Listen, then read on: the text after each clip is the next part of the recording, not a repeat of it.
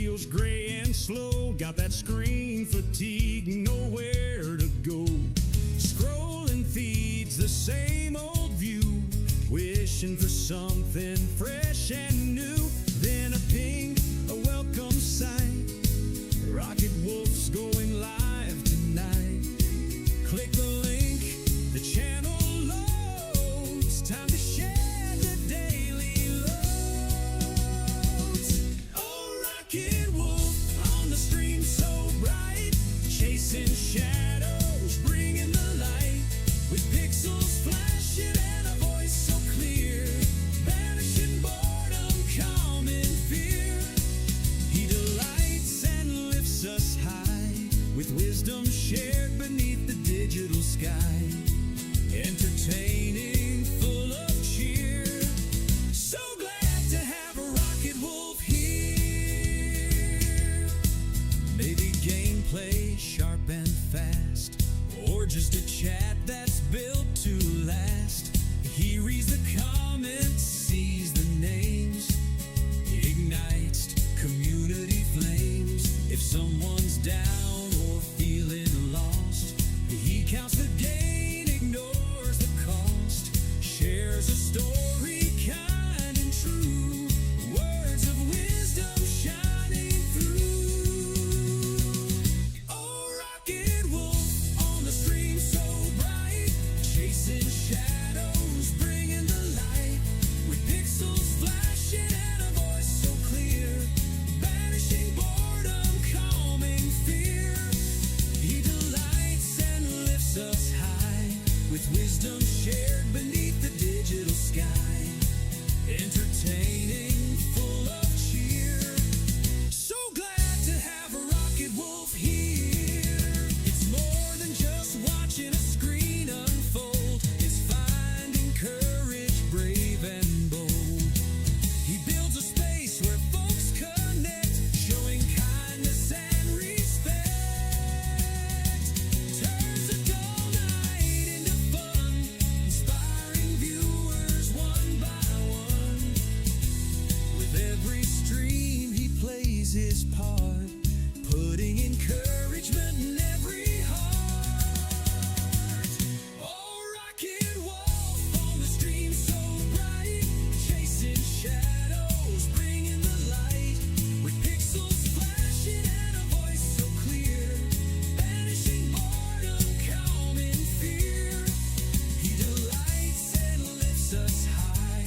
With wisdom shared beneath the digital sky. Entertaining, full of cheer. So glad to have a Rocket Wolf here. So tune on in, don't delay. Let Rocket Wolf brighten up your day. Yeah, Rocket Wolf, keep shining on. Stream until the break of dawn, or whenever you sign off. Woo! Woo!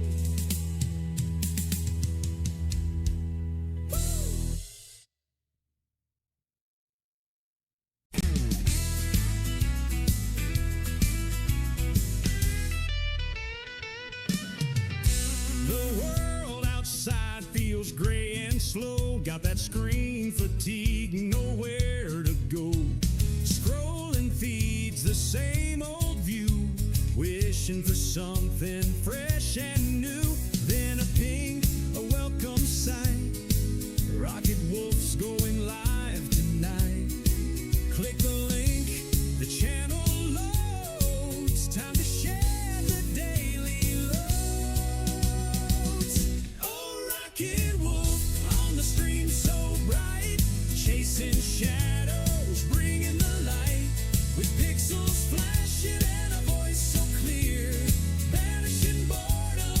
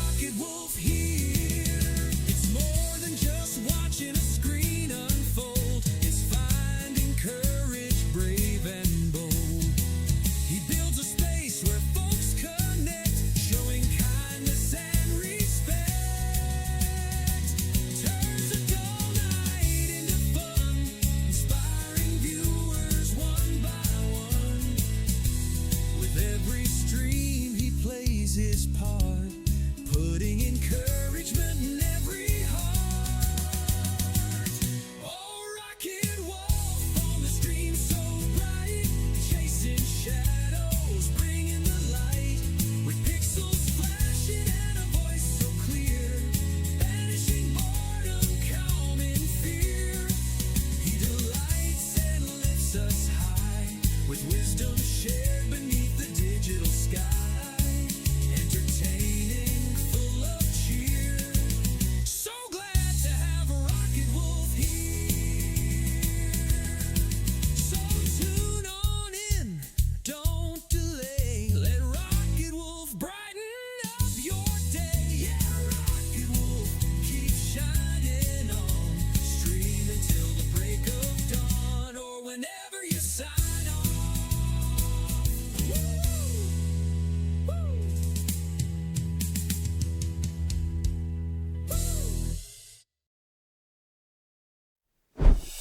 And a good morning, good afternoon, good evening, good time zone, wherever you're at in the world. We are live here in the Rockwell Studios in far north Queensland, Australia, the island continent. And it is a thirsty Thursday here, and still a hump day in the UK, Europe, and Africa, as well as in the USA, Canada, and Mexico. Hope everyone is doing well. The Swatch Internet time is at 9:79 right now here in Australia, as well as in your part of the world. We are all on the same internet clock. And it looks like... Thank you, Skylab, for the follow. It looks like our bot reloaded. Hope it's working. Let's get some background music going. And we started out at a very crispy, what did we start out? Crispy 56 degrees this morning. We're now up to 62. We're headed to an 80 for the top temperatures of the day as we are in midwinter here in Australia. Yeah. Bit overcast out there this morning. Too bad we don't have it in view, but there was a hot air balloon that went overhead this morning, which was pretty cool. It was very low. I don't think the pilot realized how low he was, but yeah. Yeah, that was a thing. All right then, what do we got going on here? Nothing exciting in the news except for the fact that, you know, the war over oil is going on. Brent crude jumped about $6 a barrel now. It's around $78, $79 a barrel. And of course, the only reason for that is because of the stock market reacting to tensions over Hormuz Strait. No other valid reasons. So we can expect, unfortunately, an increase in fuel prices again for no reason. But that's about it that I saw in the news. Let's see, what do we got going on? So yesterday we were doing a little bit of railroader. I think we'll do a little bit more of that today as well. Before we get back to either Foundry or Satisfactory or something else. So let's get on over to our game scene and get our game of the day loaded up. There we go.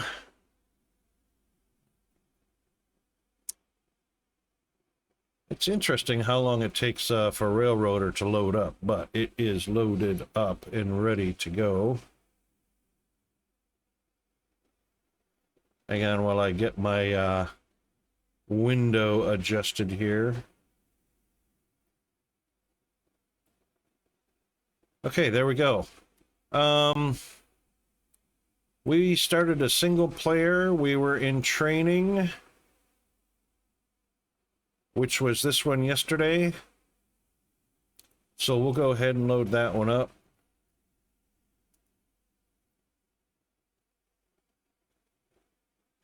Hopefully it doesn't take too long to load up.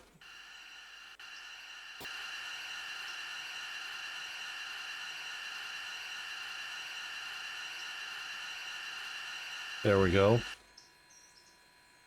Let's see if Spectre Yep, Spectre's alive and well. Okay, so we were just looking at doing service on engine 2. So we have to open the company window with an I. With an I, there we go. Oh, is there an icon in the top right? Company window, there it is. Switch list, engine roster, equipment purchase, preferences, and the guide. Oh, and it looks like we got $5,000 cash in the bank. Sweet. Okay, so what are we doing? The company window gives you visibility into all sorts of aspects of your railroad. Switch to the locations tab and find the East Whittier Engine Service, which we're on. This location page shows you where it is and what track it what tracks it has. Repair tracks and a coal loader track.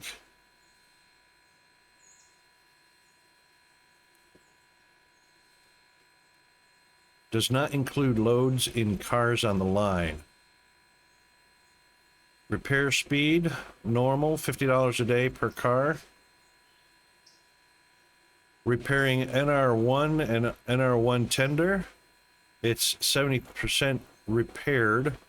Wonder if we switch tabs and come back, or I don't know if that's real-time numbers. But anyway, clicking on any of the map pointer icon moves the cameras there. Okie doke. Hovering over the text will highlight those tracks. I'm hovering. Oh, I see.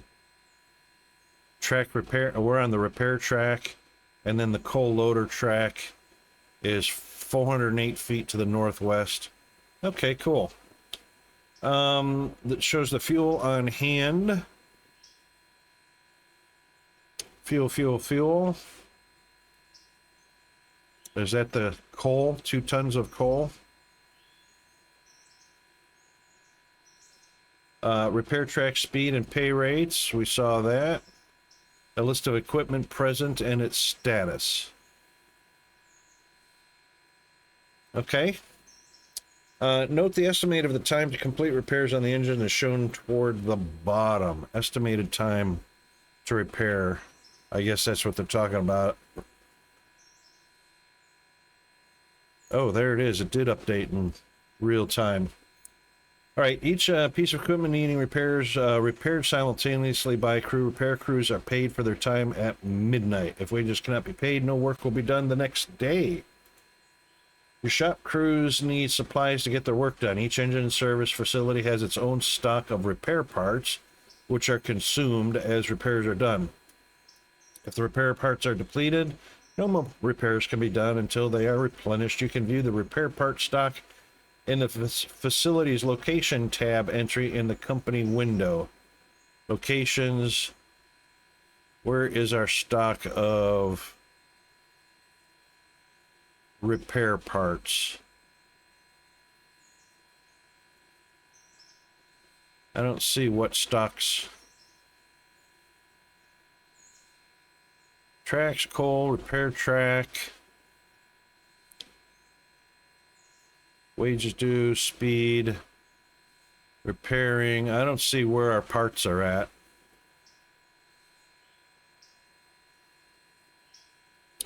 East Whittier already has some repair parts in storage, and the boxcar behind the engine shed contains even more repair parts. Really?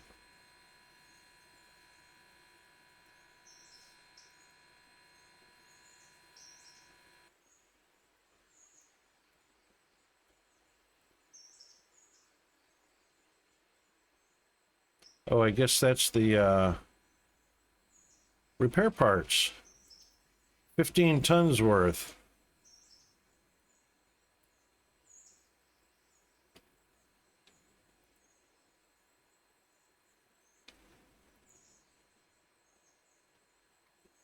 Okay. Half full, so it can actually hold 30 tons.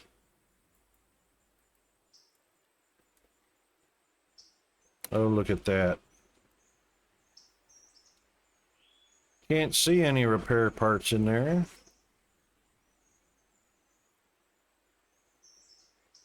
But it's got 15 tons worth. All right. Okay, your shop crews need supplies. Yep, repairs are consumed as repairs done. Yep. Already has some repair parts in storage, and the box car engine contains. Let's set the automatic weigh bills on the box car to unload at the repair track and load at the interchange. Right. Note that this works exactly the same as railroad fuel service. Set the unload destination. Unload at the repair track. Unload repair parts. Very good. Set the load destination. Purchase repair parts at the interchange. Yep. Excellent. The boxcar will now supply parts to the repair track and be weigh billed to the interchange to purchase more when empty. Keep in mind that the parts are not cheap. Depending on your railroad's finances, you may decide not to purchase more immediately. Yep, we're not going to. All right. So we're going to take a look at passenger service now. In this chapter, we'll run a passenger train. A passenger service on a smaller railroad is generally fairly routine, but it's an important part of serving the communities of your railroad and a significant contributor to your railroad's reputation. Let's get our little passenger train together. For this chapter, we'll run a one-coach train, but in the future, you can buy more coaches and run a mixed train, passengers and freight. Couple your engine to the coach in the East Whittier Yard. And there's our coach right there. Okay.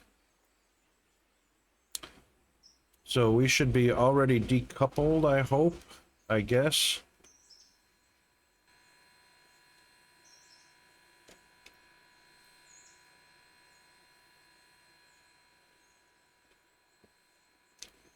And it looks like we're decoupled.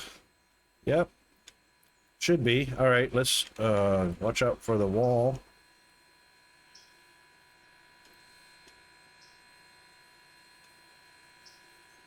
All right. Now that we're in, also want to double check to make sure. 100% brake line. Condition. Overhaul due in 2,500 miles. And no train crew.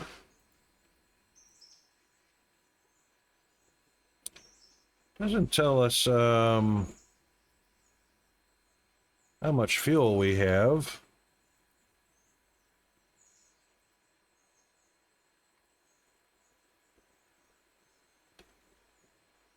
Not that I can see. Okay, anyway.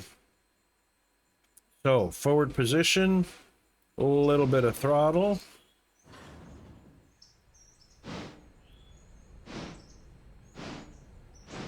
And we are going to have to pull onto the middle track, it looks like. Yep.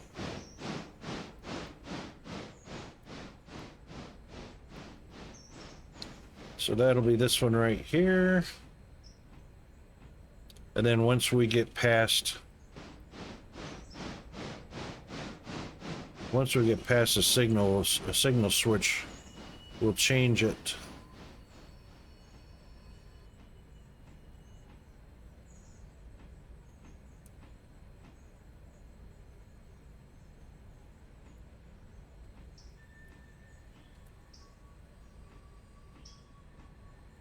Just as the tender passes.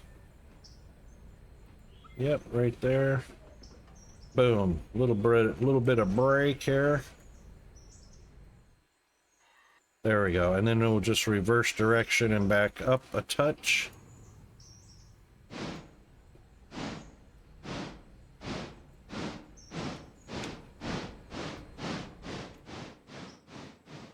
And our switch is already set. Except for this one. There we go.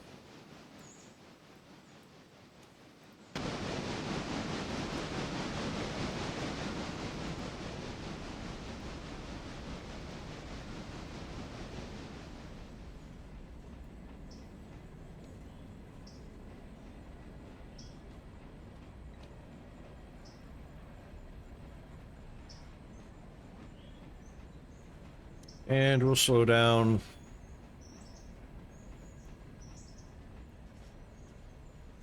A little bit here.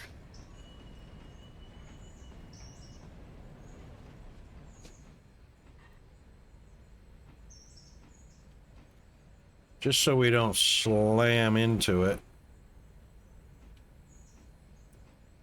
Uh-oh, something's going on with the bot again.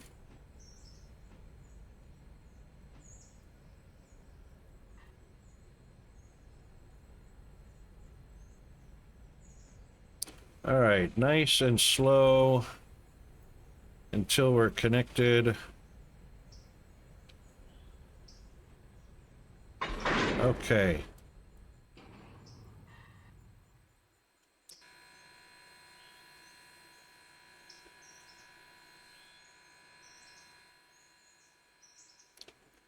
And we'll want to oh, shoot. It was coupled automatically, dang it. All right, fine. Let's continue to reverse a little bit. There we go.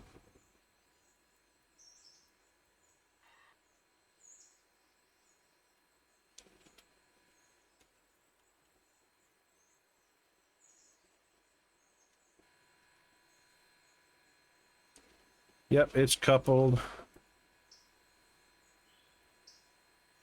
And open that up. Open this one.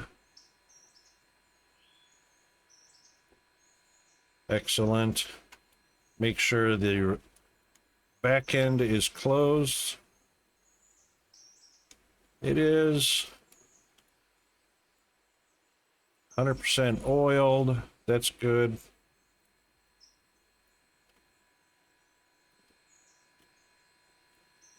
Everybody's oiled up. Okay, where are we going? Hook up the brake line and open the ankle couch. We did that. We're ready to roll. All right, we're going to move the train to the station at Whittier. It's just under a mile west of here, just past the water tower. Have a look at the map and use overhead view to scout it out. You can hit 0 to have the overhead camera follow the selected car or locomotive. Okay.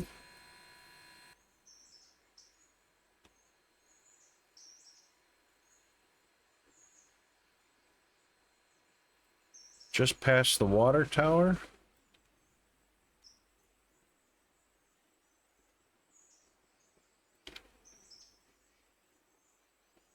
Whittier Station. Oh, there's the, so this is Whittier Station right here. No buildings. Going to move the train to the station at Whittier. Okay, well, there's our green arrow. Let's get it rocking and rolling. So in our forward position and a little bit of throttle. I don't know how heavy this passenger car is.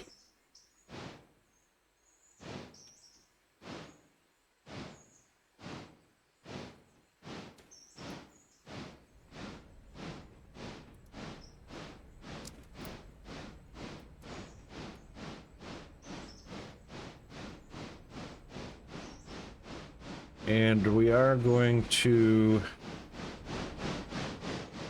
make sure the switches are right. So straight on through on that one. Straight on through on that one. Straight on through on both of these. And this one, of course, needs to be switched so that we are, yep, coming onto the main rail. Perfect.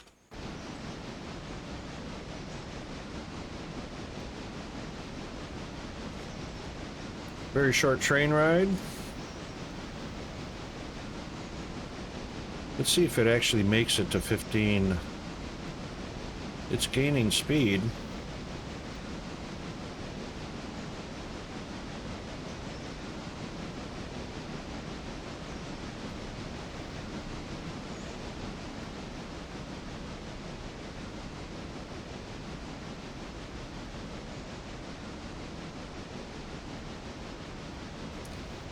We don't have to be at full throttle. We do want to just keep it moving, though.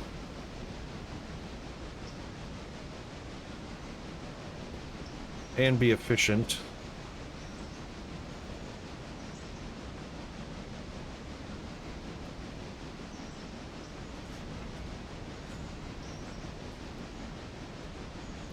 Good thing there was no people on board waiting.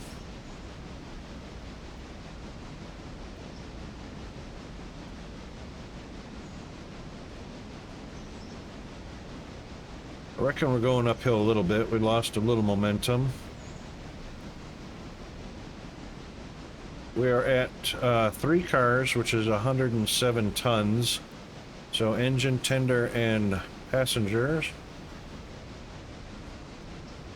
120-foot long train. All right, let's reduce our throttle.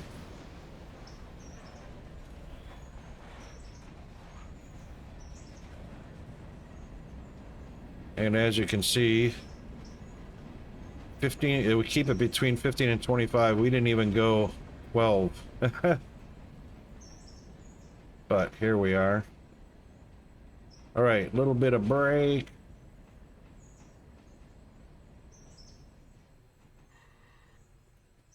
That's good. It should stop on its own. It's not. We got to actually apply the full brake. There we go. Okay. Now, ahead on the right, there is a white sign with a W. This indicates there's a grade road crossing ahead. Ah, okay.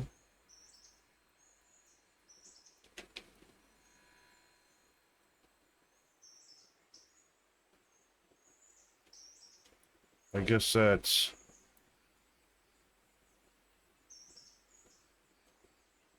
a grade. Oh, there it is. There's one right there. And there's one right there. Okay, so a W means a grade road. Okay, so there's a grade road crossing ahead. One between the water tower and the station. Ah, that one right there.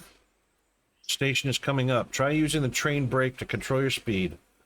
Apply a little to slow down, then release. Stop your train with the coach in front of the station. Okay.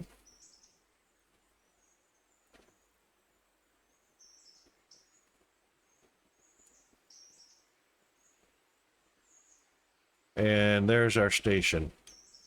So I guess this is Whittier Station.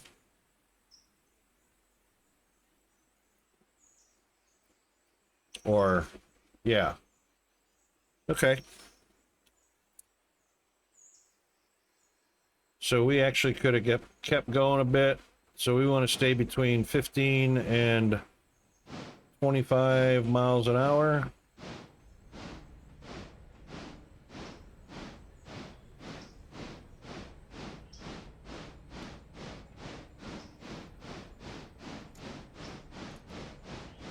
Long, long, short, long, with the last long sounding as your engine is in the crossing.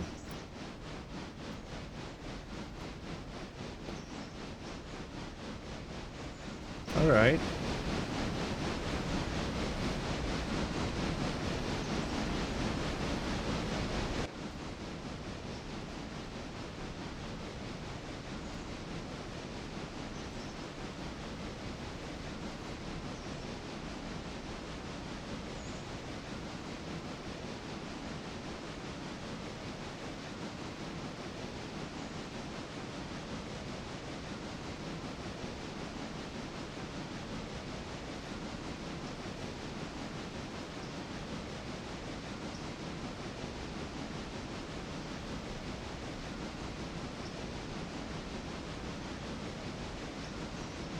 Yeah, but it doesn't look like we're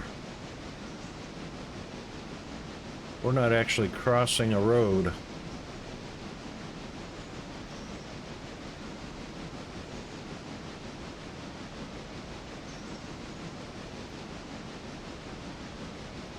Oh, there is a crossing up there.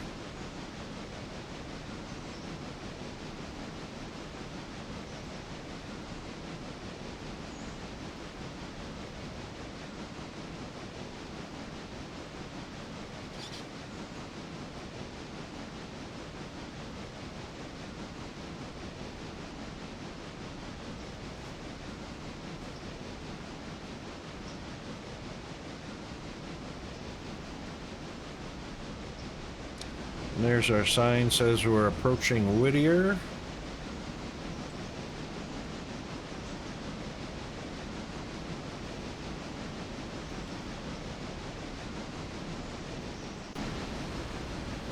All right, which one was our whistle?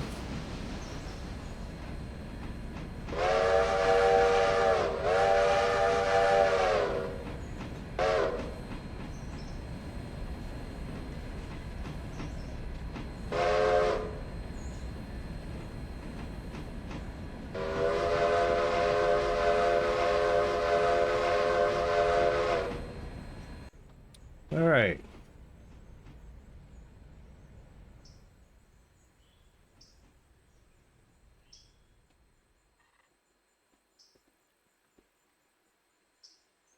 That looks about good to unload passengers. I'm in front of the station.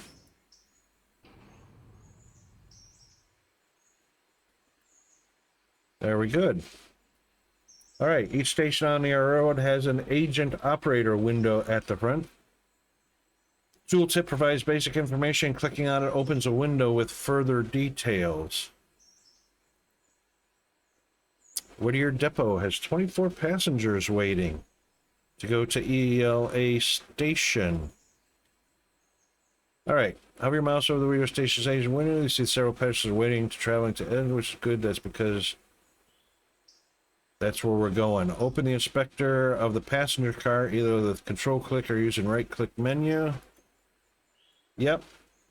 On the passengers tab,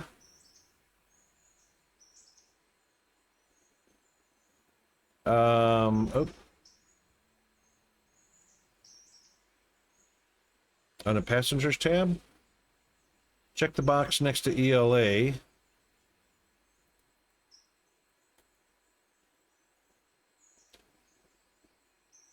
Control click. Oh, there we go. Passenger tab. Go into ELA. Passengers are getting on board. How about that? I don't see them getting on board. I don't see any peoples. That would be fun if they did. Board 10 or more. Mr. Tibbs. Good evening. How are you? Once you have enough passengers, whistle off and proceed to Ella, just over 2 miles east. Toward ELA. Okie doke.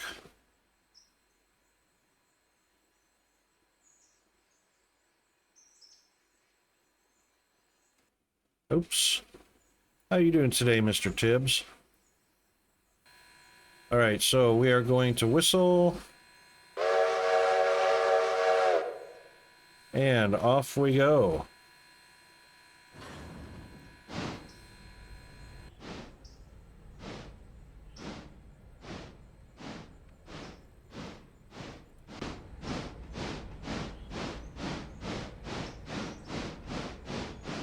Not very far, that's for sure. It said half a mile.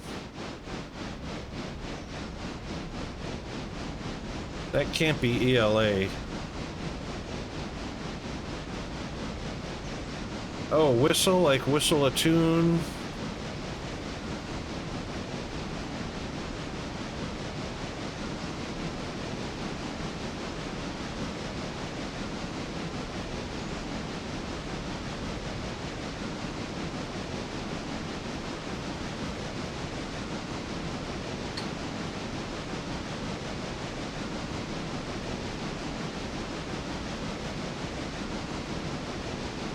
All right, keep it under 30 for this first trip. We have a few words about speed limits next.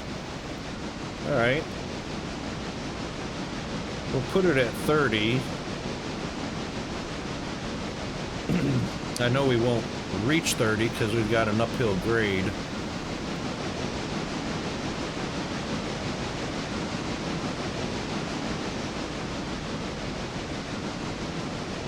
Floor it, yeah, no doubt.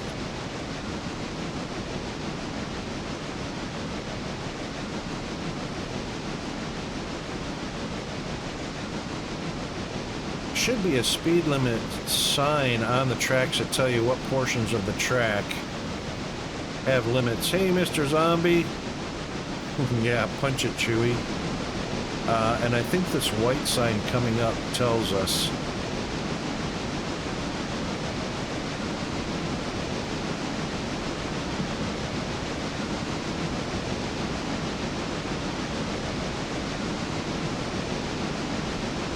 And it says, oh, that's a mile marker, 58. Or maybe that means punch it up to 58 miles an hour.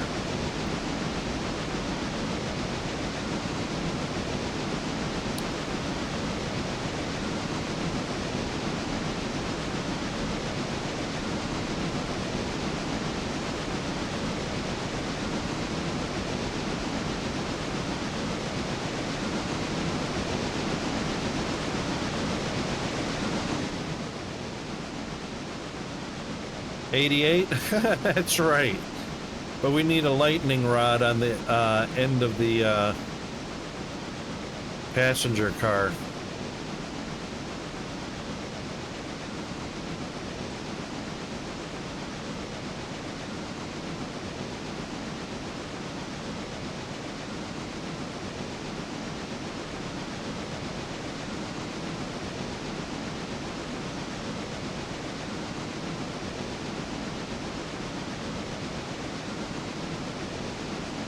I reckon it would. Because, yeah, coal burning.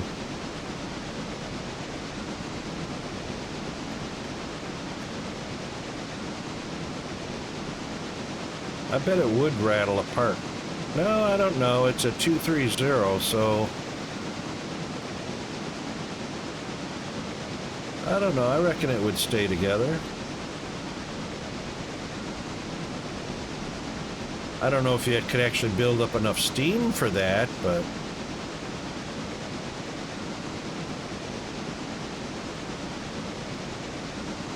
the boiler might not be able to handle enough steam to get it up to 88. But I bet the locomotive would stay together.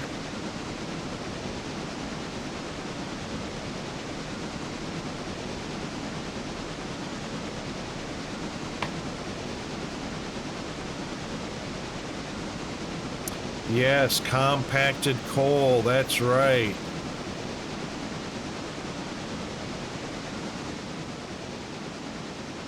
They did, Tibbs. Everything was unbreakable back then. Nowadays, everything is like crumbles up into a ball of twisted tin or aluminum.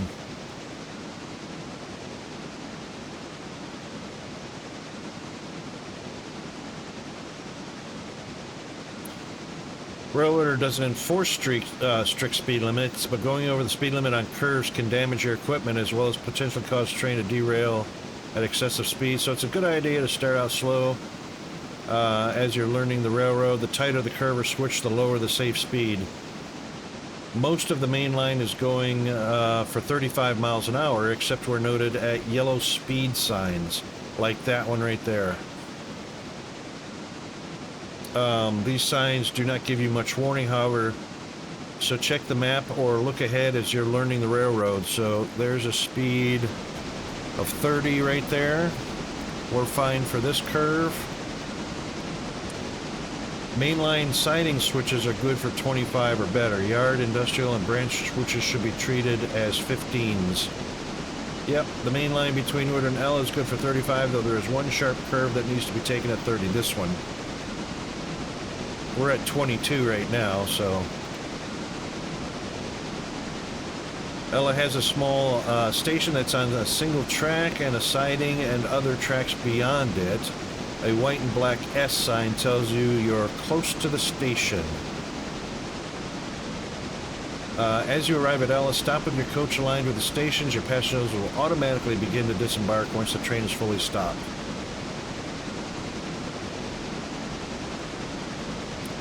So a black and white sign, or white and black S says station, so I'll bet you this one says station is coming up.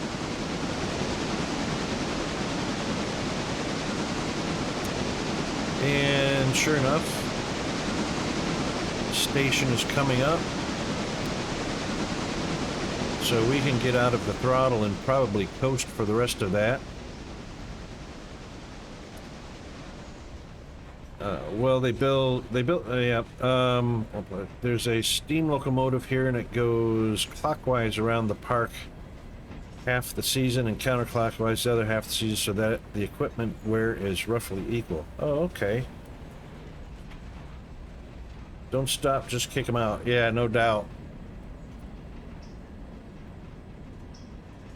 All right, we've got a...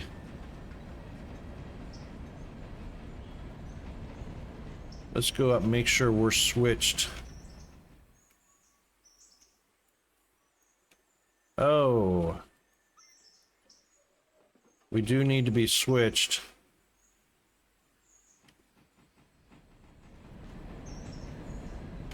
Oops. All right, that's good, that's good, that's good.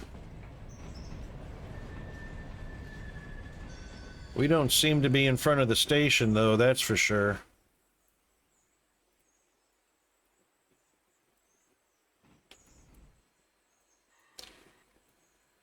The thing is, do we have to zigzag to get in there? Stop with the passenger car in front of Ella Station. 400... Is it way back there? All right.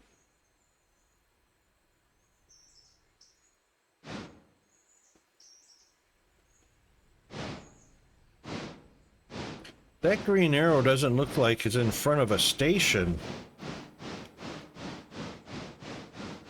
Does it? Is that the station, that little tiny shack?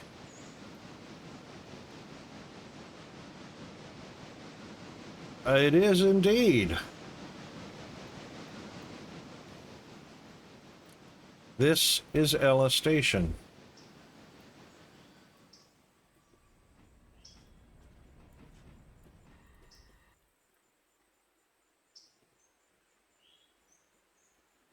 Okay. Passengers should be disembarking.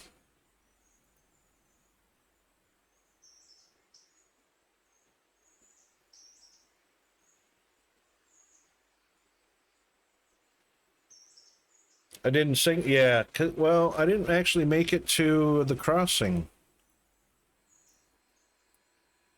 I didn't actually cross the road. That's up there. They are disembarking. 4, 3, 2, 1, done. Check Whittier on the passenger car's destination. As with Ella, use the inspector on the passenger car.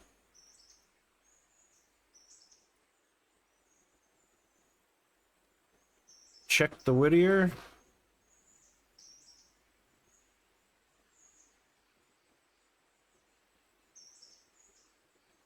Oh, how are we going to turn around? Are we just going to back up?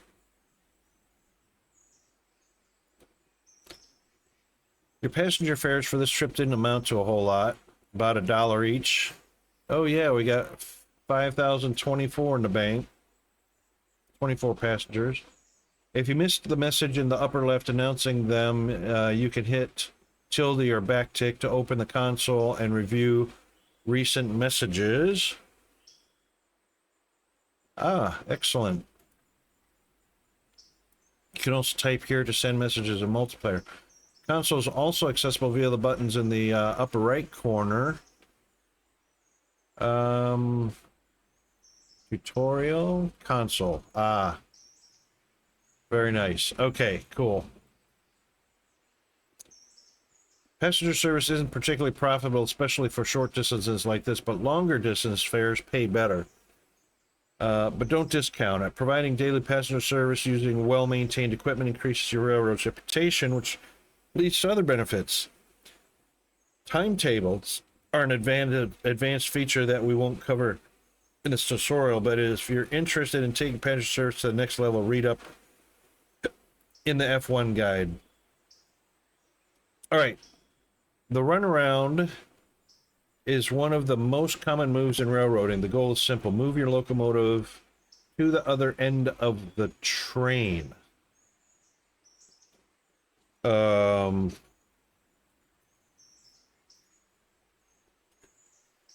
Right.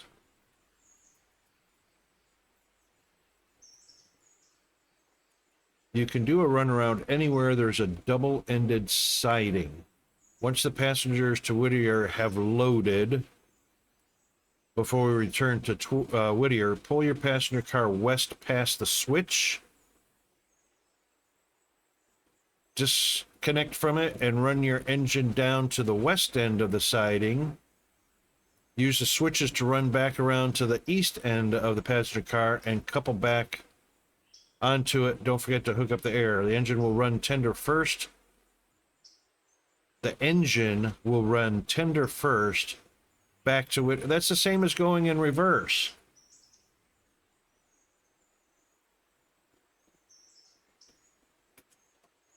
All right, so the locomotive and the tender still face in the same direction. It's just that it will be, the nose of the locomotive will be hooked to this end. The tender will be behind it and just going in reverse. What's the difference? Why don't I just go in reverse all the way back? You know?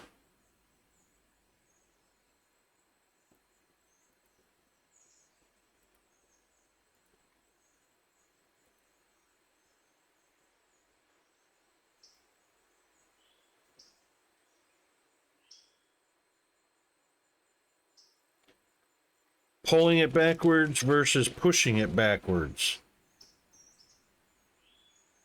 Yeah.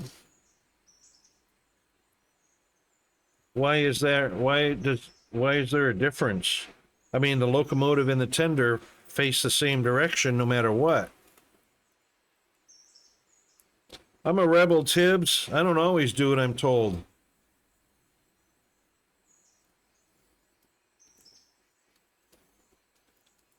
It shouldn't be too bad. I don't remember what I bought it for, Zombie, but it's not expensive. I think it's probably around 20 US, if that much.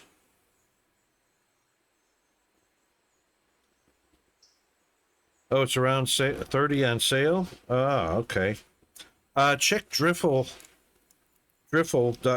just to make sure that you don't, there might be a discount there as well.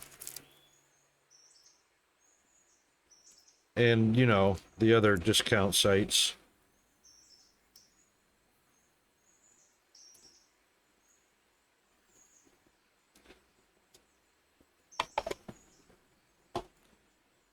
All right, so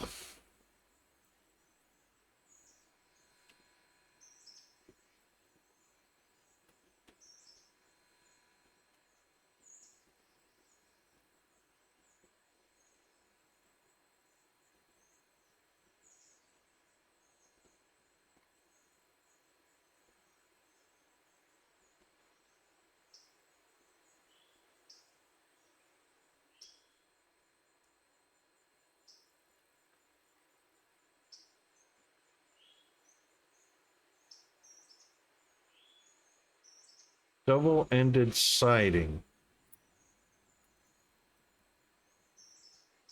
More than Steam sale price? Yeah, okay.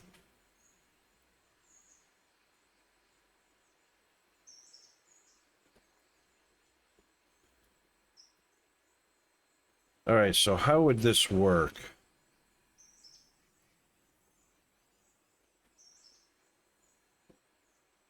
I've got to pull the passenger car onto...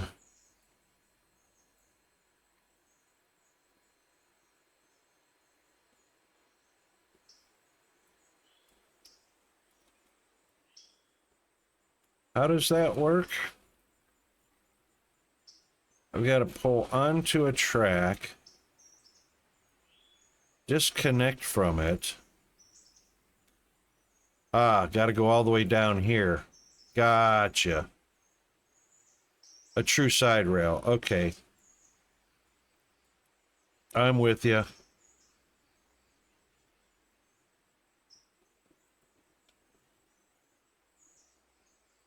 All right, going forward. Throttle up. Yeah, I was trying to figure out how to come back to the left track, but that's down here, way at the top of the screen.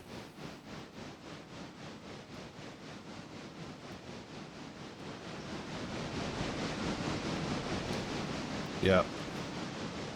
So I only have to be far enough past the switch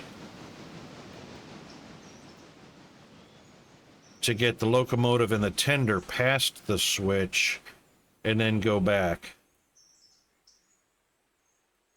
Which that should be enough right there.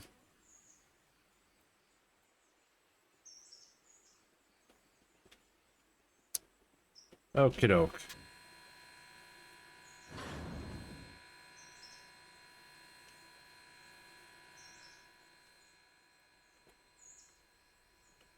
Hey. Oh. Don't leave the brake hanging.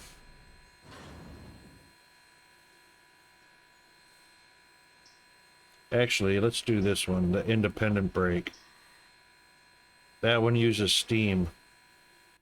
Oops. Can't have the train rolling away. All right, let's get these bad boys shut back off.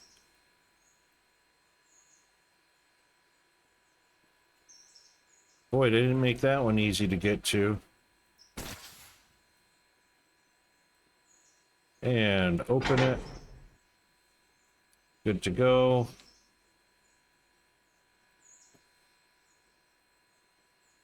Oh, actually, we want to leave those open to bleed out the couplers, right? Because right now, with air pressure in them, there's no brake applied to the passenger car, which means it'll roll away.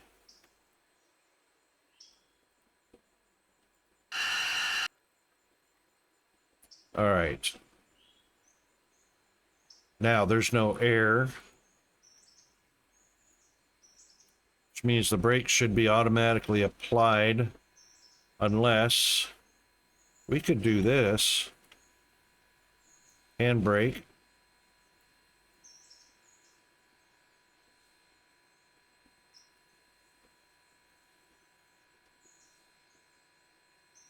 There we go. Yep. Ads. Wait, what? In 5 minutes. Yeah, sorry. I didn't see. Yep, there it is. Okay. Spectre's working. All right, we disconnected. Yes, we did.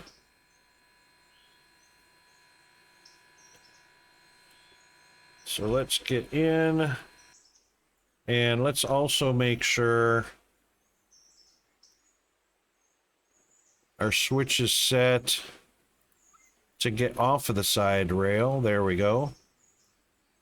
And let's get going.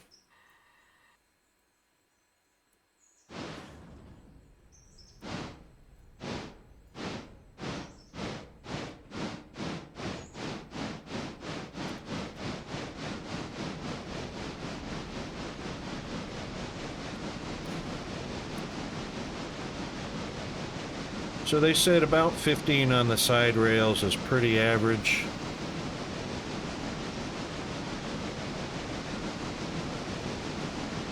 Oh, speaking of stray cattle, um, let's pause for a second. You know, I was watching a thing on TV yesterday that really piqued my curiosity. I want to go take a train ride. I want to take Peanut to go on a train ride. Um, and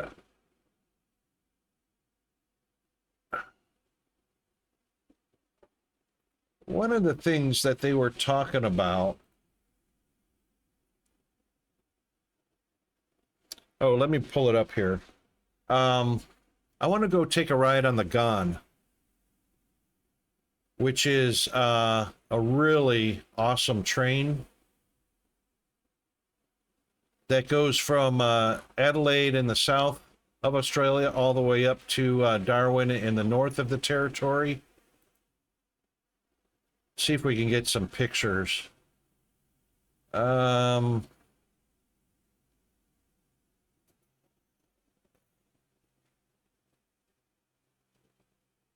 Here's train, service levels, special offers, resources, brochure. No, I don't want the brochure, I just want pictures. The thing that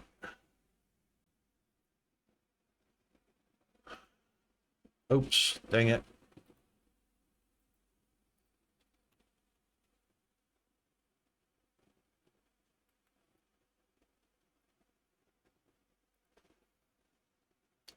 Okay, so this is the Gone, right?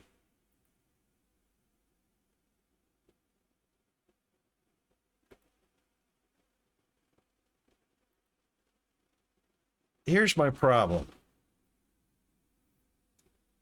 Gone with the Wind. That it's actually pronounced Gan, but it's the Gone. My problem with this is, yep, ads in 60 seconds, is they said that this train, along its journey from Adelaide north to Darwin, can encounter camel, kangaroo, and other animals along the way, right? They also said that these hoses on the very front of the GAN are the airline hoses to the braking system of the train and whatnot. And yet there is zero cow movers or guards or protection from hitting cattle, camels, kangaroos, or whatever, which would damage, and they say they have damaged these hoses. If these hoses are so important because they're airlines or hydraulics or whatever, why the hell aren't they protected from smashing into an animal?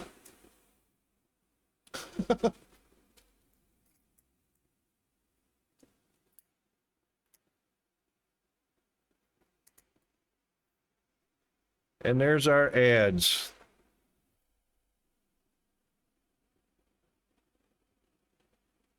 Well, the thing is, Zombie, it's not a style thing, it's a safety feature. That's what keeps from smashing up the train. Or derailing the train. Or causing damage like airlines in this particular instance.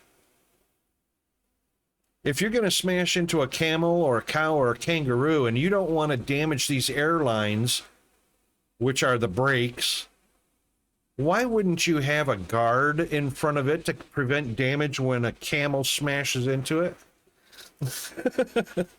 Anyway, we'll be right back. Hang in there, guys.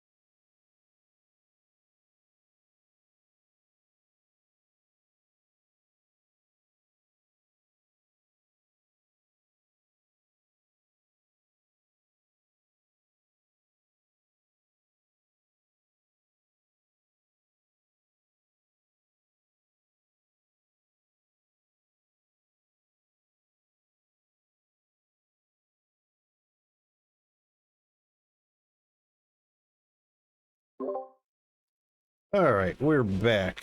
Thanks for hanging in there through the break. This song, just change the lyrics a little bit. Faster, faster. Metallica. Yeah, so, I'm really curious about that.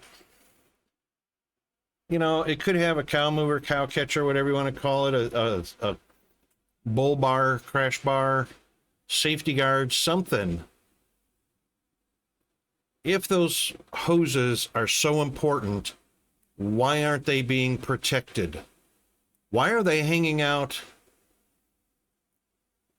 in the front of the engine instead of behind some sort of crash panel? I just don't get that. I want to ride the train, but I don't want to be stuck in the middle of the desert because it hit a camel or a kangaroo and tore up one of the airlines.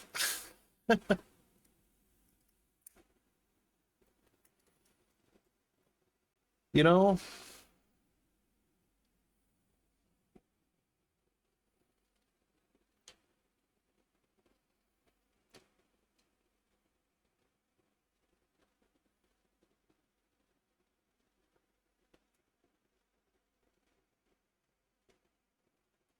the only thing is it's kind of expensive. Free quotes. Darwin to Adelaide, $4,800 per person. But they also have a gold and a silver package also.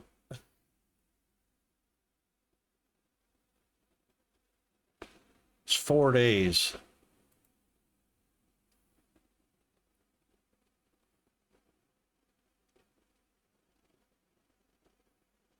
Three breakfasts, 3 lunches, 3 dinners. And of course, I'd have to fly to Darwin. Or if I wanted to go from Adelaide to Darwin, I'd have to fly just to get there. I'd have to fly to Darwin to get on the train and then fly back to far north Queensland after we stopped in Adelaide.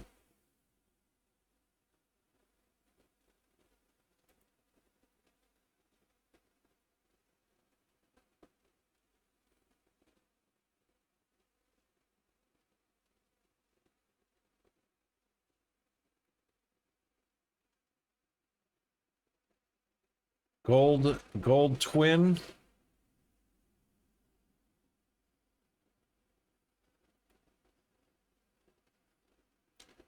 Gold twin, access the service cabin, sole occupancy. I'm not sure what that means.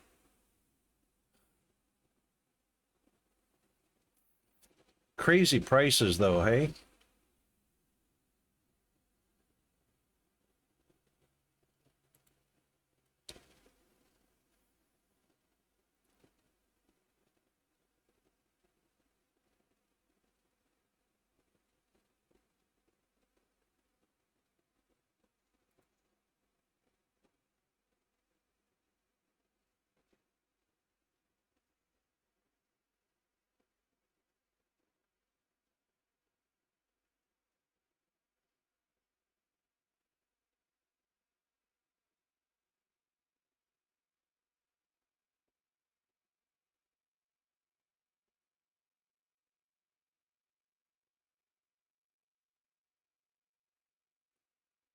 Anyway,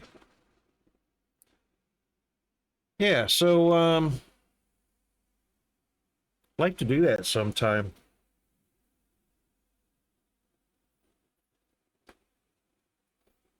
Oh, you know what we could do? Could ask Spectre.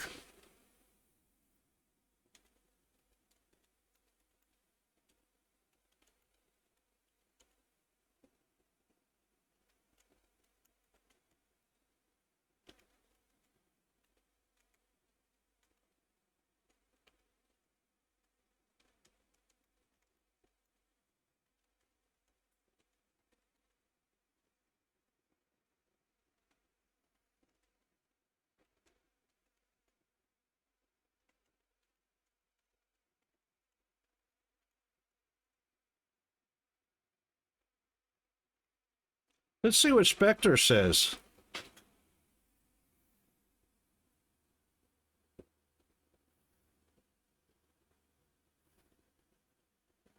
I understand the coupling and service access.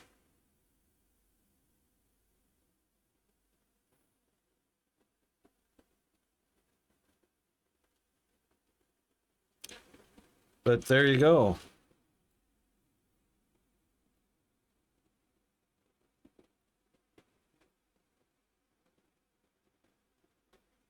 Who'da thunk it?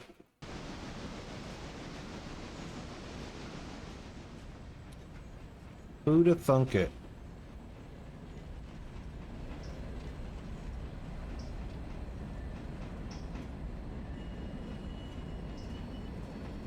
All right, once we get past the signal,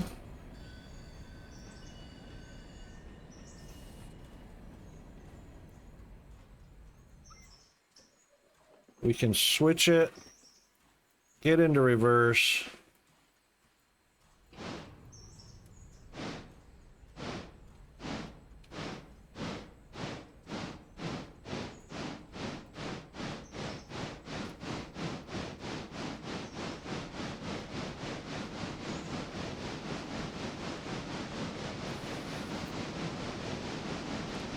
Go all the way back.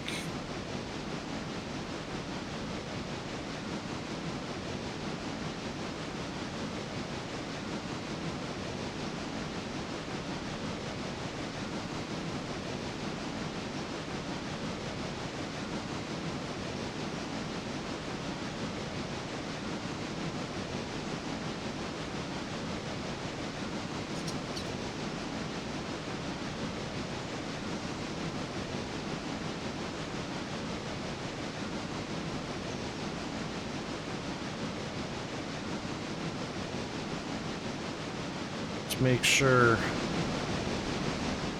our switch is switched. Very good.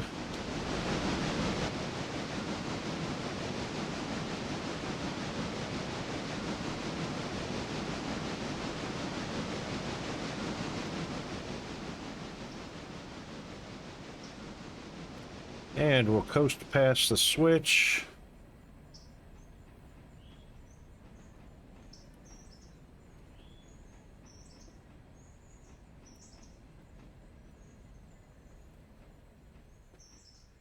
And change the switch. Yep.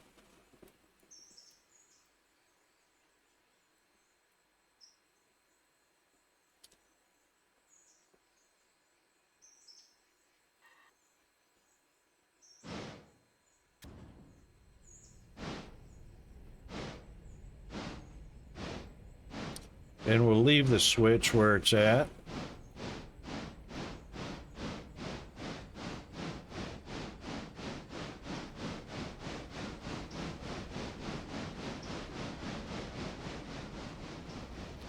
And we want to take it easy, less than 3 miles an hour.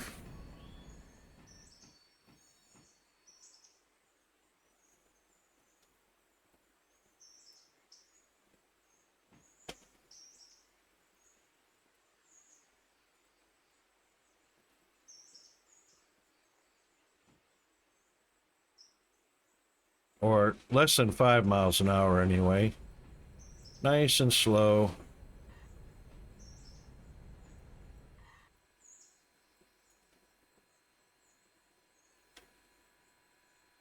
And coupled.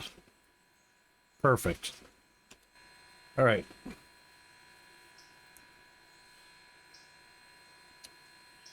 Get out of that. All right, we are coupled and open.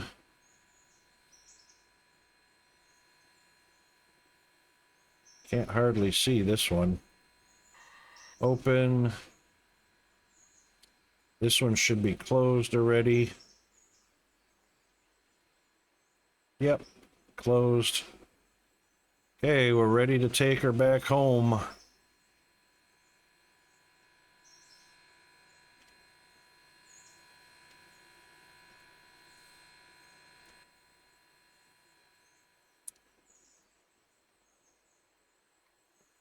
And let's make sure we're in reverse.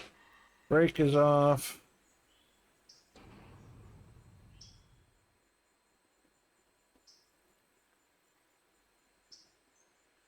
Oh.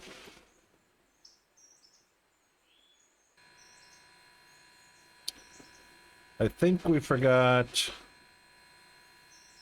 the manual brake. Can't go anywhere unless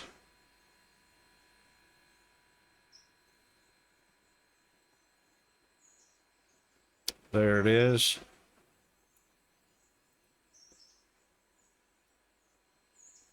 Unless we release the handbrake.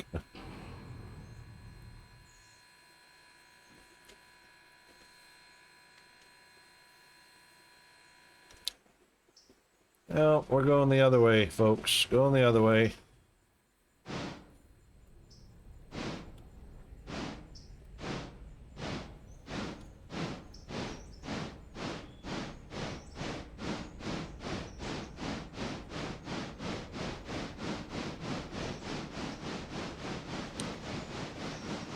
I don't see this very much anywhere. Trains going backwards. This is so weird.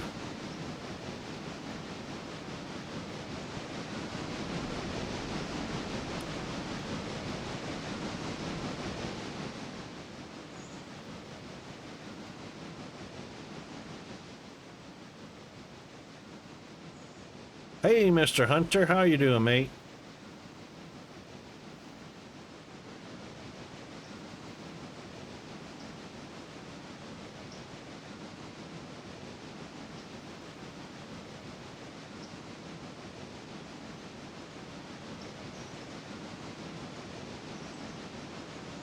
Let's get some speed going. Oh, car still broke? Bummer. I hope you get that repaired soon. Yeah, we're all good in the down under hood. Between 2,500 and 16,000. Yeah, exactly, zombie.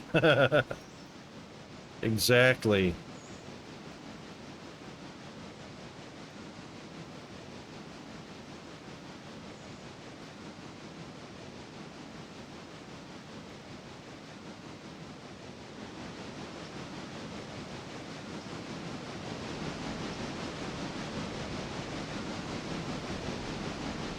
I think we're going uphill.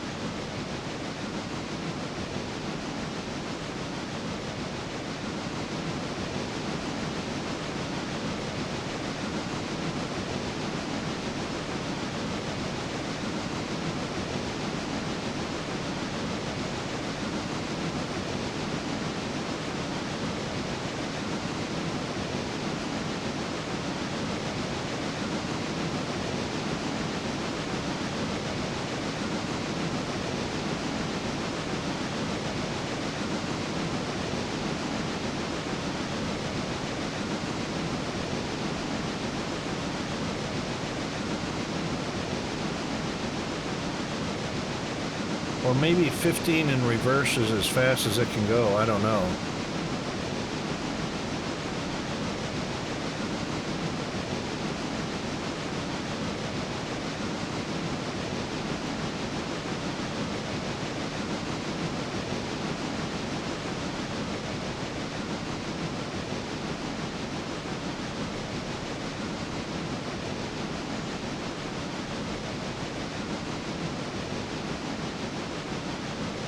I think it's because we were on a grade uphill grade.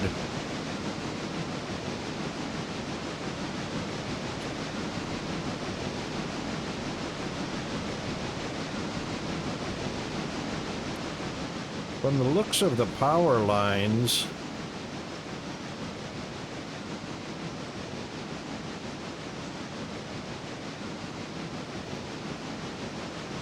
well, you'd think we were going downhill now.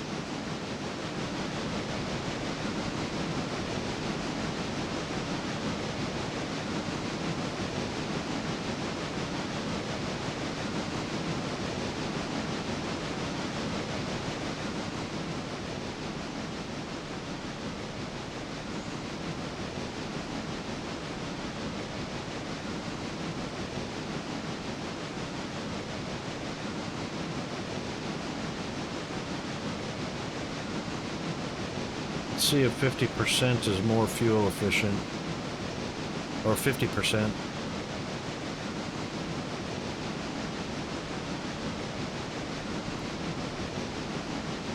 No, still slowing down.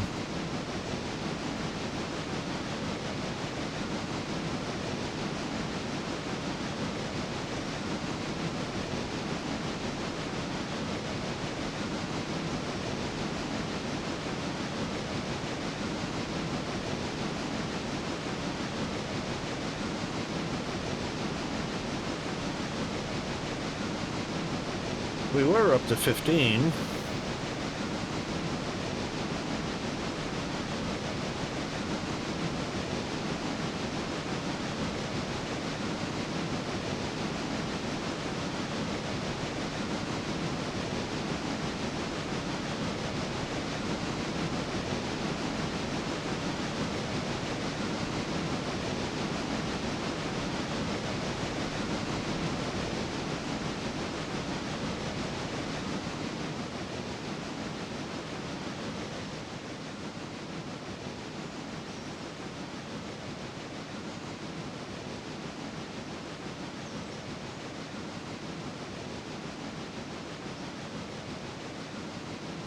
Yeah, it's not going any faster at 70%, so that's just wasting fuel.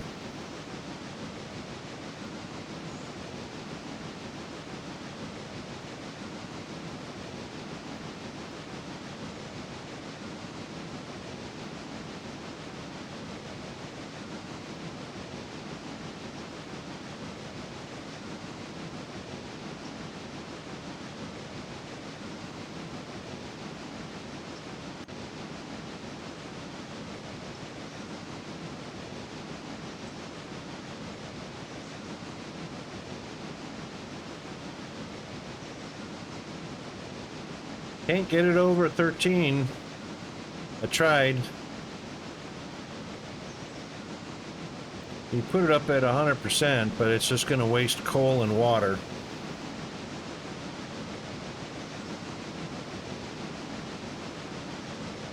I only gained a mile per hour.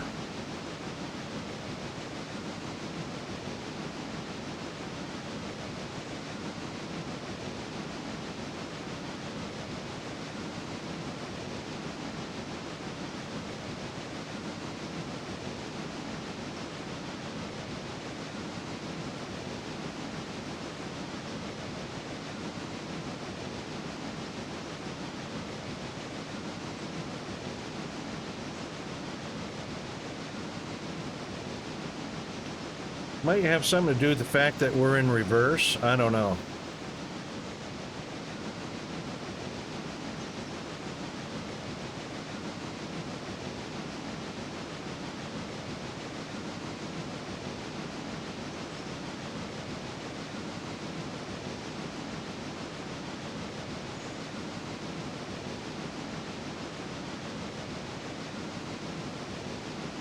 Yeah, really.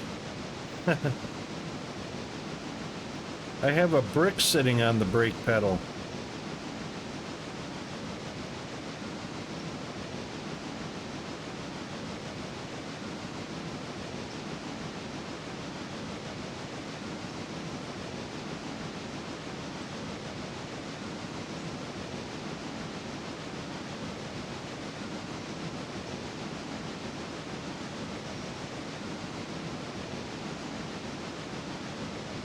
Just make sure nobody switched the switch.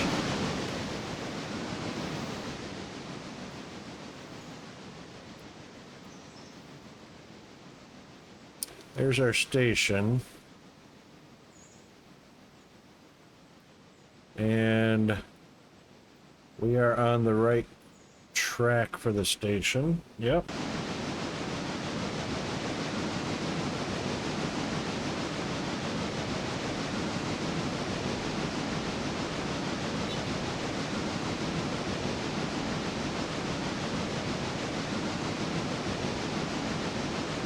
So at 100% full power, we only get to 14. 85% power, we're still at 14, but we're saving coal and water. The water's dropping pretty quick. It's a tick a second at least.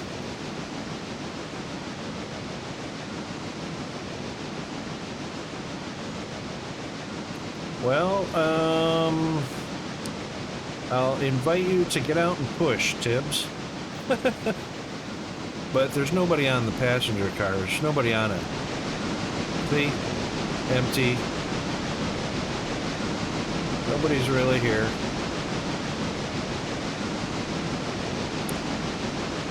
Alright, here comes our station, and we do have a little more of an upgrade. We've dropped the mile per hour.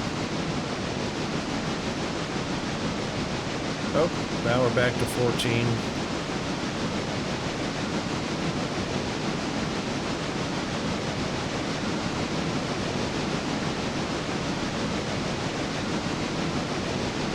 Could fill up on the water. I think we hold 4,000 gallons.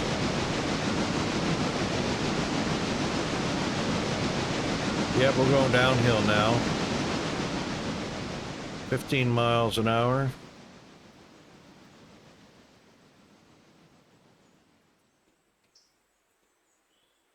Better slow down a little bit.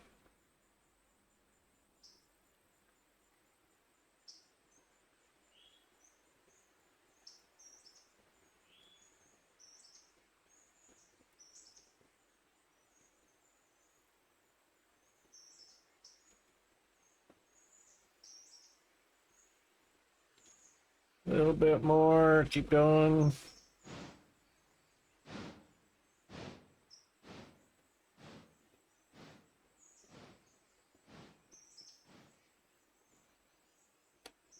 And that should do. Full brake.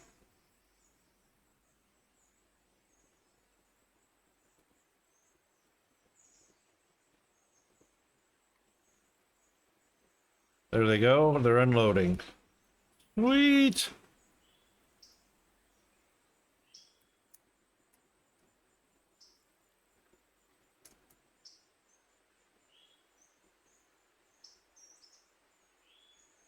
And we should get a message that says, what did we have? 22 passengers?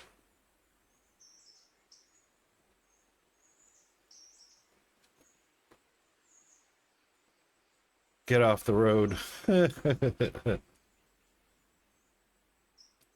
All right, where's our... there it is. Done. Sweet. Okay, where to from here?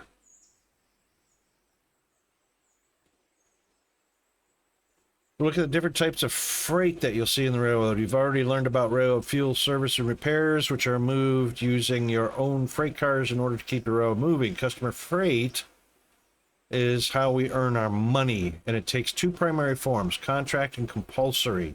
Woohoo, let's make some money. This chapter begins at Ella. Use the button below to jump there. We are at Ella. Okay, here in Ella you can see two different types of freight customers. Ella House Track.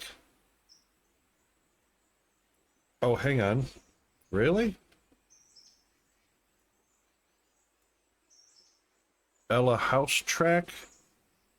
Which one is the House Track? Ella House Track is compulsory freight service. Compulsory freight is part of your railroad's basic presence in the towns it passes through. It's a means for customers in the area that don't have their own siding to send and receive shipments via the railroad. These cars are typically sent to house tracks or a freight house. Over the next few days, you'll begin to receive such cars for the Ella and Whittier house tracks. Ella Farm Supply is an example of a contract freight service, which is how most customers operate. Contracts are available at different tiers. Higher tiers bring more traffic, and at the upper tiers, rewards. Cars for both of these freight types are owned by other railroads. Their way bills cannot be changed. Note that cars delivered in poor condition may pay less.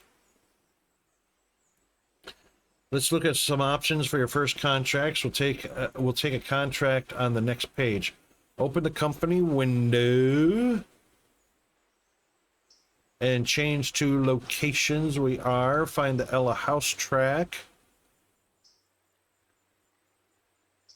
So that's Ella Farm. This doesn't say house track, but I guess this is it. House. Oh. Hang on.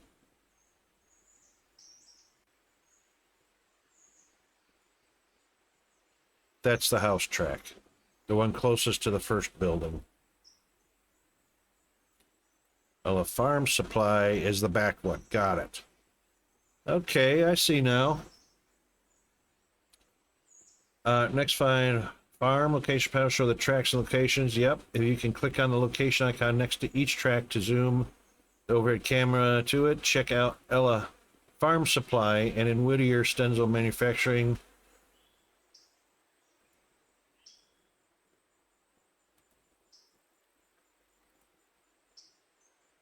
Hang on. And in Whittier Stenzel Manufacturing.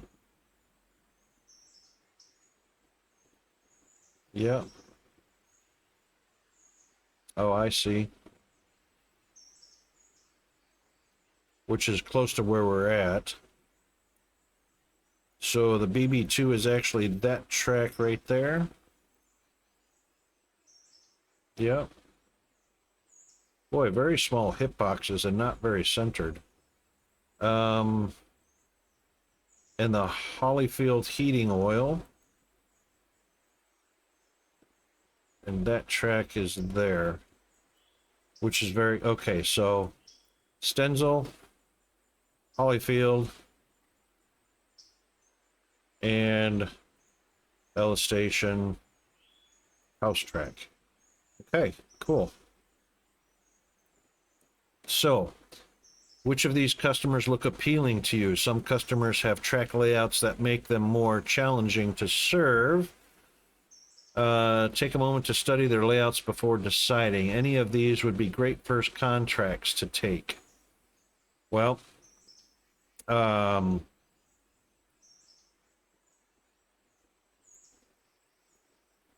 don't know. This one you have to zigzag to get into it.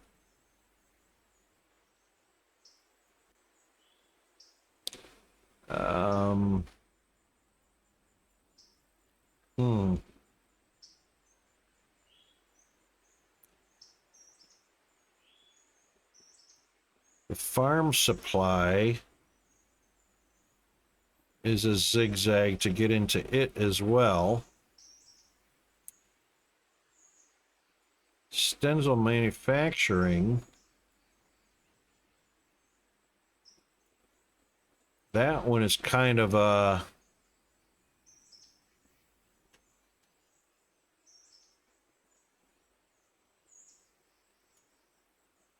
This one actually has a double end onto it so that we can actually back in and get whatever supplies. So it's actually got... Go past the switch, come back in.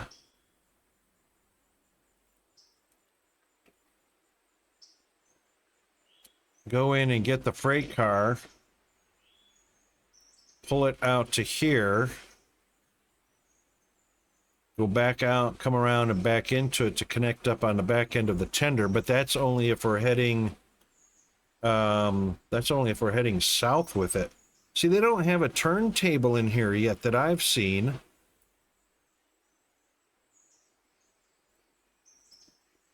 So you actually can't turn around.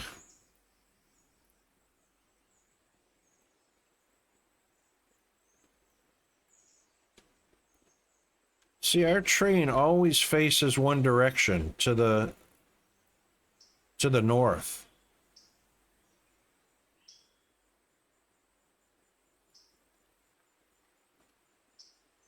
It never actually turns around. Where's our map?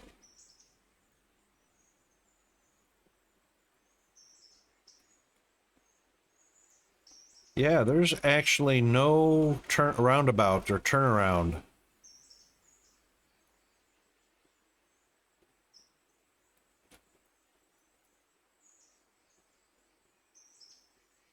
which is interesting.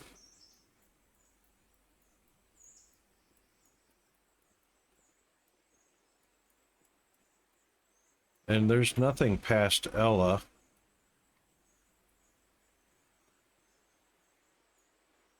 This one is almost... Oh, this is the turnaround.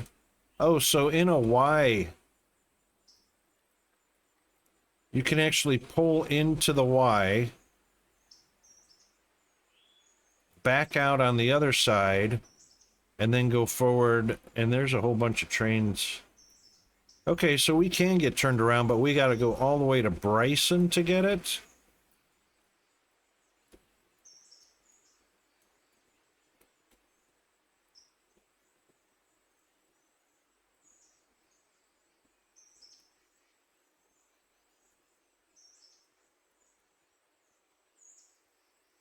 No, actually, we can turn around right here. Oh, maybe that's not connected. No, it's connected.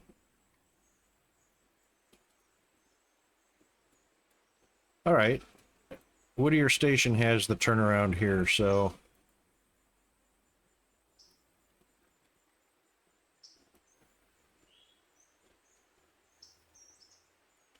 That's it right there.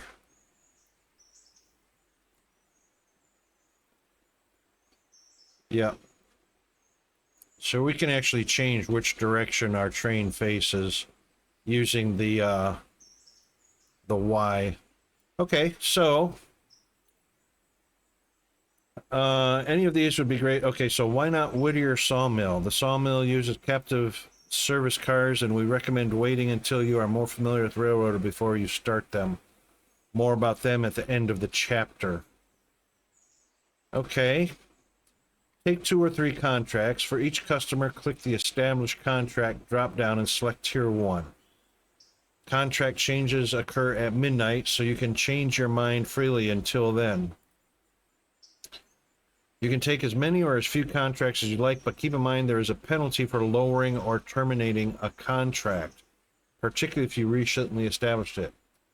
All right, so establish a contract with at least one customer in the Locations tab panel for customer and select a tier from the drop-down.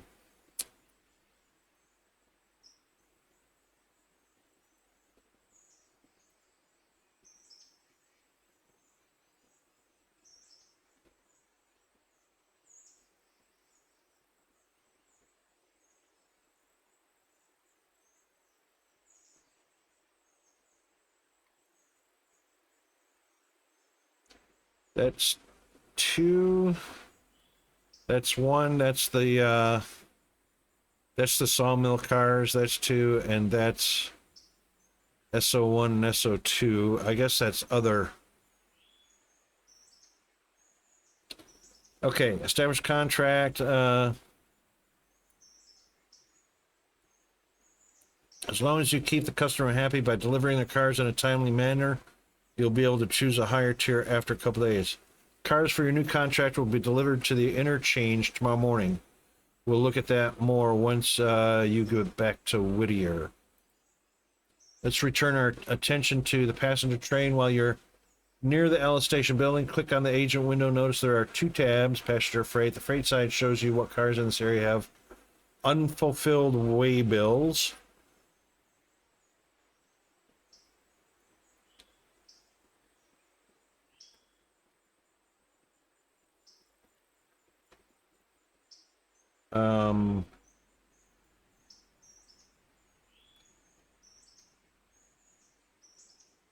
Passenger and freight. Yep, passengers and freight.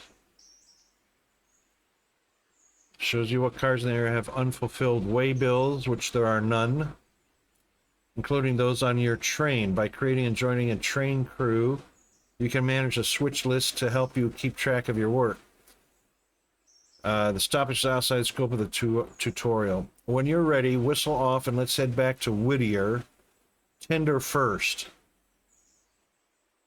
So in reverse. If you're in first person, lean out the window with E or Q to get a better view, or use the overhead camera tracking from locomotive with 0.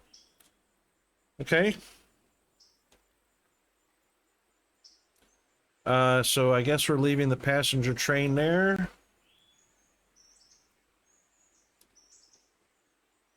It did say...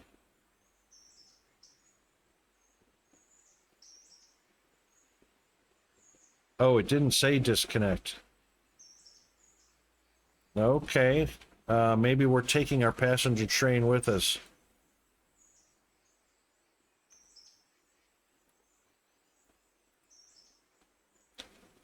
E, and Q. All right.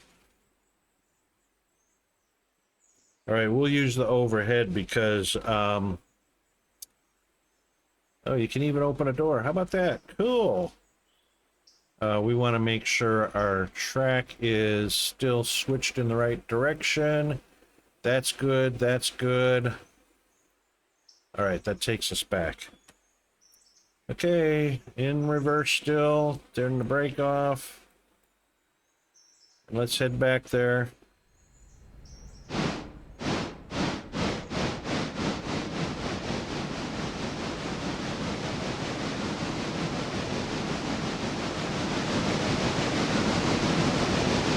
And I suppose we are gonna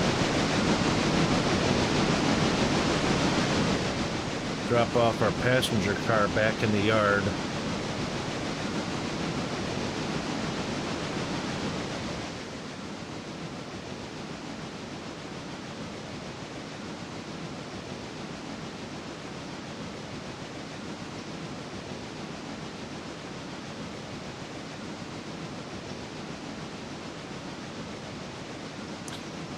Yeah, I reckon 15 is max speed in reverse. Oh, 16. Oh, we're going downhill a little bit, but I reckon 15 is probably the max in reverse.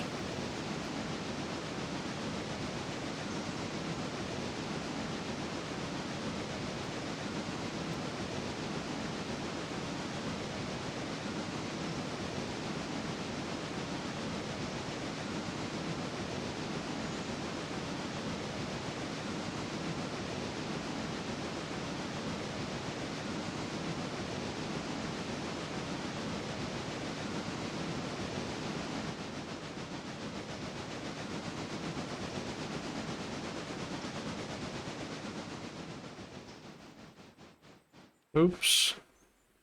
I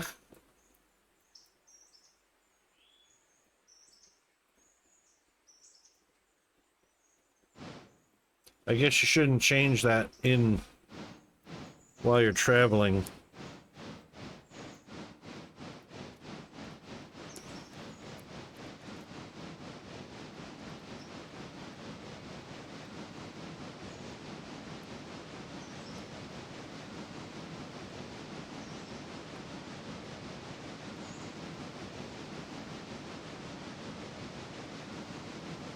Oh, wow. 35% got us up to, oh, we don't have to be at 90%.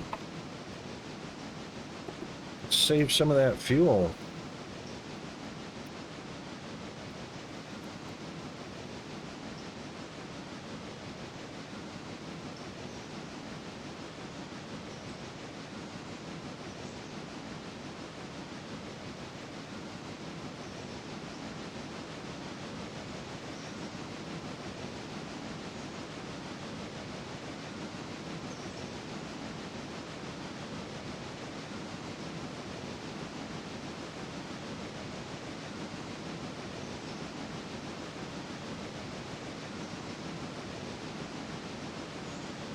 Fast Bandit, welcome back.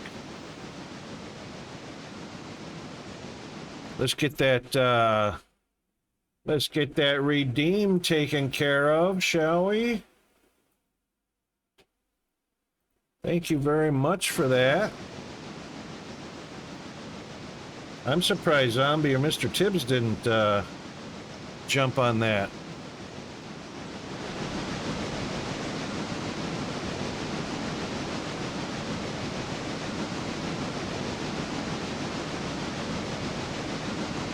Oh, hang on. Let's put the brakes on here.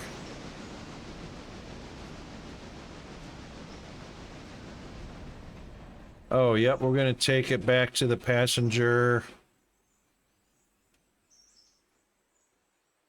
Oh, that's a double-ended. How are we going to do that? How are we going to do that? Putting the passenger train... I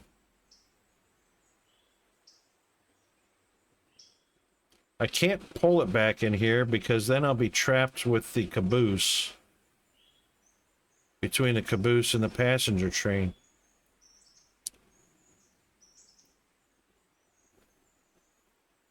Right?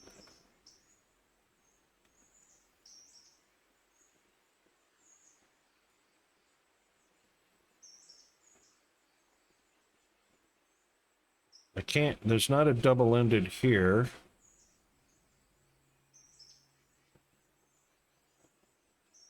I don't have a double-ended over here other than right where the caboose is.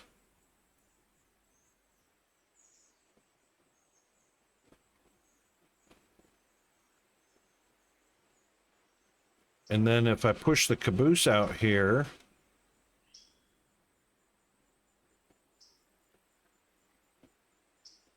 yeah, I can do that. Oh, that's going to be a fun maneuver.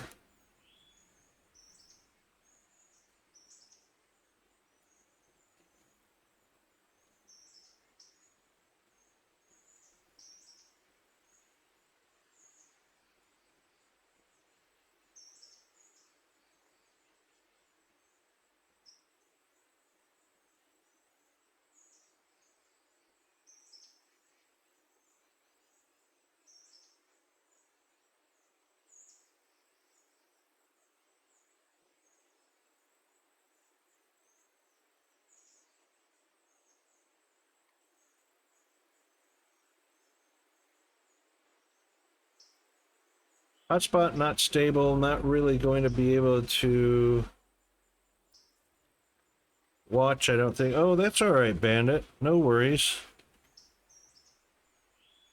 No worries.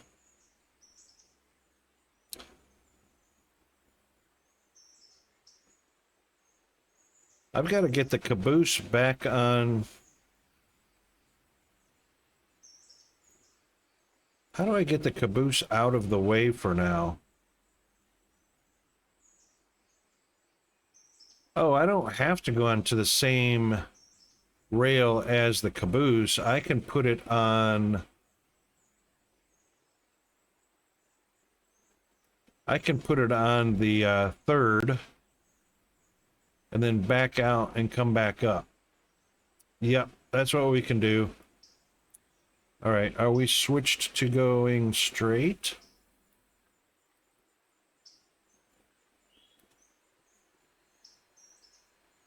Yes.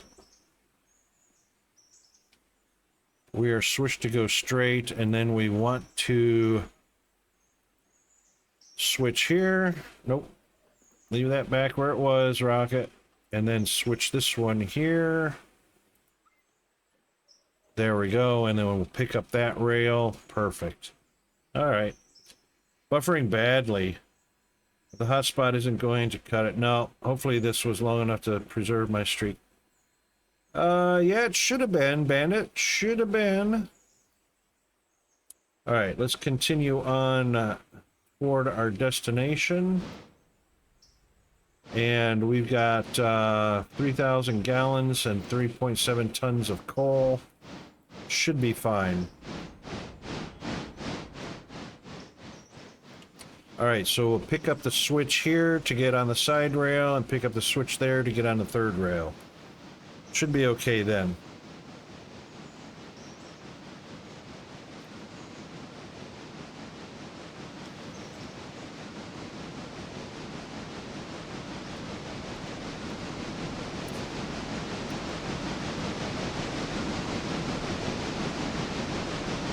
And we'll let it coast from here.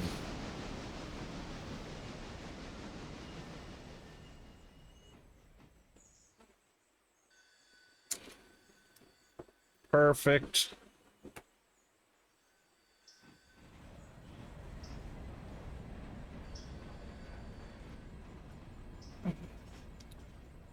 And once we get pretty close to caboose. That's good. Okay.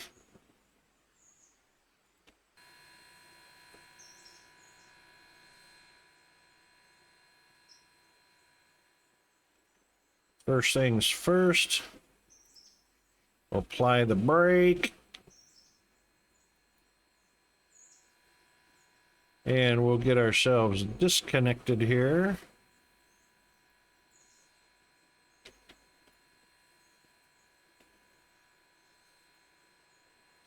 Disconnect that, open the coupling, all good. Now we can back up and get to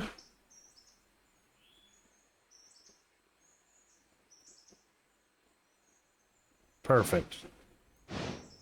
Make sure this is straight out, which it is.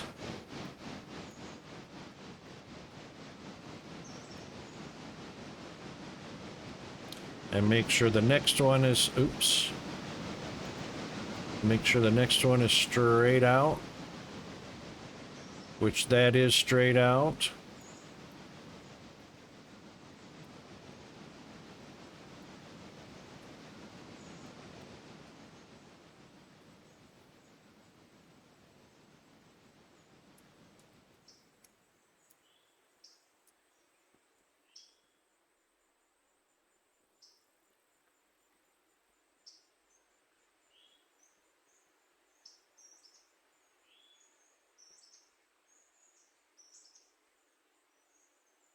And just after we get past the switch, we'll slow her down and bring her to a stop.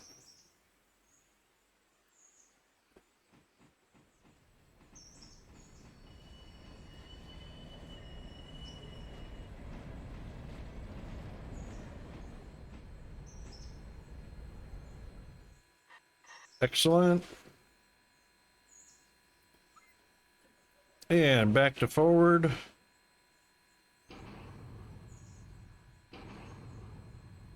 Actually, we're not switching that one. We're switching this one.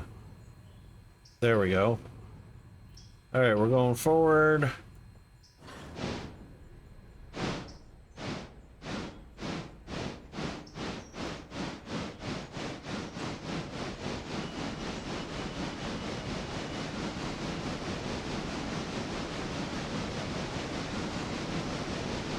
Excellent.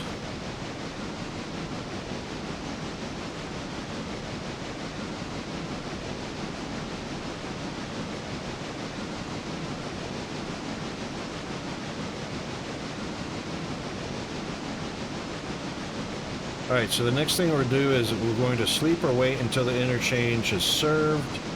Use the time window either by clicking on the clock in the upper right-hand corner or hitting F3. All right, let's make sure our switch is straight through.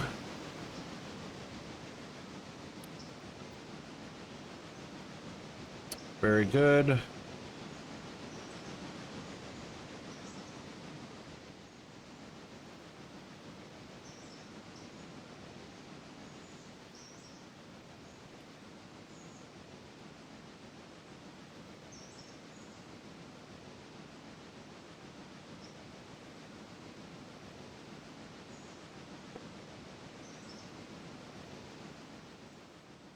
And we'll coast to a stop right about here at our repair station or shed.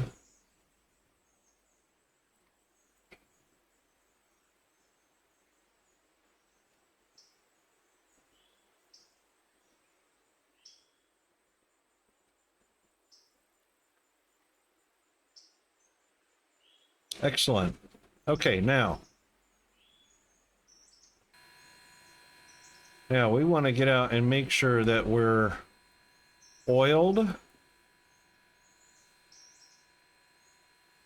100% oiled on the tender. 100% oiled on the engine. Beautiful. All right, now.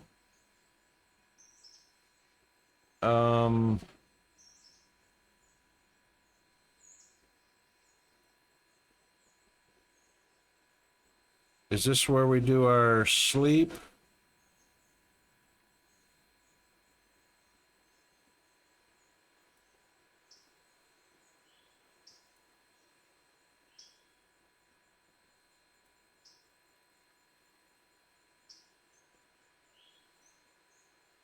Nope. Switch list? Nope. House? Where did it say this?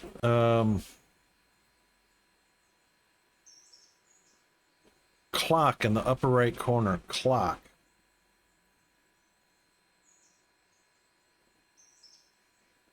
I can't see because of an overlay, so F3, there we go.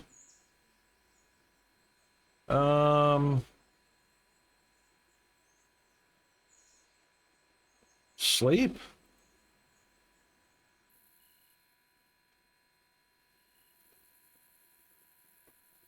Done. Got a check mark. It is next day, 6 a.m. Now that the interchange has been served, have a look at what's there. Yep. Not that you can see anything. Oh, look at all of these guys.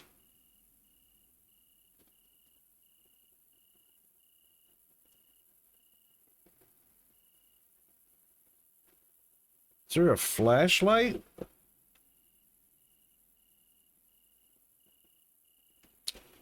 Okay. Whittier Sawmill.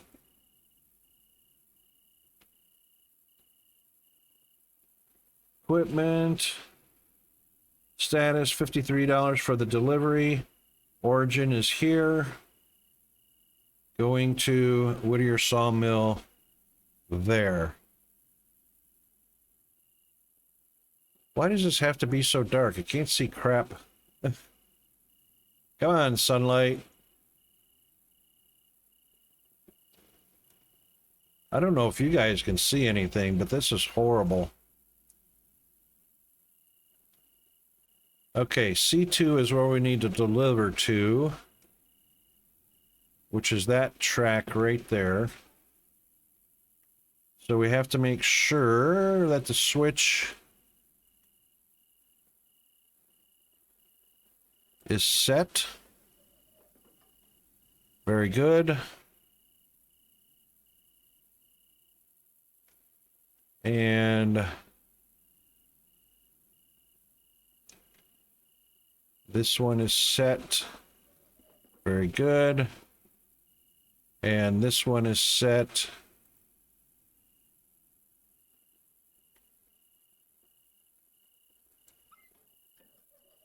Very good. Okay, so when we reach here, we will go on this way, then left, and then staying left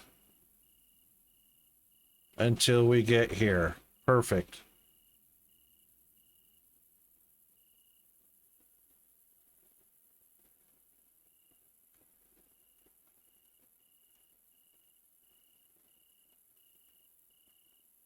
Now, the thing is, empty, empty, and empty. We only want...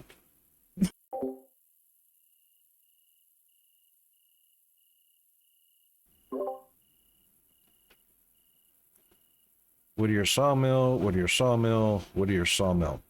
These three go on the back. This one goes to C2. These go to SO1, SO2, and SO3.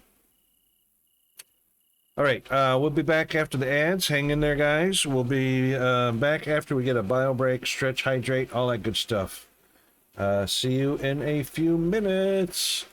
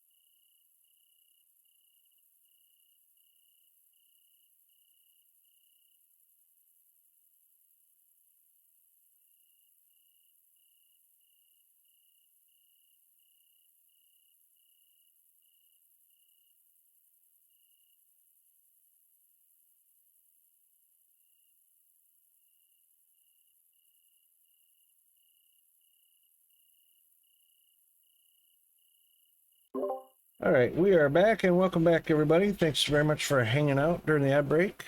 That happens only once an hour.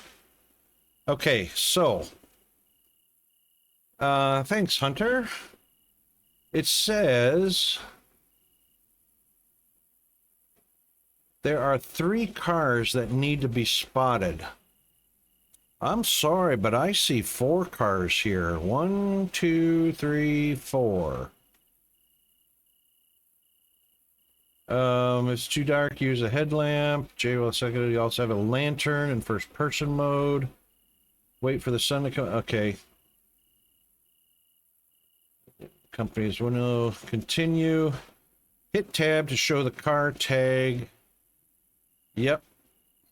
I still see 4. Which gives an idea of what's going where. Remember, hovering over the tag will show a direction indicator for the destination. Yep. So we are hitting to C2 at the sawmill, SO1 and SO2 at the sawmill. Same with that one. Same with that one. Okay, when you're ready, couple to this cut of cars and think through where each of them is going, Whittier and or Ella. They're all Whittier. Couple to the delivered cars. Okay.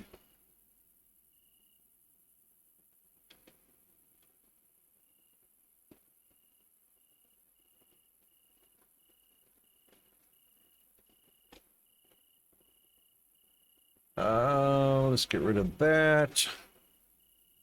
And we want to be in reverse. All right, it says J. Headlight rear dim, headlight off, headlight front dim, headlight front full, headlight rear full. Oh, yeah. Anyway. All right, we're going in reverse. So let's get a going. Oops. Let's get in. Let's get in before we go anywhere.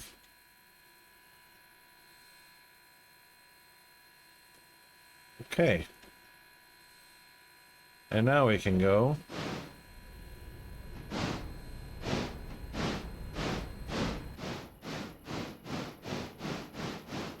Slow. Take it easy.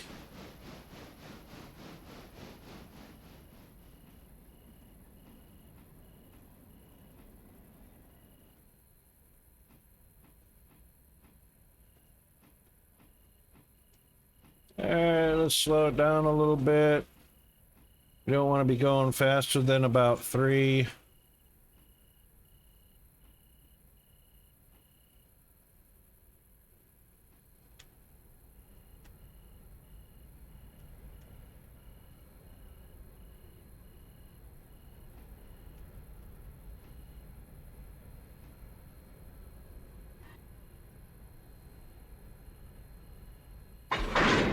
Okay, good. Coupled. Now that you're coupled, check their handbrakes. 1 or more probably applied, and that will make the moving cars rather difficult. Yep, no worries.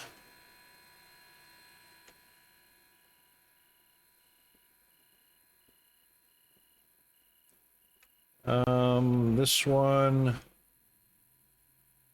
release it. Does this one have one on this end? They're all on the back side of the cars.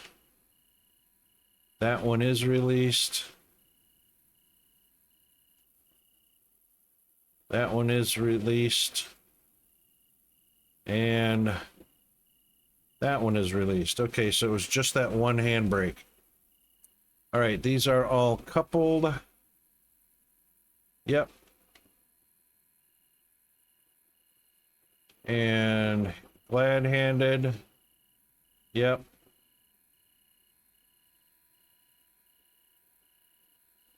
And open.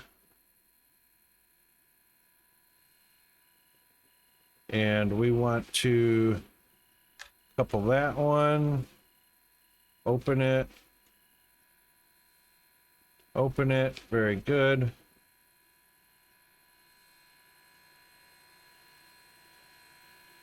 Okay. Now, that you can click the handbrake wheel or use the right click menu. So it's a good time to check whether the cars are need oiling.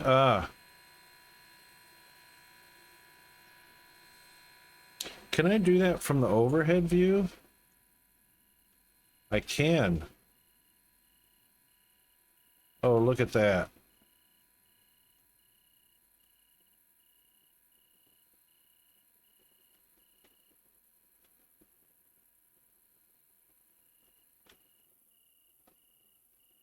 Ooh, that one was really dry. Okay, we are 100% oiled. Okay. Find the waybill destinations for the cars at interchange. Which one would you be best to spot first? Which side of the car does your engine need to be on? Keep in mind that there are a number of places to do a runaround if needed. The yard may not be the best place. Spot your first customer car. The overlay tag will dim when it is in the right place. The car's tooltip will change to reflect the new status and you'll be paid for the delivery. Oh, right, okay. So gray when it's delivered. So the first car is coming here, which means we'll have to push it in.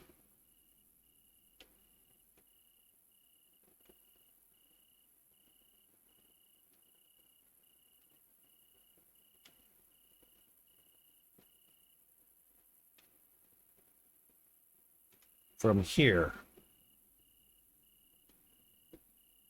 That's a dead end.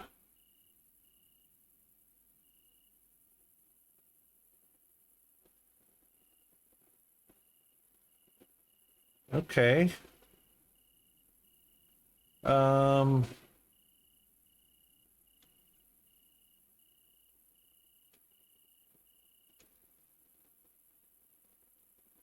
Where are we double-ended at? We've got a switch here. All right, so we can pull it onto this rail right here to, which is double-ended, there and there.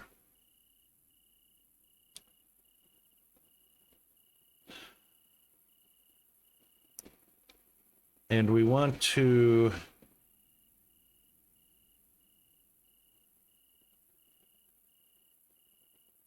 leave the other three on this track right here. It seems. All right, let's get going.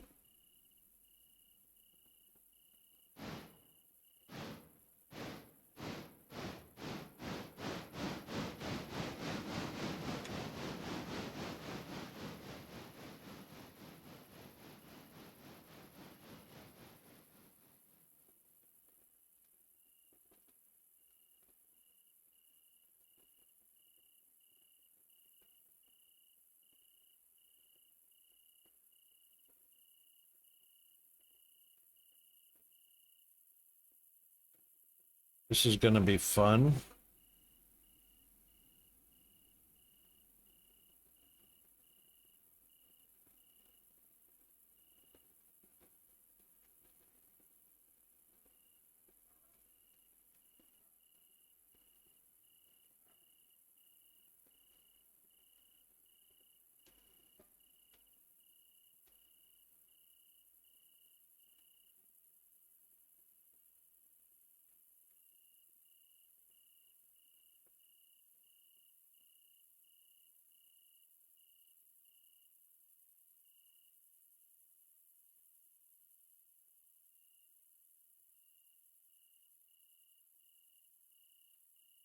All right.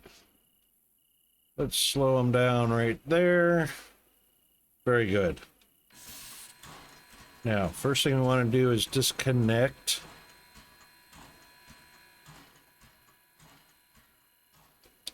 So we're going to C2. So we're going to disconnect this guy. So let's shut that off. And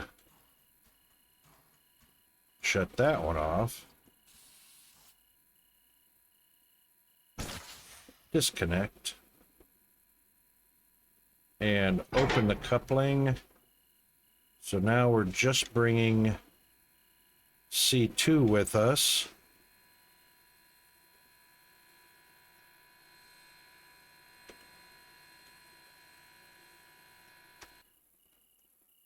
And forward, onward.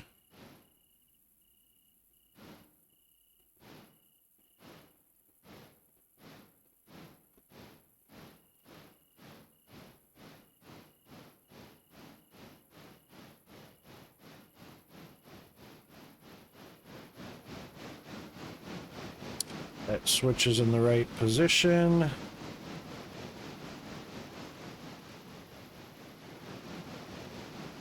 And we want to pull it past this switch.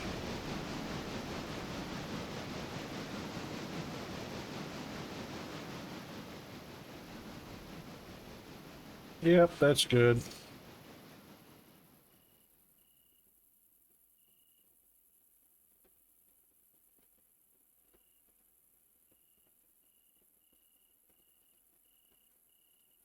Okay.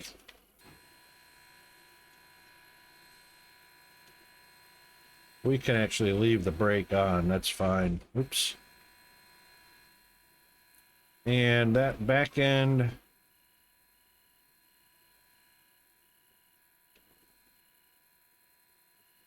Close that.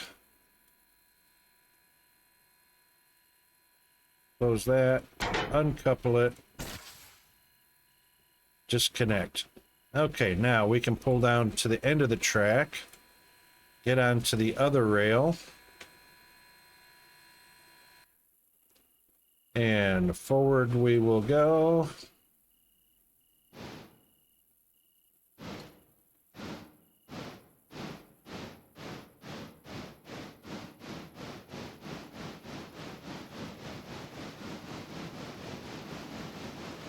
Let's make sure our switch is set to get onto the rail, which we are.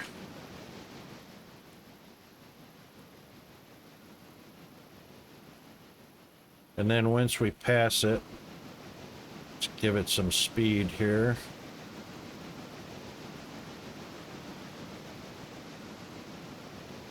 That's good.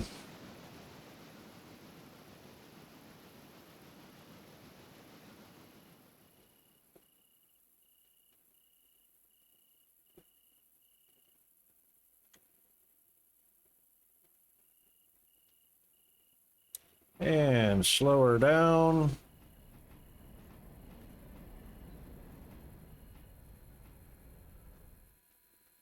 Yeah, reverse. Switch the signal. Track switches. And let's get going in the reverse.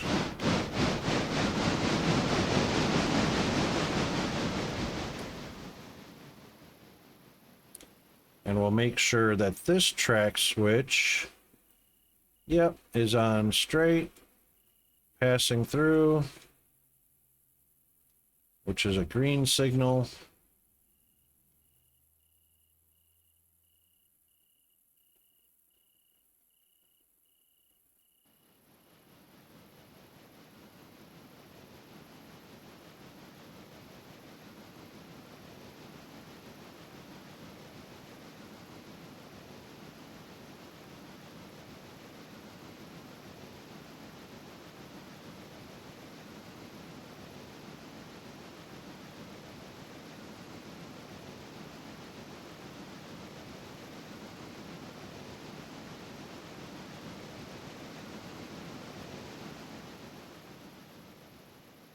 And we'll coast to right about alongside these guys.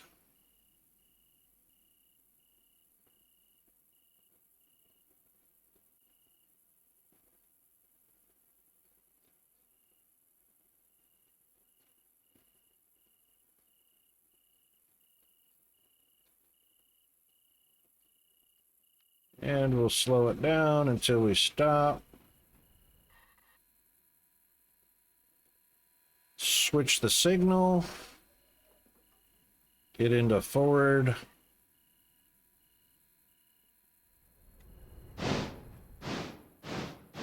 And also switch that signal.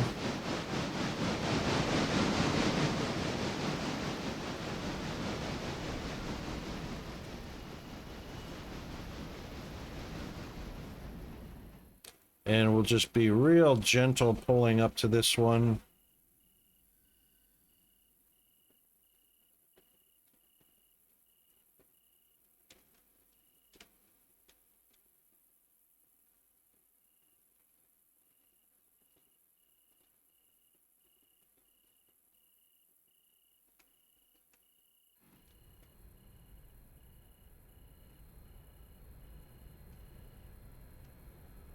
Make sure we don't slam in.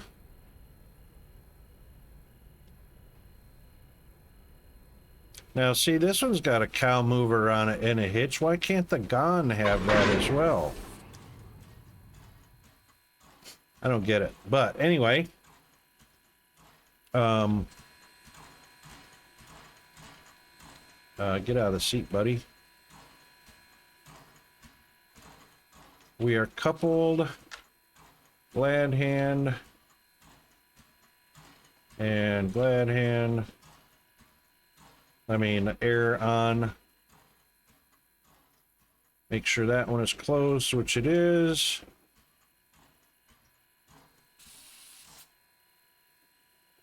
Oh, we didn't even apply the brake, but we're good. All right, now we're going to back up, so we're going to be in reverse.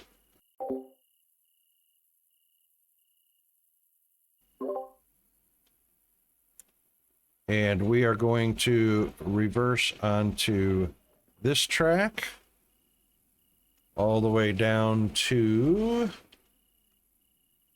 this one. There we go, and we'll stop right there, and then we'll go forward.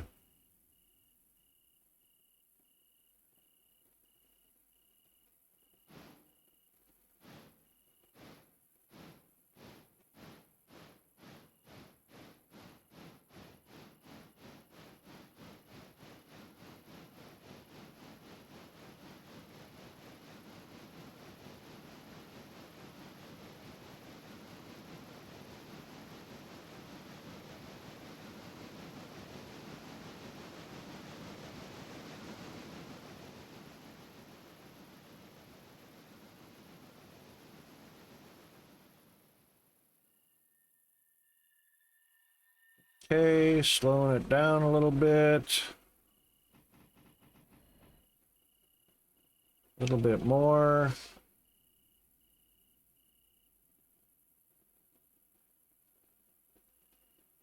Okay.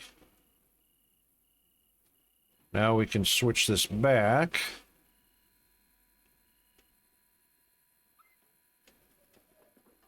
Yep, so that we're going this way. Then we're going left and staying left until we're parked right here. Okay, cool.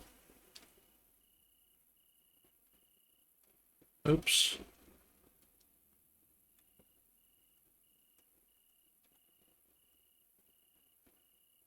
It says it's empty. I guess we're loading it up. That seems like we're doing. We're loading everything up. All right, we are going forward now and ready to go.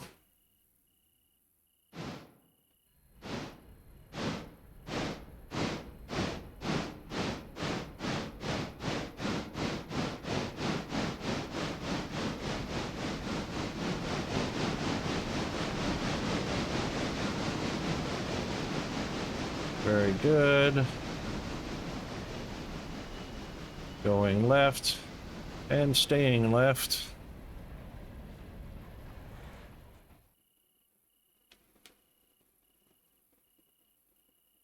Very good. And then it says when we're parked in the right spot, the overhead should turn gray. So anywhere along there should be good.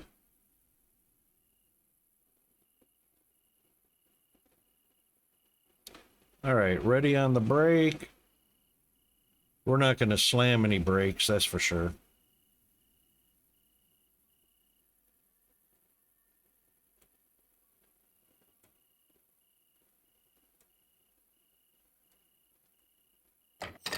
Okay. All right, we'll leave that there for the time being while I uncouple. And as you can see, it is dimmed now, just like it said it's supposed to be. It is to actually load up with something. So first thing we want to do is put the handbrake on. Then we'll turn off the airlines and then decouple and disconnect. Those actually would pull apart if I just decoupled and pulled away. Those would pull apart all by itself. And hear the snap. Okay, handbrake on. And up we go. All right, that one is delivered.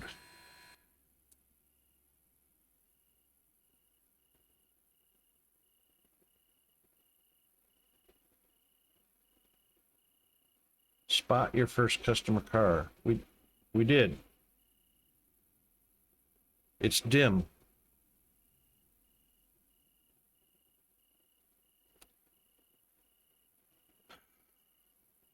Let's see what happens when we pull away. Maybe it's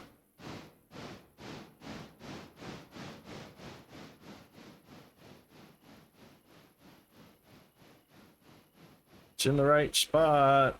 I'm not getting a green check mark. Oh, you know what? Hang on a second. Hang on a second.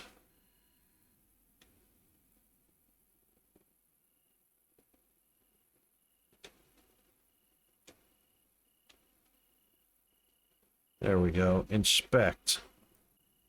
Equipment, operations.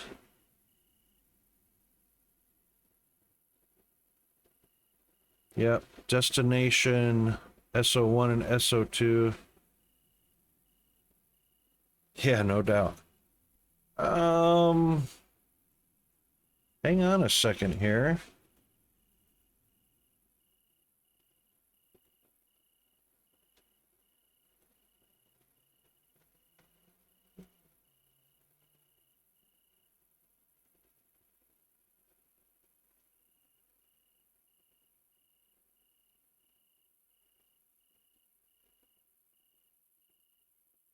Oh, I didn't know we could do that. Apply handbrake. I can do that from here instead of running around.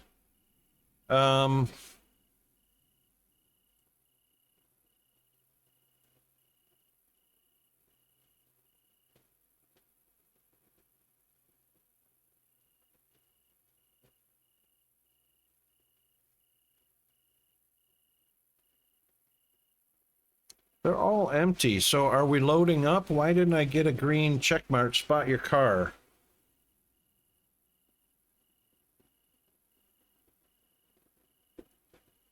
Paid for the delivery.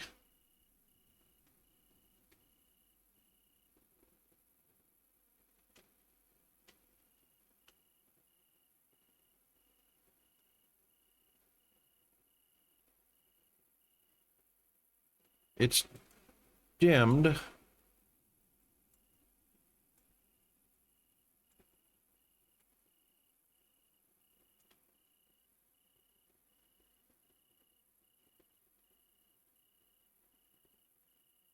No repair destination needed. Says completed.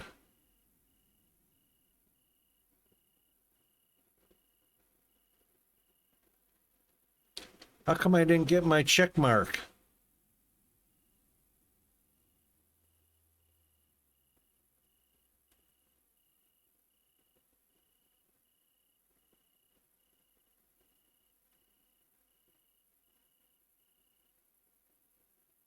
Did I get paid for anything? I did.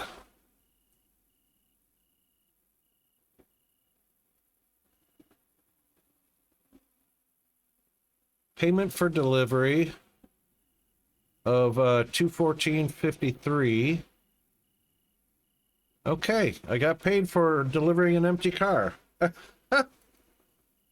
We're all good. But I didn't get the check mark.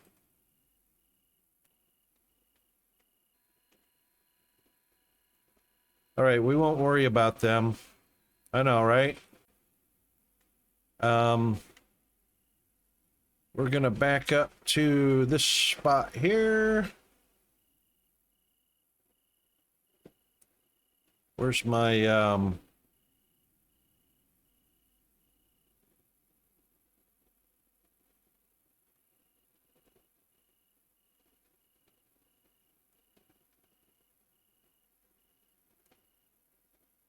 we're gonna continue to go reverse till we get back right here. Yeah, that was a little confusing about why that's not ticked off, but we did get the $53, so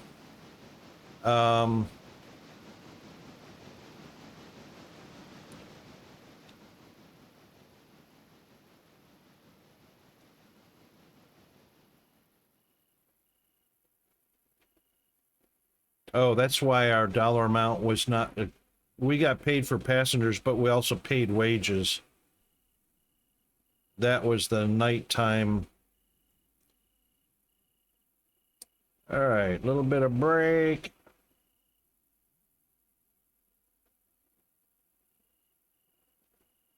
And change the signal.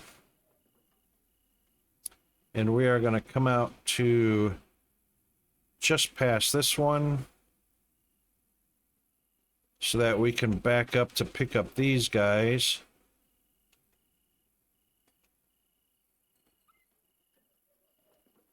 Yep, coming straight back. Oh, hang on. I might need to... I'm going to do a push. I'm not going to come straight back.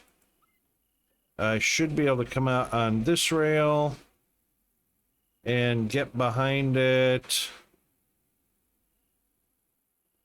No? Yep. Way back here.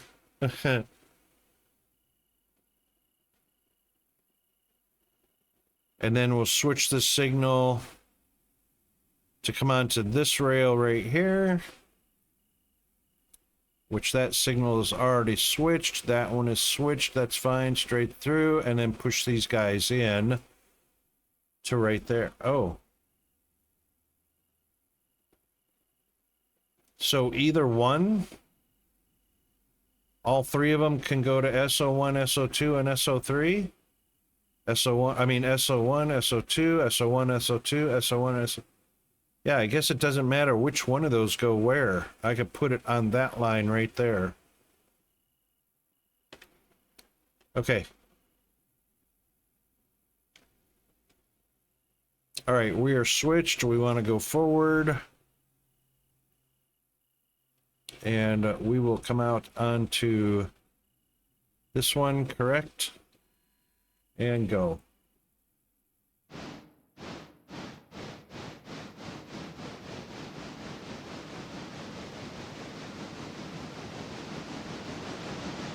A lot of rail yard operation, hey?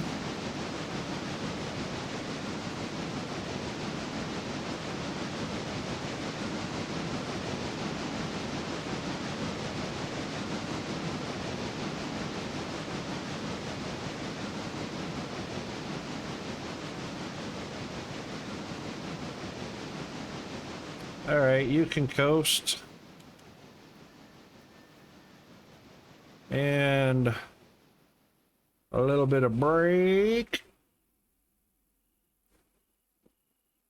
Very good. Switch this one. And this one's coming out. Very good. In reverse. Let's rock and roll. 100%.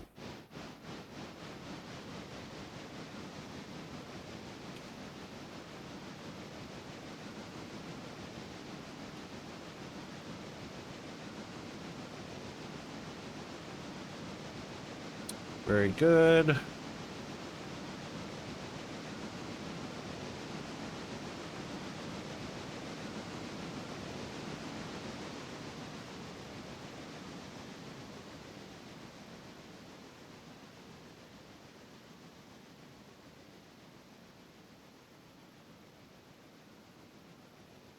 Switch this one.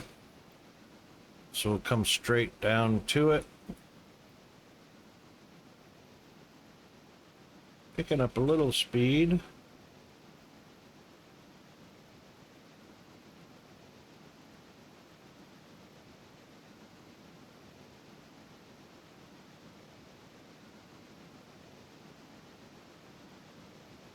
It's not going to go any faster in reverse.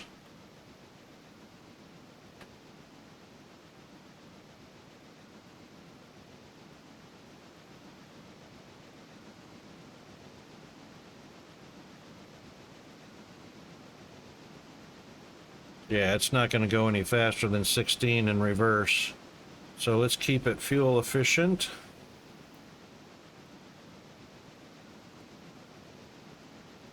Actually, you can literally coast from there.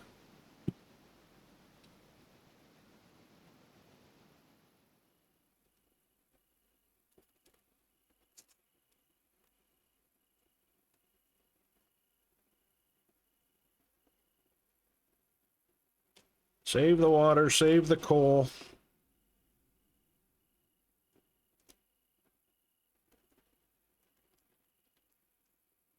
All right, and a little bit of brake.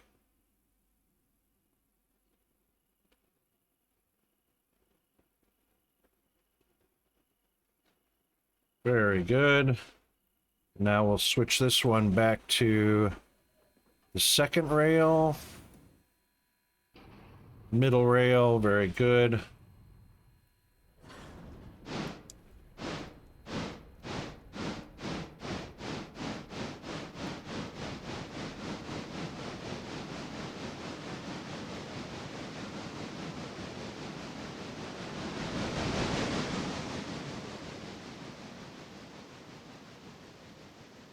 And that switch is set properly, that's good. Let's see if 36% throttle will get him back up to his 15 or 16. Looks like it's gonna. So we really don't need to go 100% or even 50%.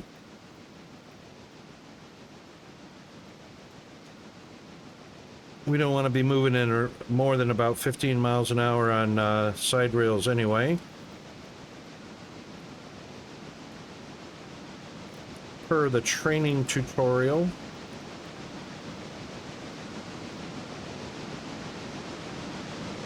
And here he comes.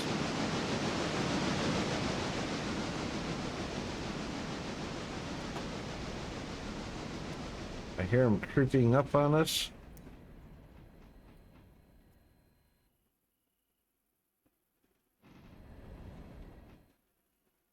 All right, and we just want to be careful that when we get to a certain range, we slow it down.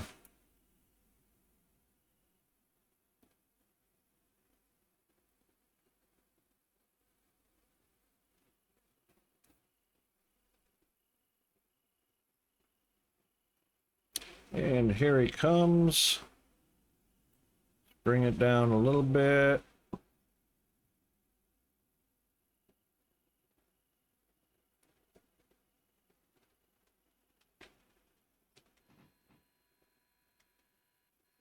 We can couple at 5 miles per hour max, but you want to stay between 1 and 3.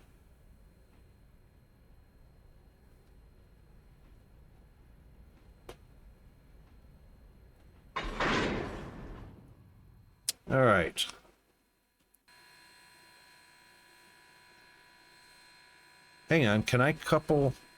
Can we do all the coupling and all that from overhead view? I thought we could. Apply the brake, nope. I think this brake was applied, right? No? That one's not applied. That one's not applied. That one's not applied. All right, we are coupled, so let's do that one, open up that one, open up that one. This is better in overhead view. Those guys should all be done. And that one is closed. Very good. All right, we're ready to go. And we want to be on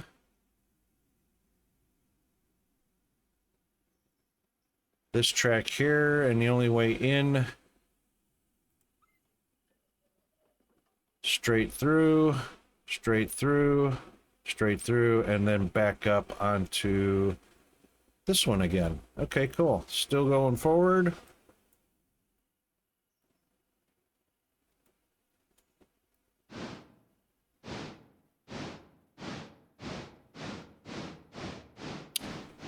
You know, these two box cars look like they want to go on one of these tracks, and the flatbed wants to go on the other track. I don't know.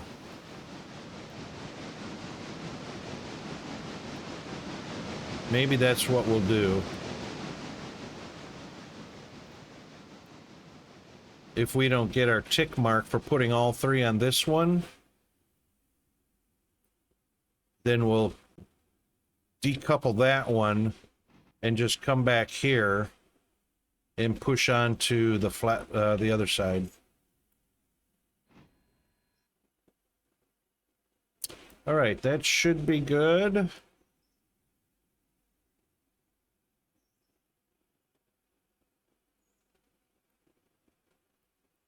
And reverse it, make sure we switch this one right here. And start our reverse operations.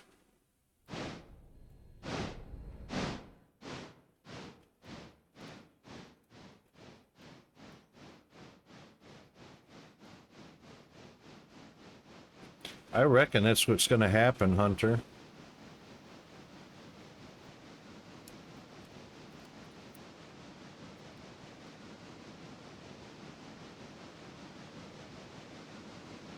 I'll bet you I don't get that. It says first customer car, but I'll bet you I don't get the green check mark until they're all four spotted properly.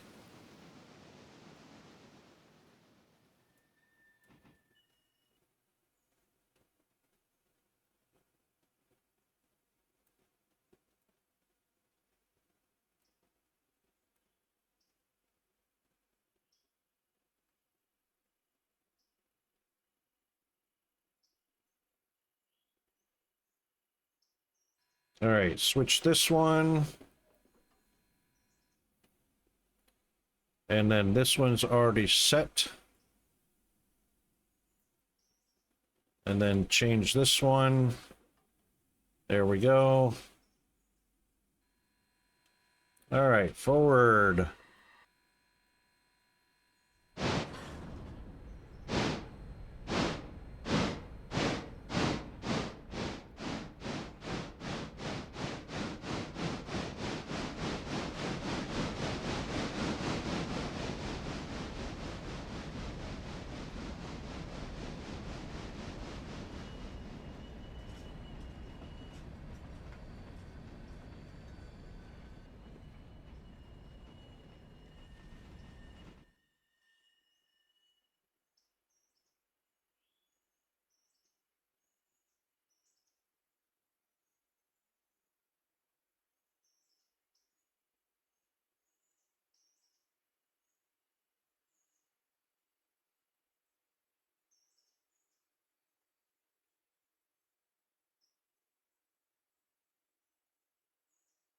All right, they're on where they need to be. Slow them down. Okay. Hey, haha, guess what? I got my green check. They're all fine where they're at. Woohoo! And they're all dimmed out like they're supposed to be, and we got money in the bank. $159 added. Yeah, indeed. All right, so let's set the handbrake on that one. And let's turn that one,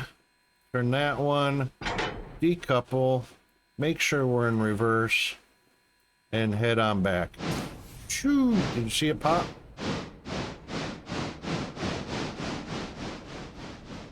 All right, you've successfully delivered your first customer car, even though it was 4 of them.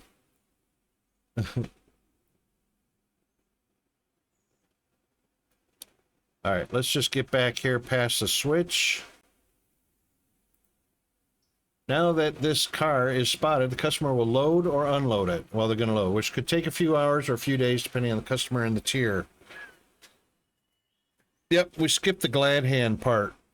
Because that only has to be for connecting. Glad hand's only for connecting. You can disconnect just by pulling away. All right, so when the customer is done with the car, a new waybill will be assigned to its return to the interchange. You'll want to check your customers daily for cars with new waybills. Remember that unfulfilled waybills are also listed in the station agent window, which we don't have. Do we?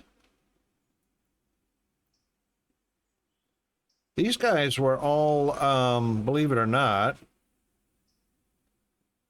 they were sitting like this closed over on the interchange.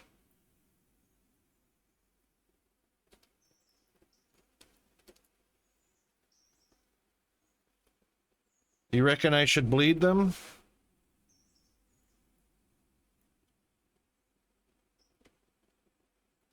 I mean, they were on the interchange and they were closed. I didn't have to do anything with them.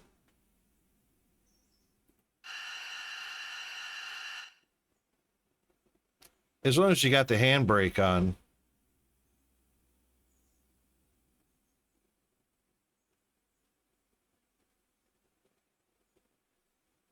I'll leave it open.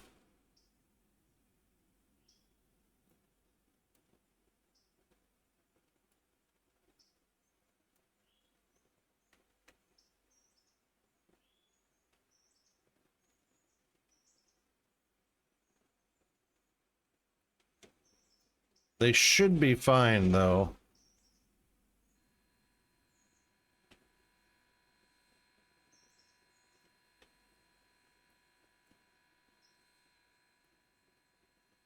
All right, we still got 2,800 gallons of water.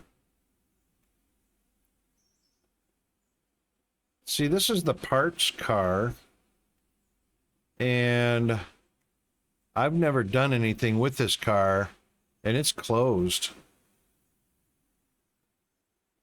And no handbrake applied. This is just the, it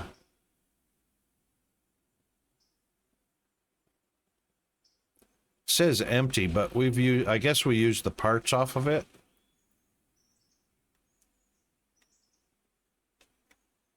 The caboose was put here. We never messed with it. The caboose is closed with no handbrake applied. Yeah. I don't think in the game it's going to matter too much.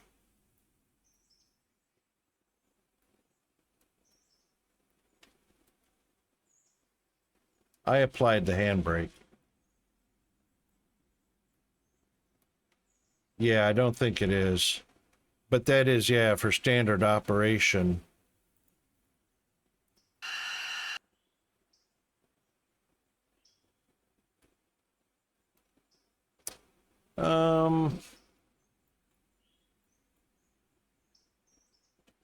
I'm just kind of curious why this one is empty.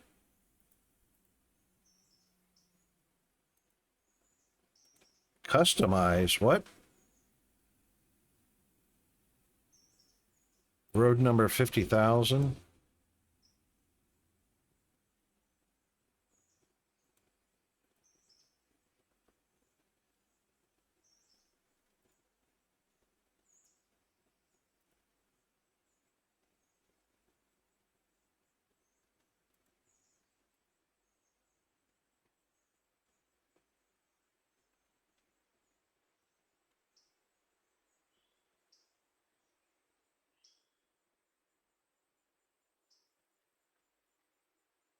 Okay. All right, so this is the core of the freight operation, picking up cars from the interchange and delivering them to their proper destinations. As you continue, you'll get more efficient at handling multiple cars and planning your moves. Once the day's work is done, sleep until the next interchange service or wait until later in the day and check your customers. Perhaps they have finished unloading that car and it's ready to return to the interchange. You could also consider increasing some of your contract tiers. Some industries use captive service cars to move loads. If you want to serve the sawmill, you will use your long skeleton cars in captive service to load logs at one of the Connolly Creek tracks and unload them at the Whittier sawmill. Thing is,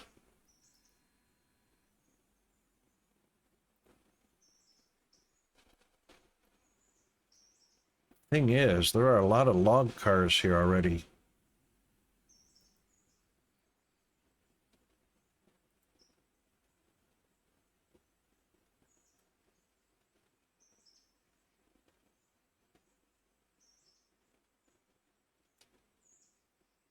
So I would assume that this sawmill is an unloading location.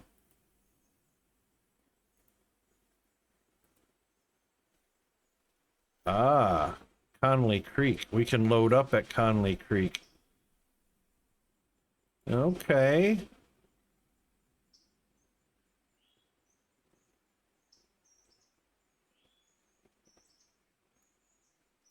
How many is that? Counting 0. That's eight car train. Where's Connolly? There it is. Can't get there yet.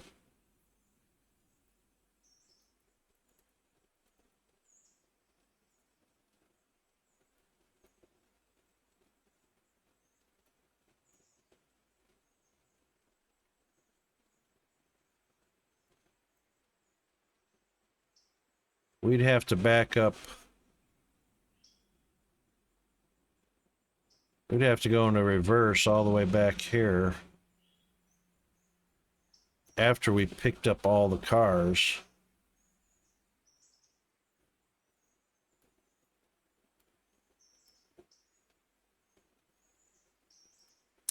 I don't see Connolly though.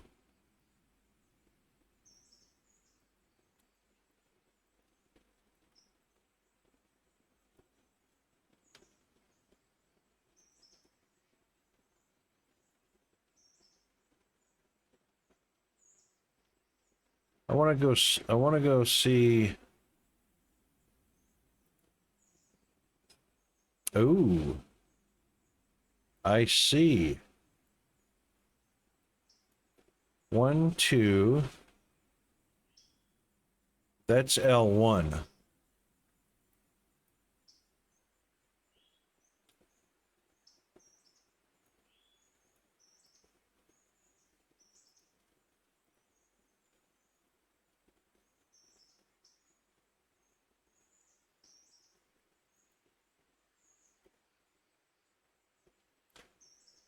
Load at L2. It's not changing.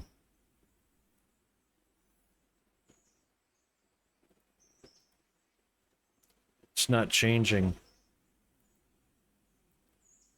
I'll bet you that's for next level, next tier stuff. Hey, Mr. Tug, how you doing?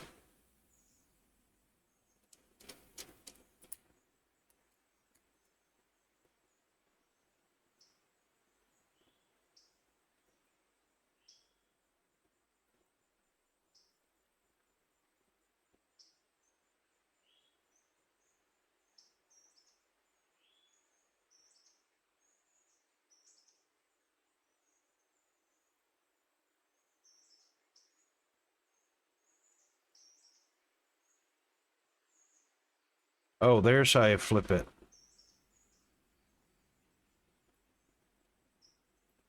Ooh, L3 is over the,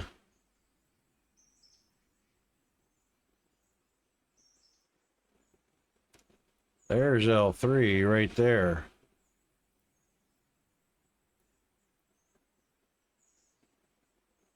Ooh, that one's a difficult one to get into.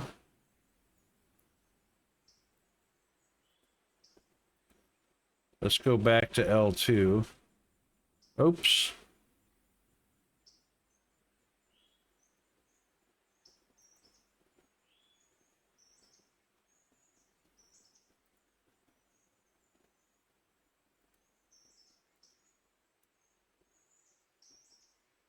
I wonder if all 8 would fit in that one right there. Yep. Yeah, at L2 tug. Yep, I think that's a whole lot easier to do. It's long enough, looks like, to fit all 8 cars. I just have to remember to be pushing them instead of pulling them in, right? This is L2.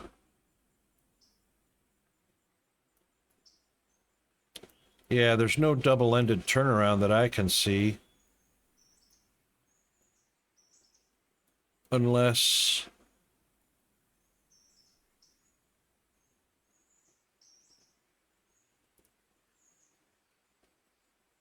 yeah, it'd have to be pushed in.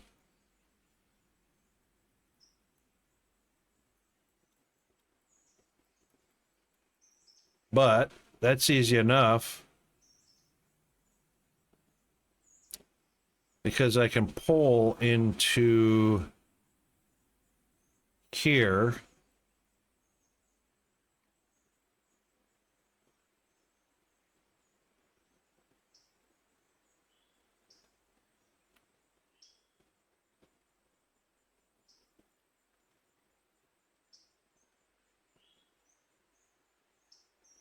I can pull along the main rail right here, decouple, back up to here,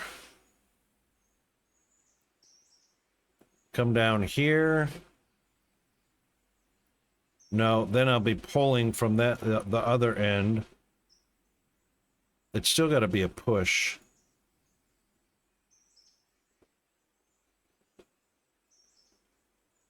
See, this changes direction, but it doesn't do the end around.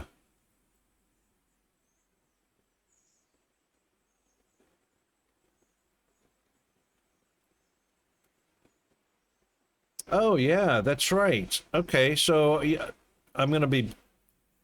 yeah, that's right. I'm going to be pushing in...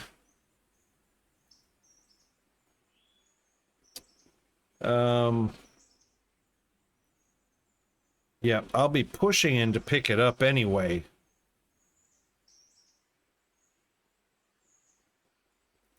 Because I'll be nose in at this end right here, coupling to it, and then just backing out and pushing toward Connolly Creek. All right, we can do that.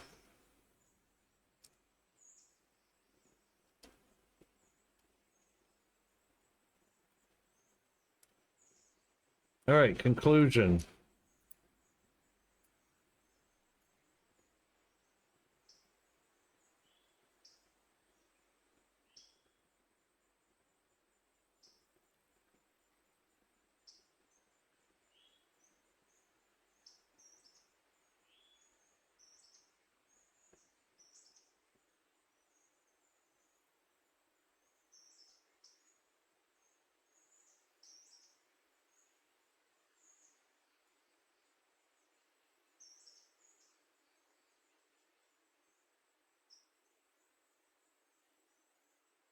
Yeah, exactly.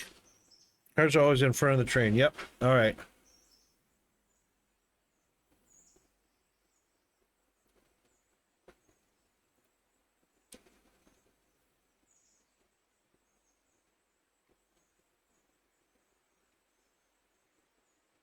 Be reliable for your passengers. Serving them will be hard work, but there is dignity in hard work of the railroader. Good luck.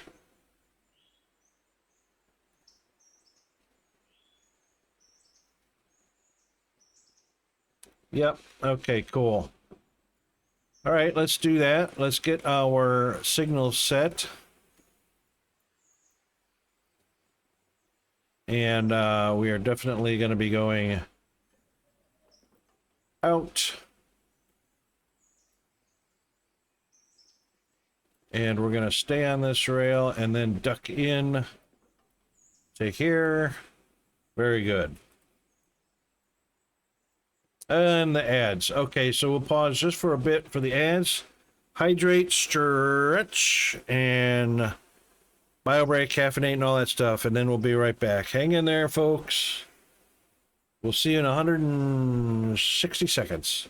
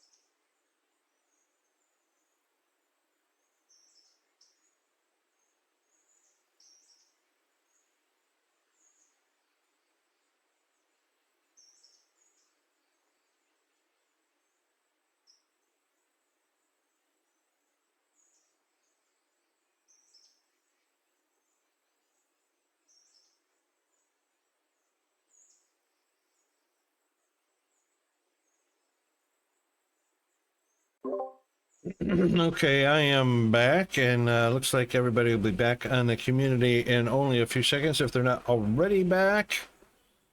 All right, let's get going toward our destination.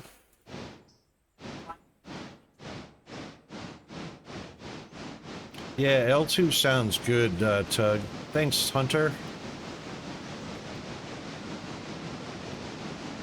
L2 definitely sounds good.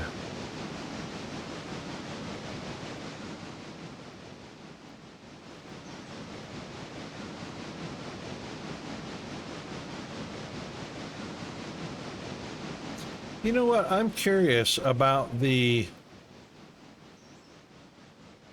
coal loader. Do I have to actually open the doors on the coal loader for that to work? Mr. Game Detective, how are you doing, mate?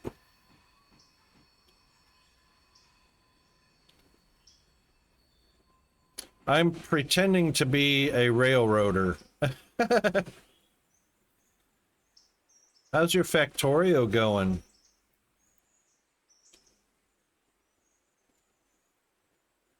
This is not Factorio.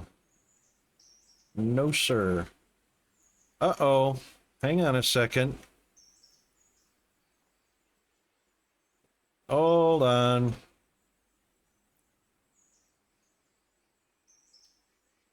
We don't have all of them. It's just this one. We want all of them. All of them. So we want to unload here. And we want to pick up at L2. And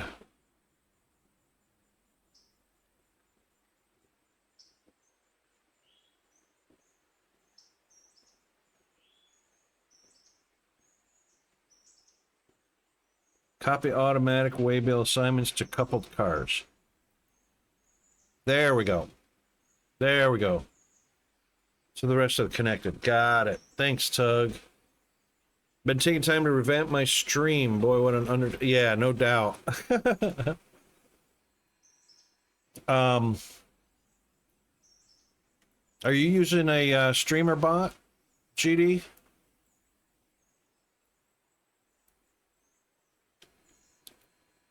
Okay, now we can get any particular one. You don't have to mention it if you don't want to.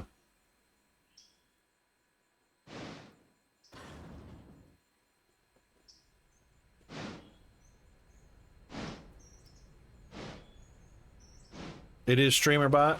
Yeah. Yeah.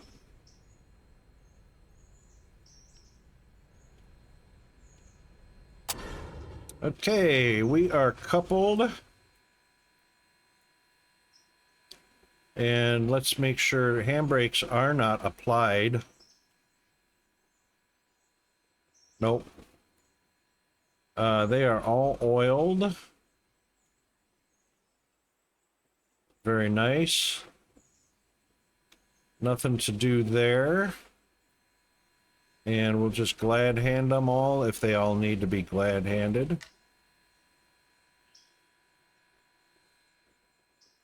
Hopefully they're all glad handed already, just the first one needing it. That's what it looks like. And they're all open as well. So we only need to open the front one.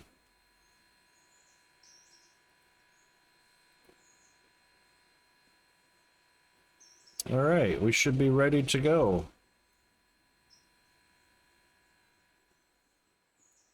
Let's make sure the very back one.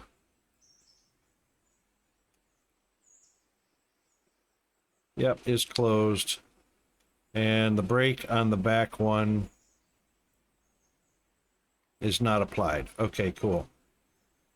All oiled, all brakes released, all lines hooked up. Let's go.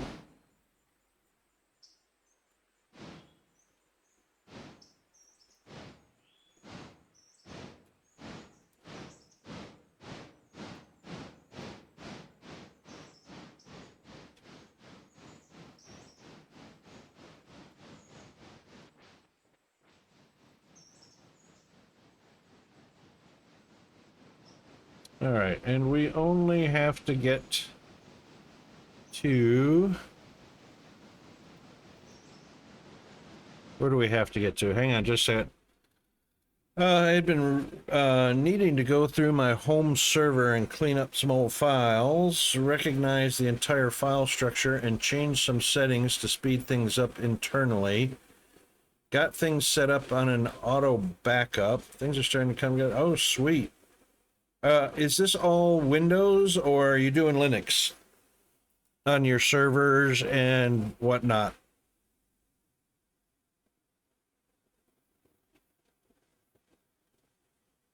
Oh, can that be, where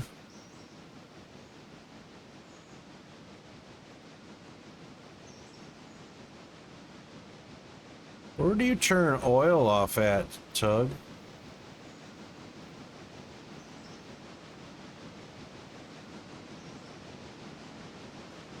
PC is Windows 11. The server is Linux-based. Yeah.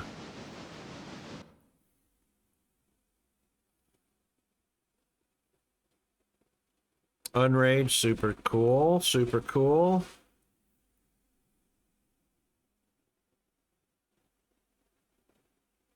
Not preferences, Tug. I have to go out to the game settings.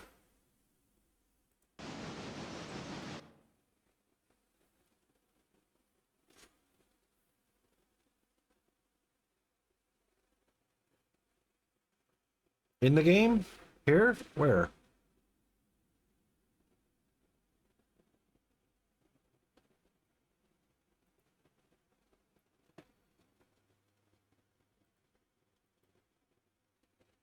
Oh, hang on. Let's get this guy slowed down.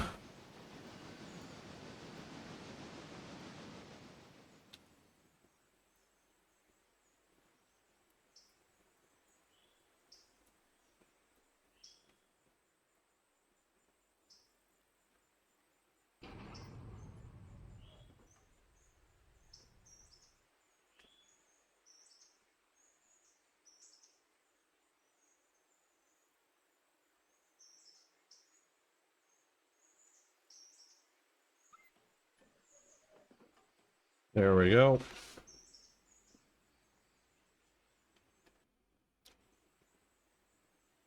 And let's make sure our destination is set properly. So we definitely want to go left.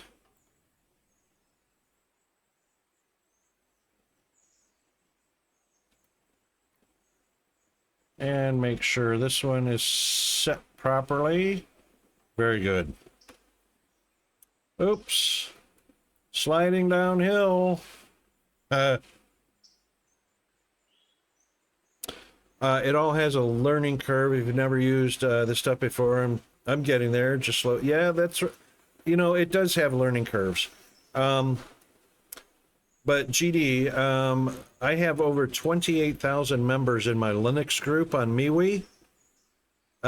If you ever have questions about how things need to work or need examples or anything like that, I got tons of people that are super helpful.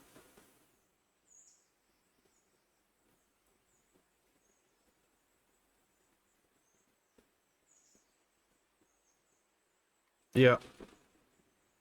Just remember that the AI is not 100% accurate. It's just like a wiki. It can give you bad information as well because it pulls from all over the web. Yeah. Which I'm sure you've already found out. You know, some things are wrong with AI.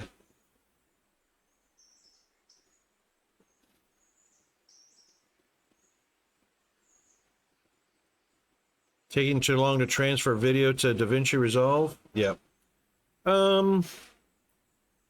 Yeah, so some of that can be your router settings as well as your NAS settings.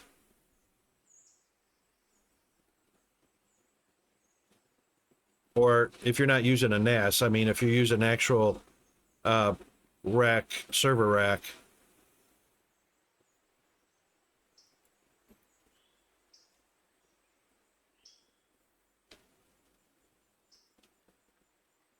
Found some tools to help get it focused and try to keep it on track.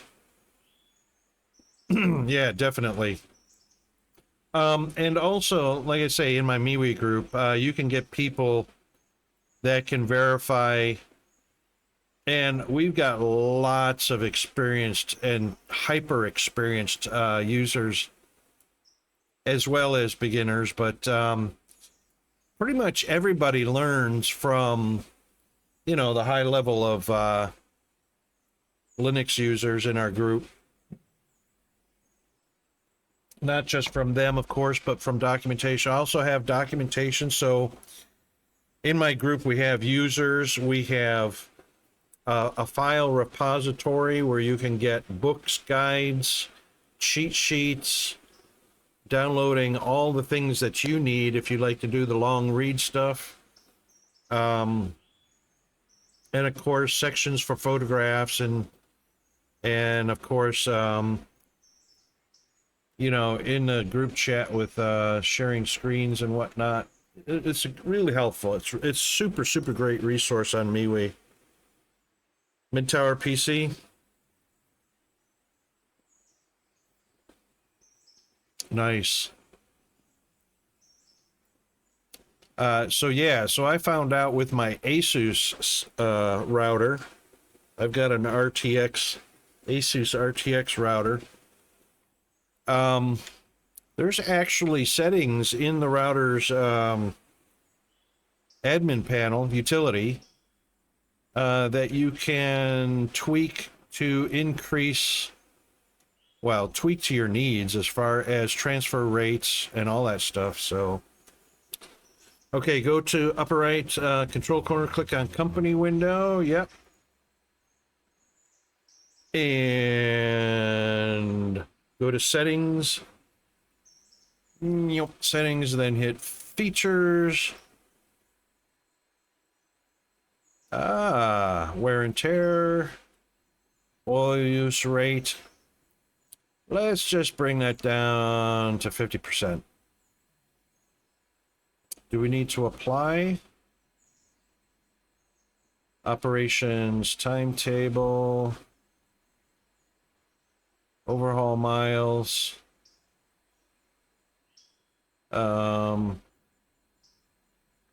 Let's just change the wear rate also to 50% because I'm just in training basically. Don't use a server to stream or save movies. I have other things yep, no worries. But just having the bandwidth to save or put files on the server or get them off of the server. There's tweaks you can do to increase that bandwidth. You're not waiting forever for a large, like an ISO. I mean, I've got probably 20 ISOs for all the different Linux distributions that I play with. And, you know, some of them can be pretty hefty. You know, some are a gig or two. Some are, I've got a couple ISOs that are 6 gigs, 7 gigs. And, yeah, I just want them to be quick. I don't want to be waiting forever on them. Block and destination. I'll have to take a look at some of these settings. Oh, blocked by destination.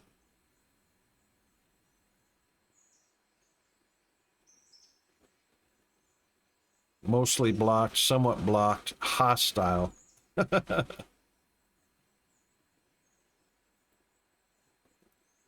Okay, we'll give that a try. All right, so we should be all signaled up and ready to go and do the switch off. It's fairly fast. I used DaVinci Resolve often, and the file transfers are fairly large. Yep. Sometimes it takes a while. A bump in network speed. What? Yeah. Yeah, exactly. Exactly. Uncheck the hot box in oiling, and you won't have to oil it up. Yeah, I don't want to go that far, Tug. I still want a little bit of realism. I just bumped it down to 50% instead of 100%.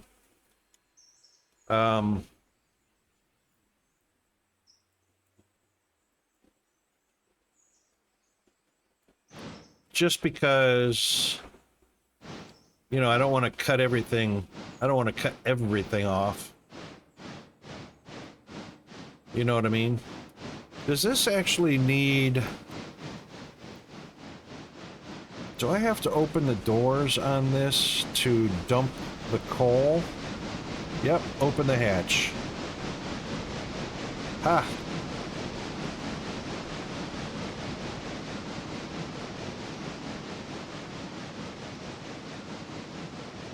How about that? Glad I thought about that.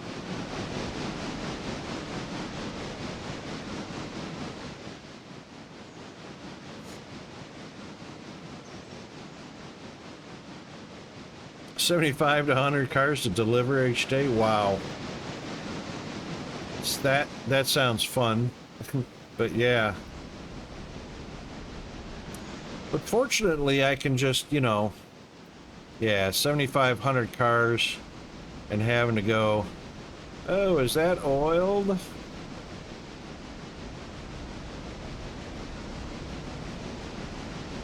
You know, but at least I can go click, click, click, click.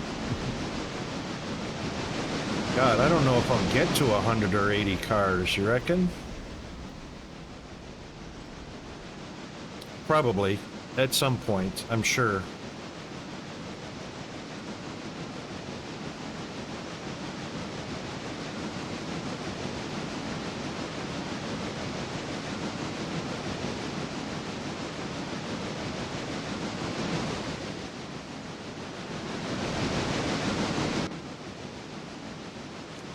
It burns!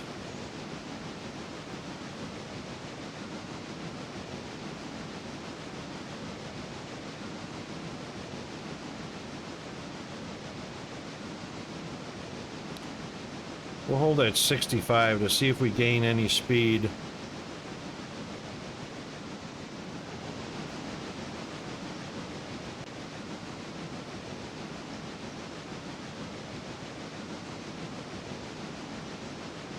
There we go, nice switch.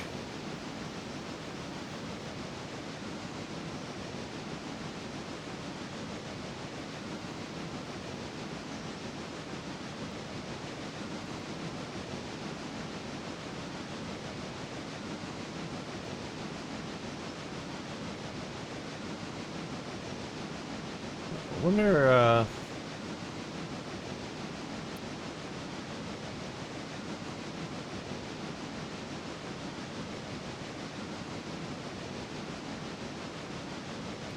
we're all headed in the right direction. Woohoo!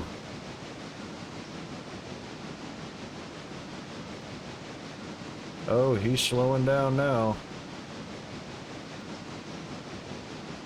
We are definitely going uphill.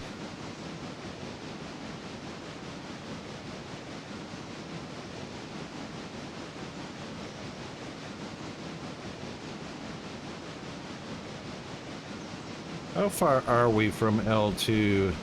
It's a good distance.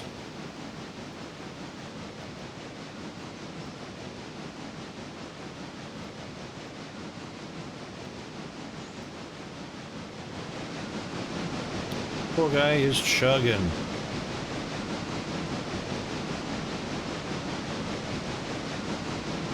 Poor steam engine going uphill with 12 cars, or 8 cars rather. But at least going downhill will be quicker.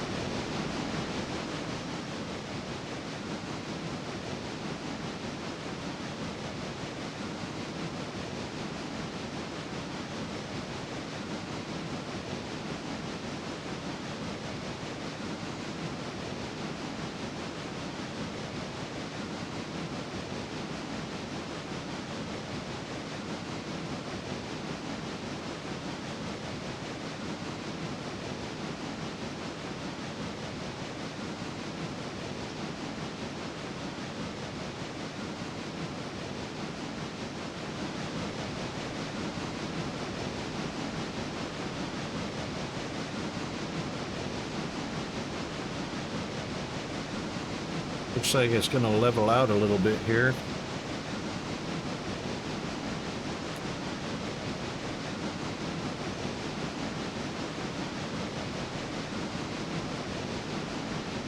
Looks level, but it's kind of hard to tell if it is level.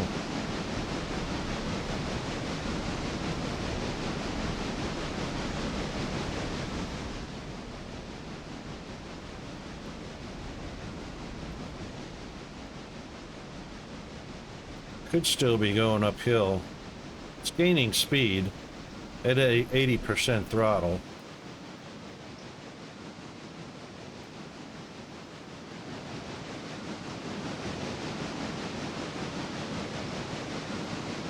Yeah, I think we're leveling out.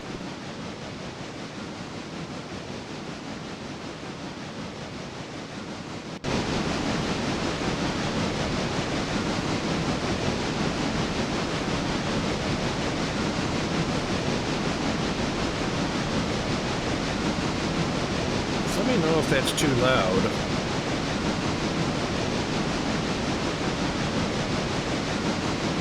I don't want to completely drown out music or anything like that. I don't want to drown me out or the music, so just let me know if that's a little too loud or too quiet. Talking about the chugging.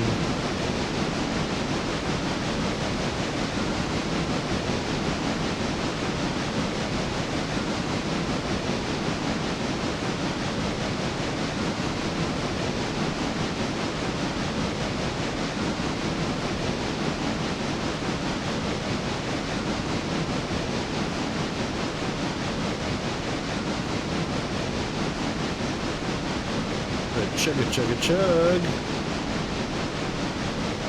Now we're going uphill.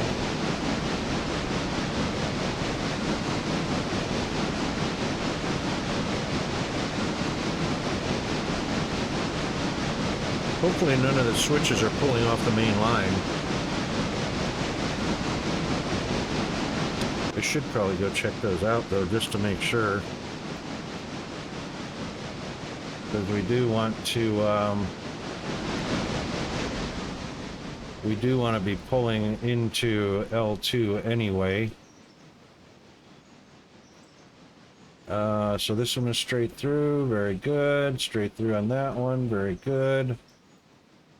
They all look green.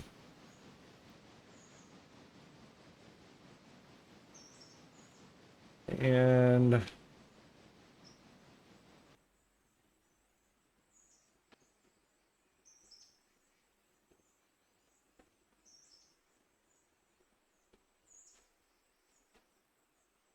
yep, green.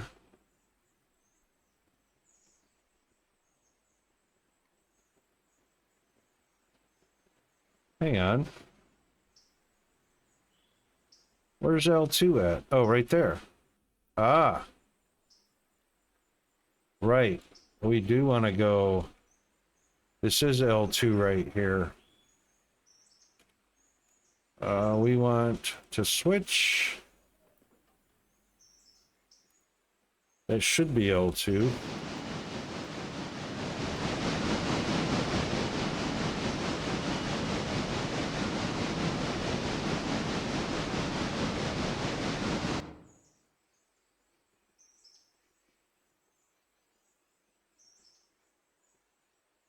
Yep, that's the one we want to go to. Okay, cool. I might just make a little bit of adjustment on the volume anyway. I know you guys didn't say anything about the volume.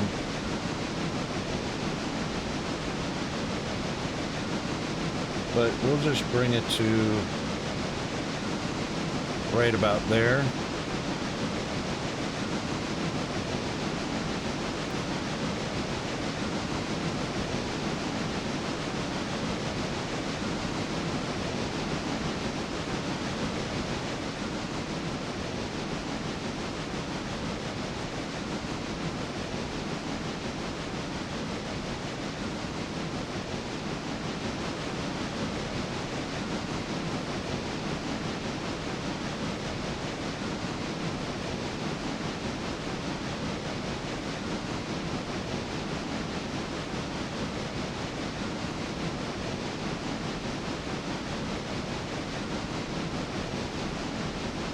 And we're doing a little more uphill.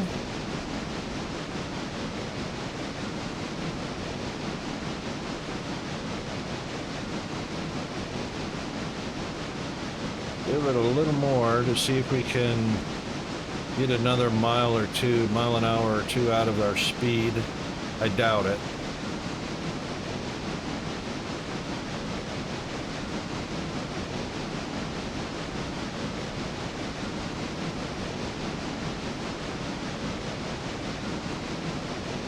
Yeah, no, we're not getting any more push with that extra coal and water being utilized. 80 seems to be good. If I go down to 75, I'll lose some steam.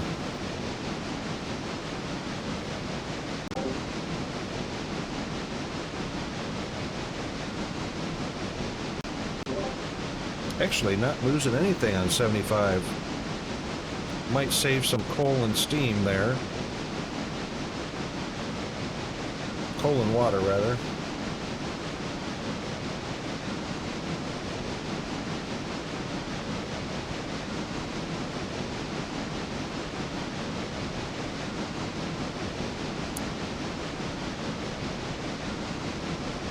Yeah, that's true.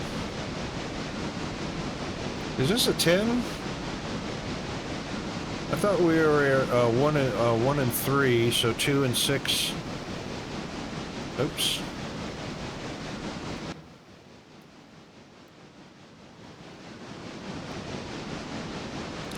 Yeah, we're a 1-3 combo or 2-6. We're only 8 wheels.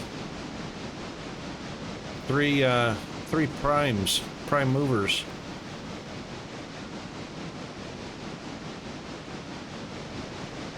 It's a small bad boy.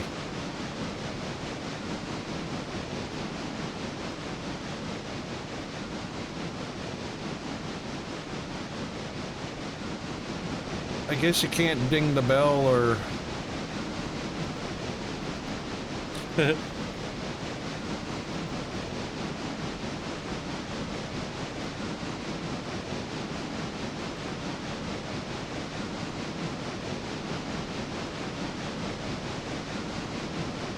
Yeah. I think the other one, you know what? I might... You know what? We repaired that other engine. I should be using it, huh? What the heck? NR1 should be a 10-wheel, right?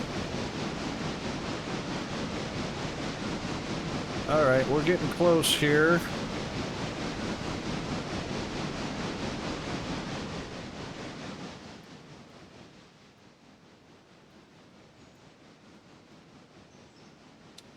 Alright, let's just double check. We're good there. And good there. Straight through to L2.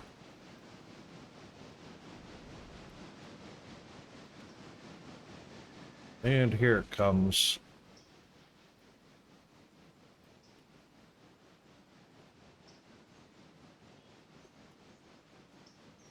This is even more uphill. Which is fine. He's slowing down a little bit just to make sure we're headed into the right slot.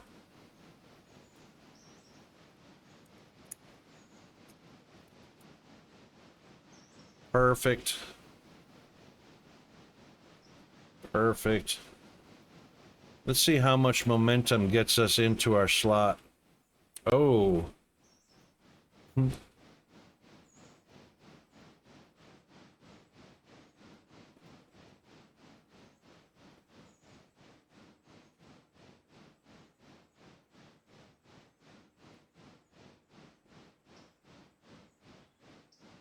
I'll get it close to right about here.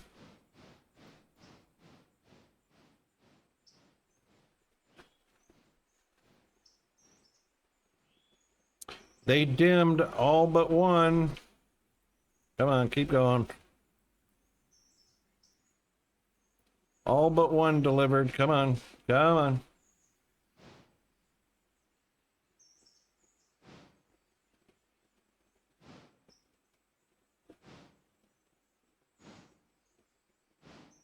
There he goes. We'll get close to the bumper. That should be good.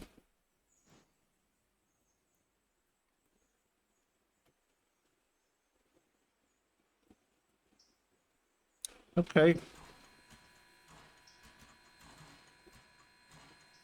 Oh, that's right. I don't have to get out for this.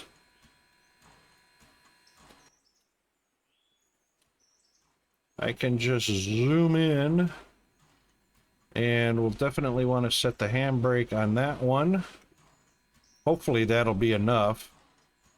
We'll leave the bleed on that open. Close that one.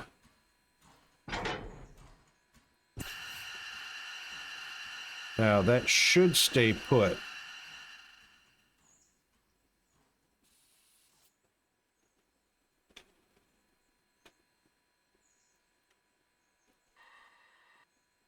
Let's see if he rolls back.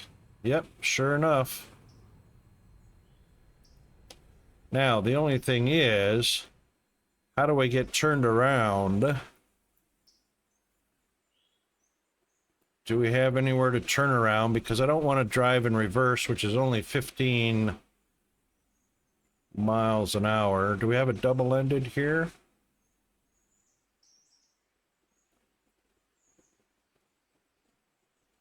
No, we have to turn around at the Y.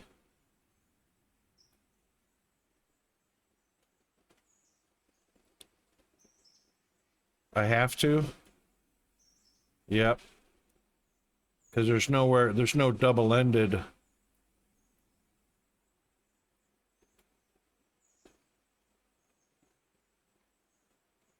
Yeah. Double-ended only lets me hook up to the other end of the train, but I need the Y intersection to actually turn around. So I guess, yeah, it's reverse all the way, huh? Well, that kind of sucks. Equipment. This is the 10-wheeler. I should be using the NR1.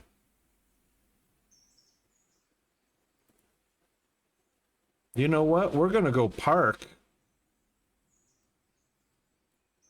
We're going to park this bad boy. He's not got a lot of...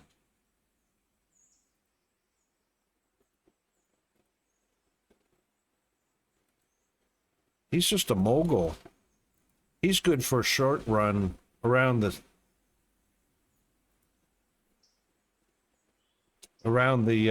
yard. Oops. Can't use escape to get out of the map. All right. He's already at 24 miles an hour. Let's give it a little bit of gas and see how quickly. We don't want to go more than 30 miles an hour around the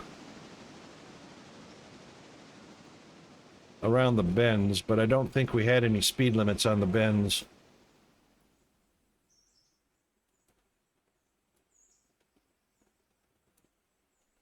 Yeah, I don't think we had any speed limits. I ran them 2 engines in the ground, sold them and upgraded. That's pretty good plan.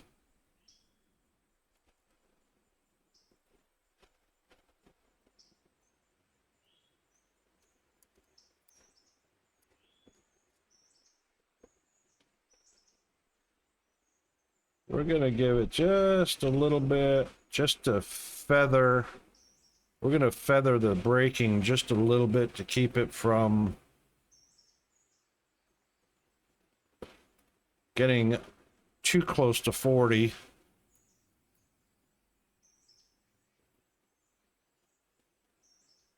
Oh, it's 25 here? I didn't see any speed limit sign. The map should show speed limits, right?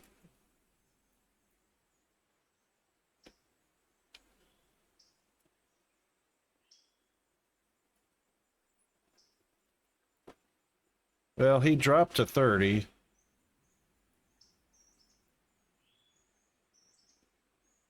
Down to the bottom.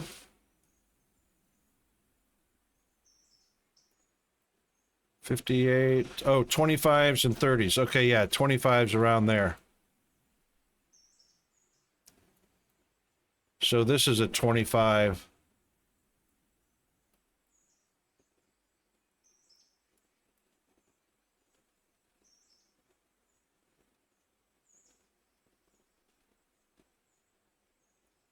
Oh, I derailed or something.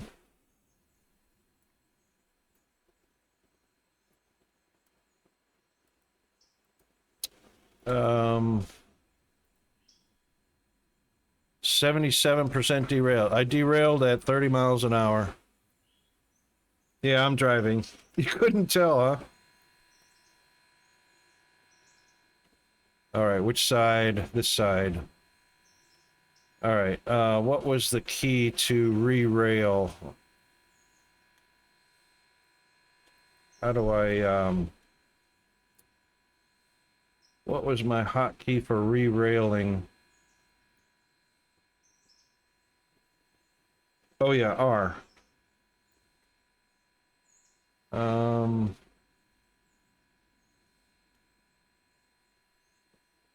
it's not doing anything. It's bringing this up.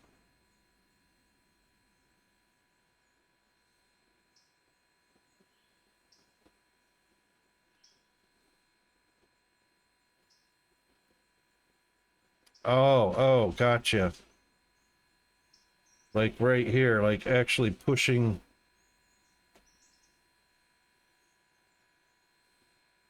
No.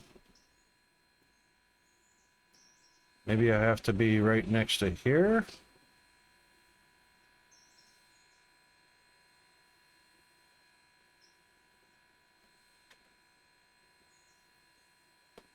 Pressing R is just giving me the engine roster. Is it Shift R?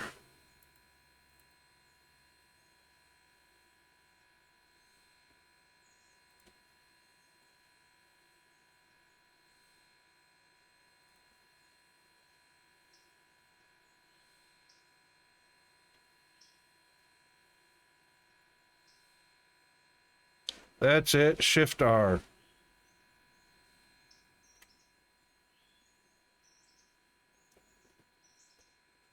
There we go.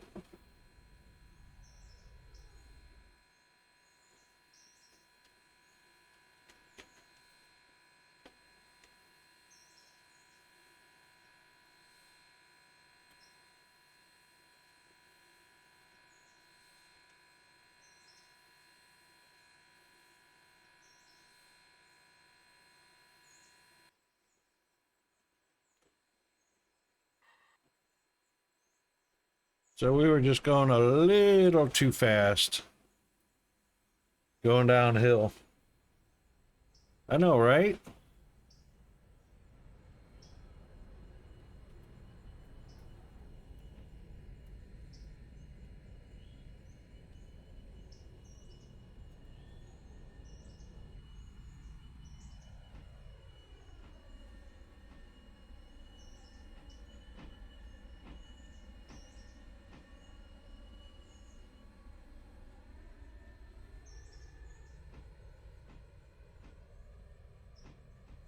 I even had the brakes feathered a little bit.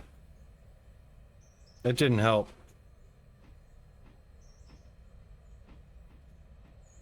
So the game's not wrong, 35 max.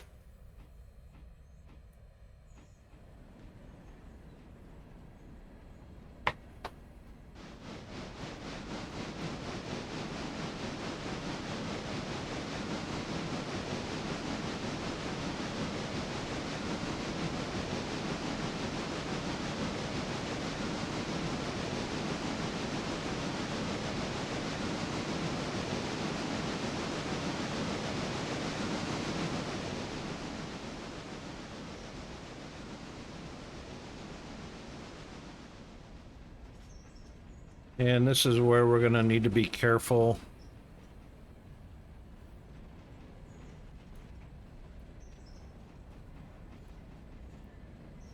Right about here. Picking up speed.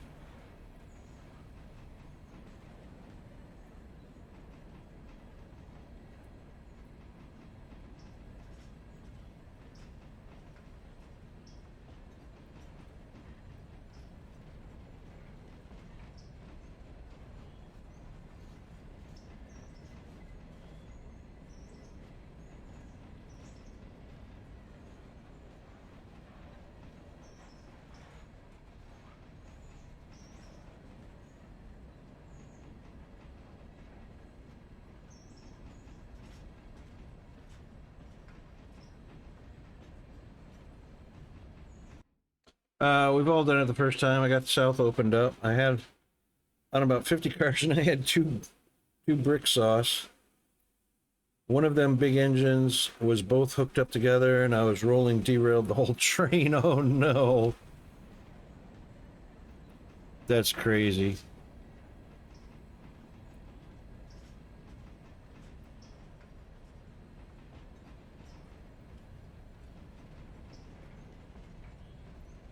We'll put 10% brakes on 7 maybe.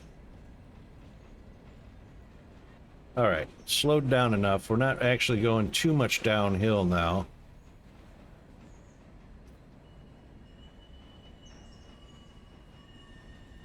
All right, we should be good.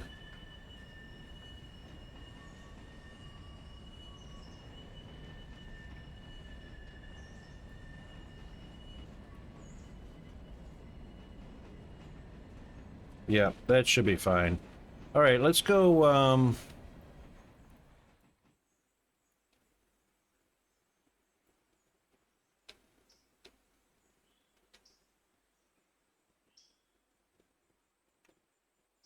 where did I park him at? He's in the rail yard. Oops.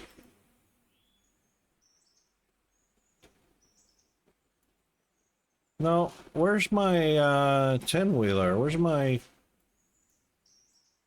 Ah. He is in the yard. Okay, so what we'll do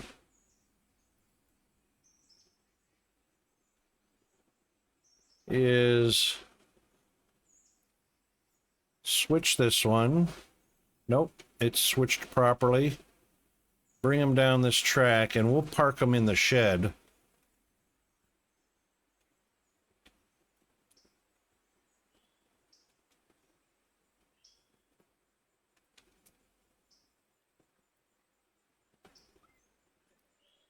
Park him in the shed. Nope, that stays.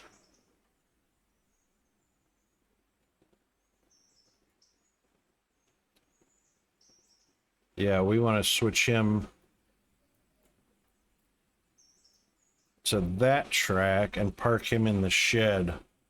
Yep.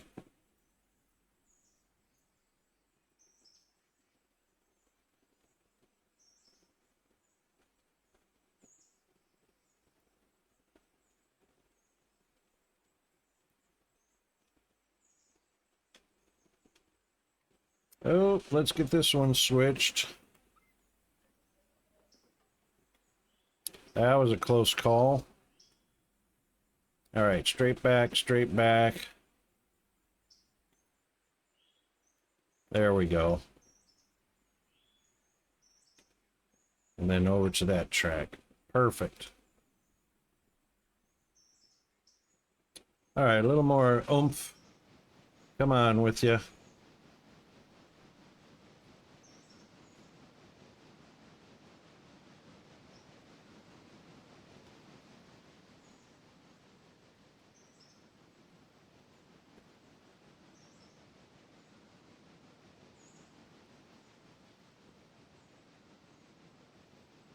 Good tunage.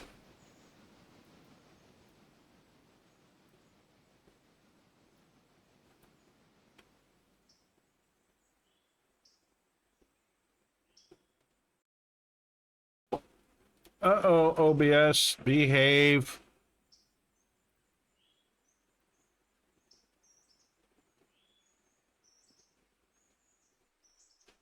There we go.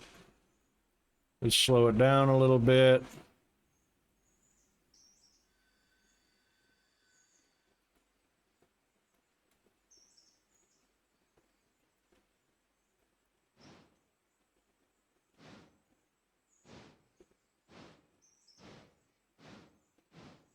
That's good. All right. Let us set into neutral. Put on the brake. Very good.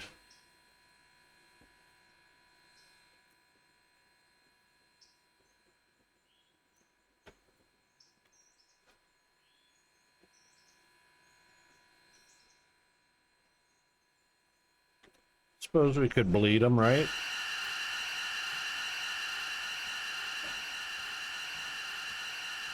Except we don't have a handbrake, do we? Let's not bleed him. He's going to bleed the steam out of the tank. Yeah, we don't have a handbrake. But if I was you, when it comes time to put the signals up, I wouldn't do it. The signals?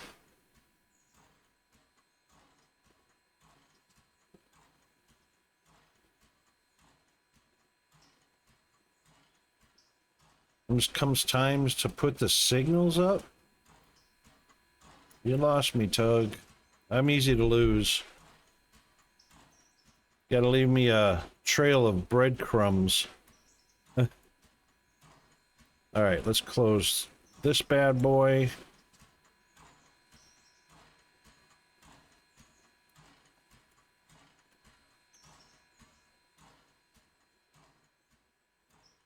Let's close that one. Now, I wonder...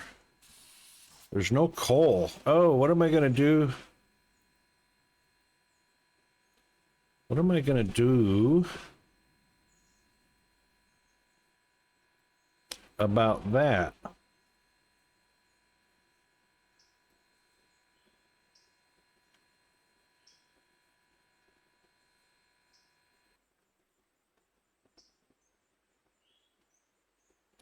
MU? Cutout? Oh, there is a handbrake.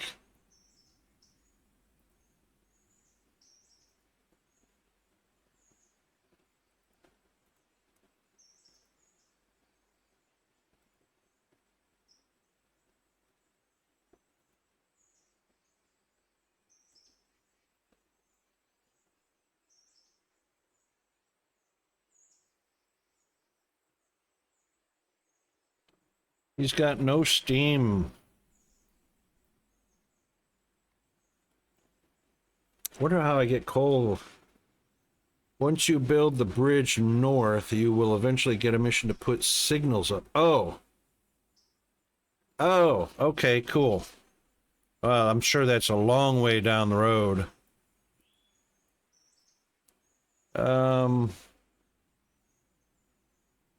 East Whittier interchange to Atlantic Locomotive Works. Oh, no kidding. And now I've got them blocked in. Well, that was dumb.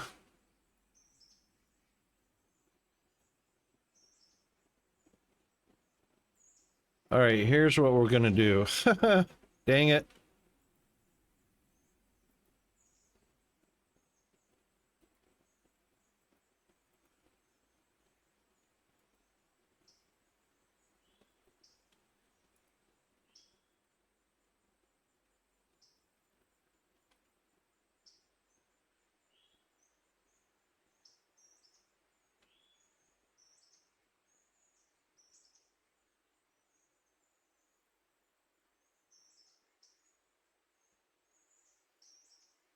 I can't.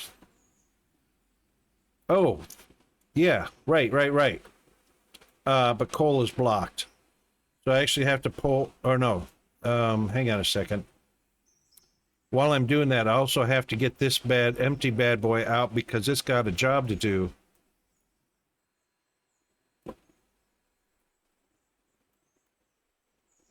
Yeah.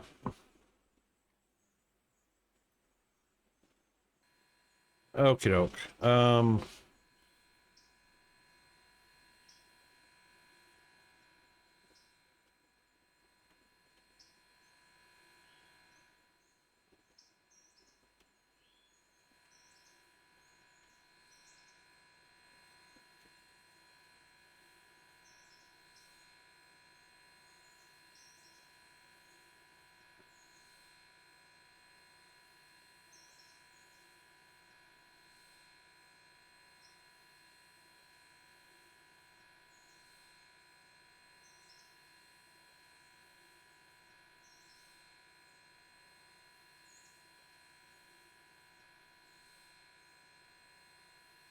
Oh, 6 a.m.? What are we at? 7:55 p.m.? I have an overlay blocking.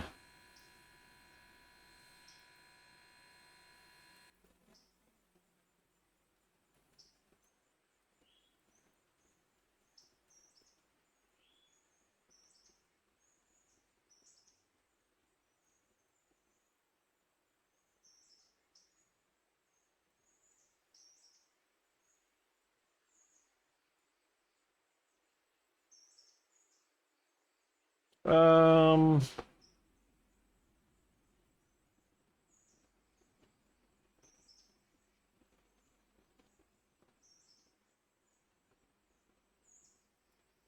there we go.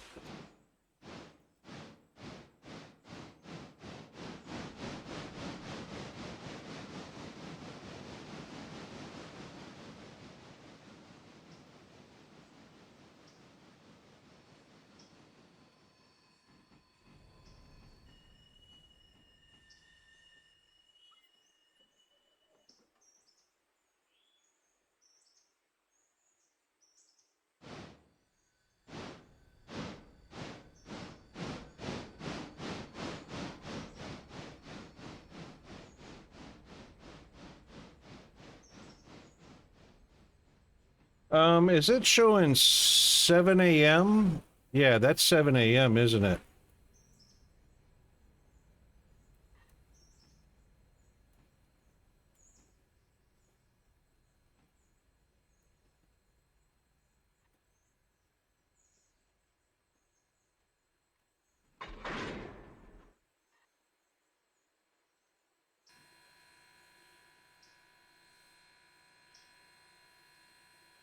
Okay. Wrong side.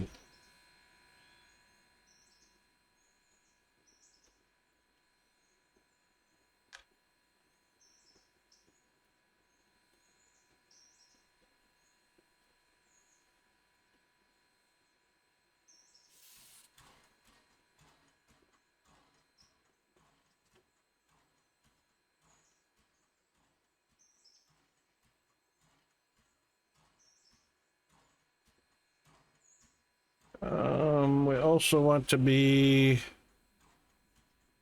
engine 1 needs to be in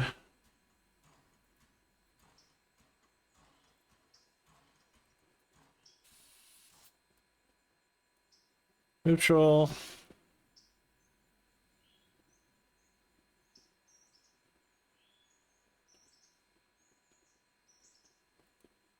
That's good.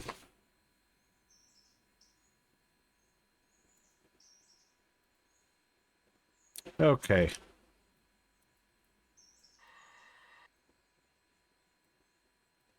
Yep, all good.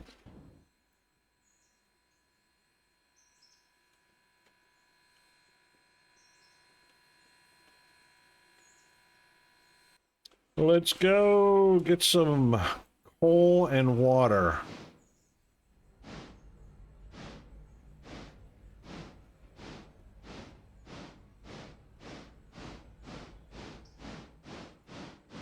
Excellent.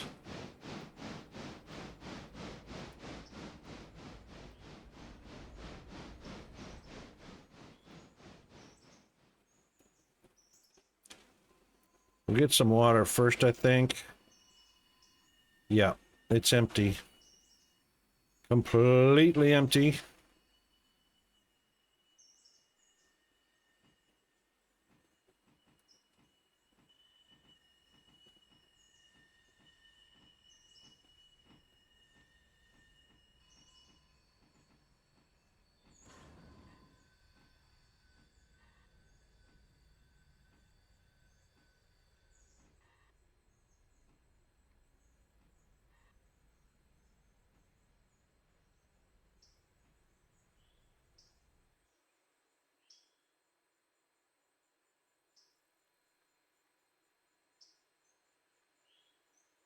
Yeah, that should be close enough. That'll work.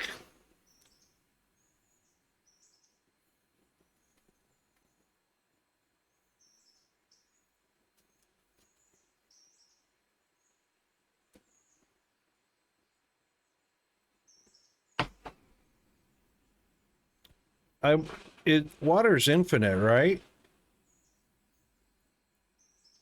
Since it's a pipe coming out of the ground. It's the coal that we have to make sure, yeah.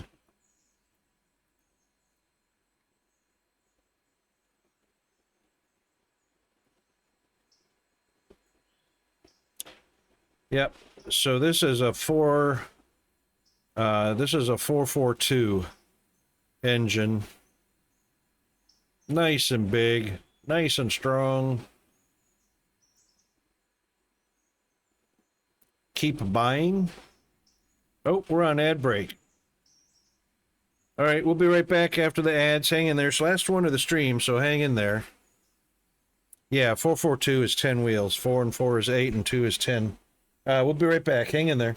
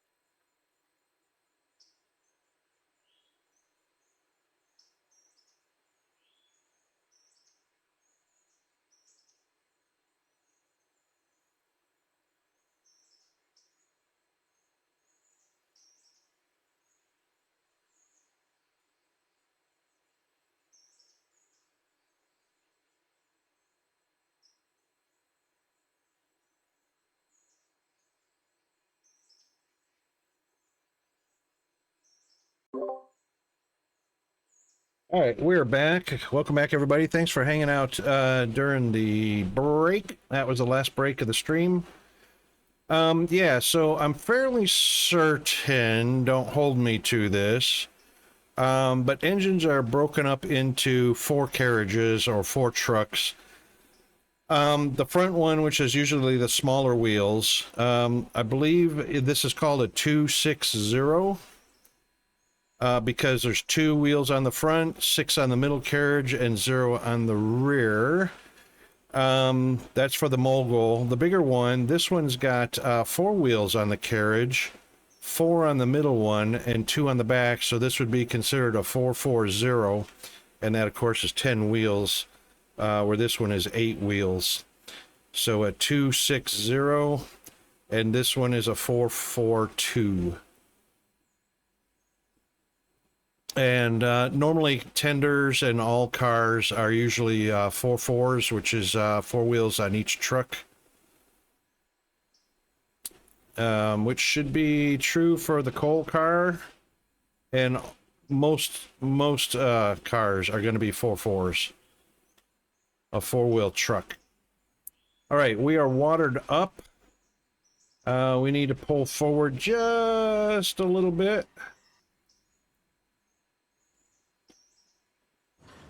A little more. A little more until our coal is lined up.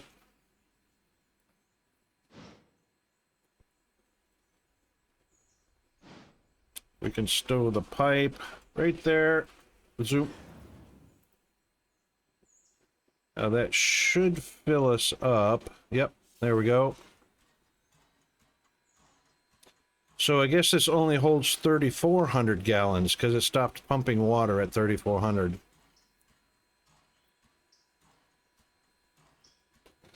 So it's probably going to be 2 tons of coal in the tender.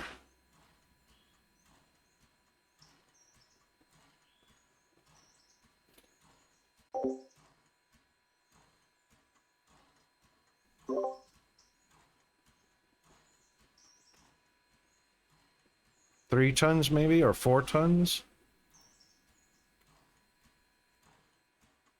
Maybe more.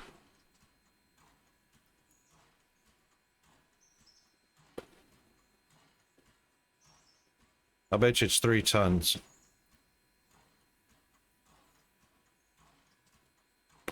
Yep, 3 tons, 3,400 on the water. We can fill the water up on this one. I'm not going to bother filling up the coal. All right.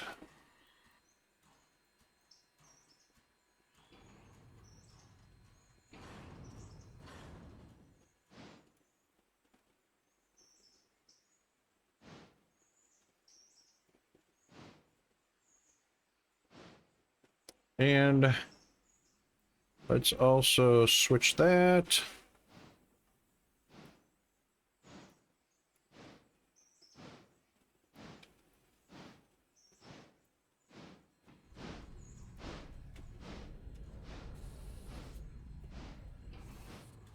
That was a little too far.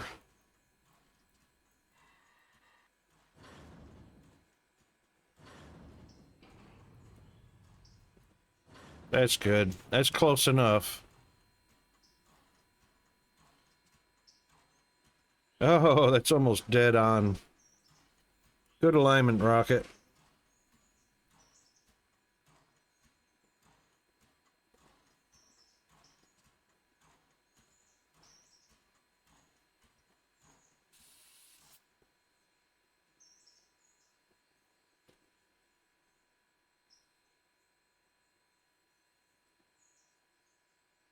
This one goes over 3,400. What the heck? It's the same kind of tender. It should be a 4,000 gallon tender. Why did that one stop at 34? That's interesting.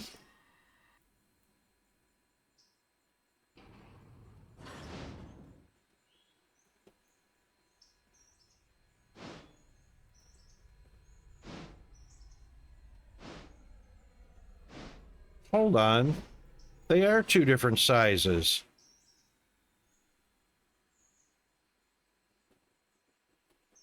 That says full coal, 3 tons, full water, 3,400. This is full at 4,000. What's up with that, Tug?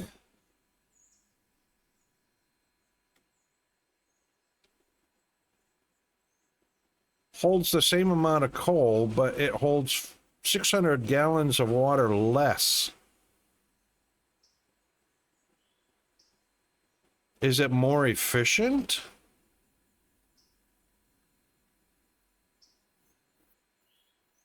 That's really interesting.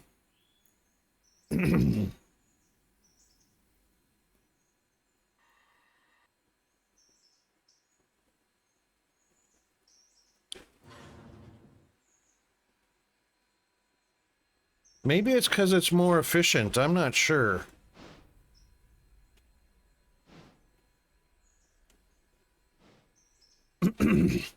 Let's see if it'll put more water in.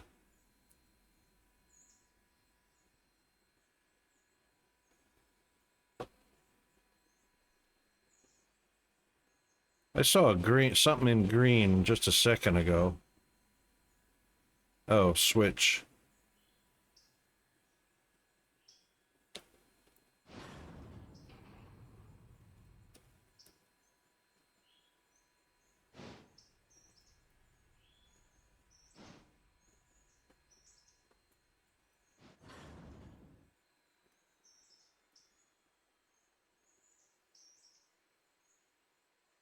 Nope, it's not going to put more water in.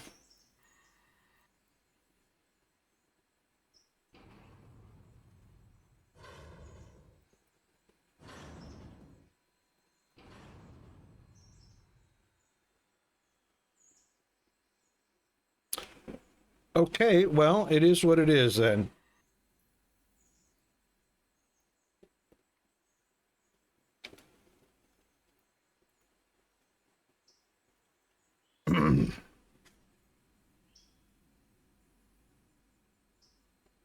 Three passengers, train, yep, all right.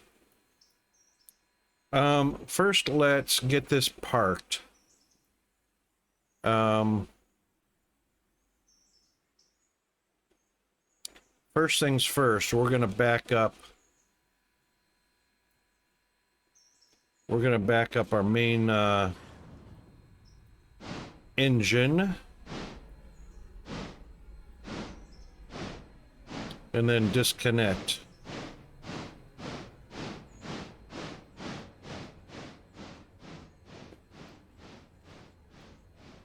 Just so we've got them out of the way.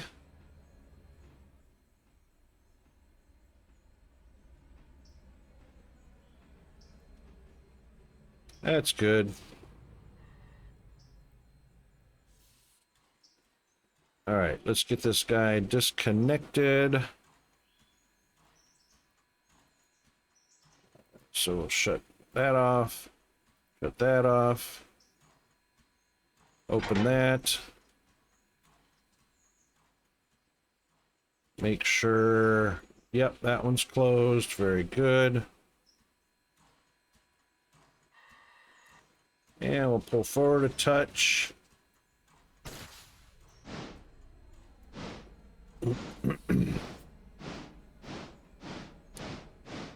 Till we get past the switch.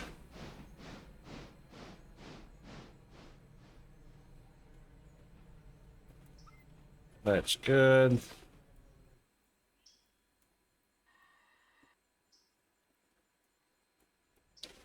And we'll get reversed and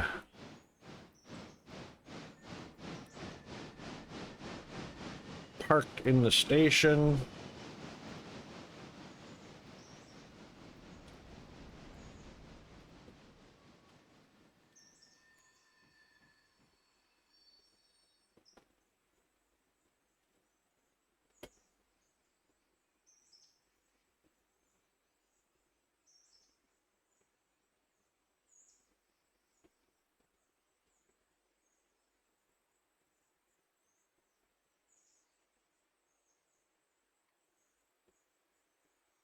That's good.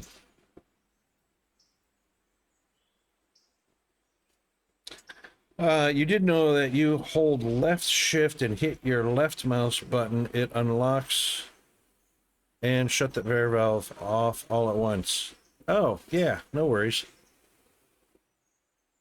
I didn't even bother with the glad handing. I only glad hand them when I hook them up. I just let them snap when they disconnect. When I back up. Like they do in the rail yard.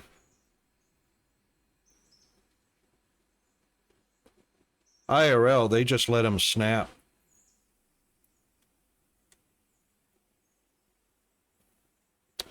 All right, so number 2 is in the shed. And we're going to apply the brake.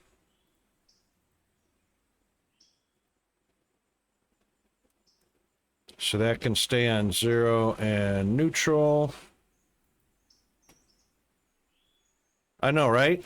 It's pretty cool, ain't it? All right, we are on number 1 now. Brake is released. 100% condition. We're good to go. Yay.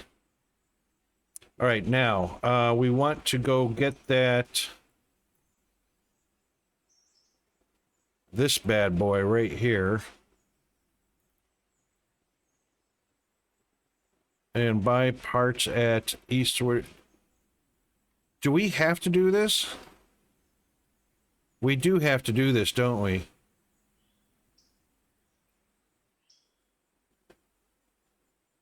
Actually, the destination is right here. Well, it's the interchange. Do we have to do this?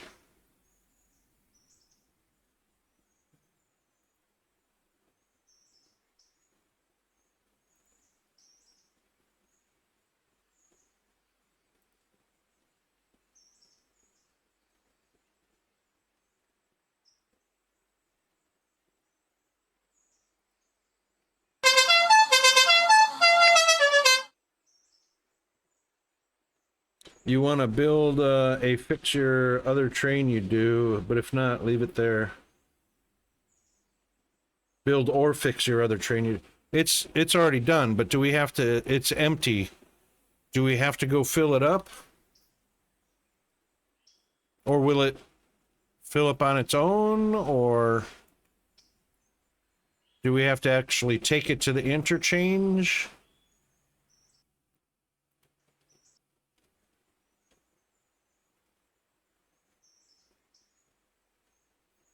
Okay, so we have to actually manually take it to the interchange to get it. You know what I should do? I should just take it there. I should take it there and leave it there until end of day, right? That was our end of stream.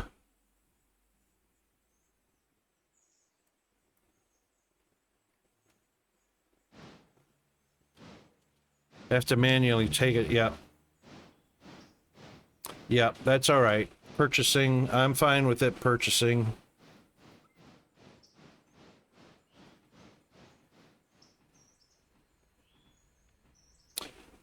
I did not know the trains would do that. How about that? I did not switch that switch, and when the train pulled over, it forced the switch to change. I did not know they would do that.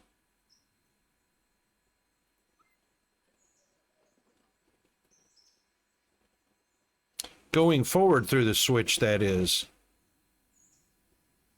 Obviously going... So this is how the switch was reversed. When I pulled forward, it changed it to normal.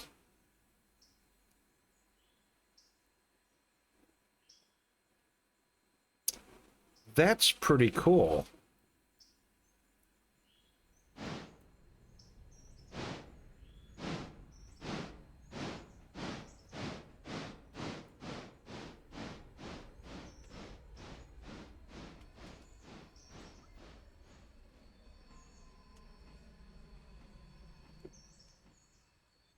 Yeah, one way. Obviously, if you come from the other direction, it won't do it.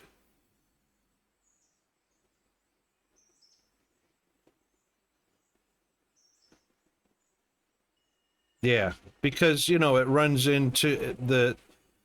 Wherever the switch position is, the wheel tries to go, you know, in there. But it'll force it... Yeah, it'll force it closed from one direction.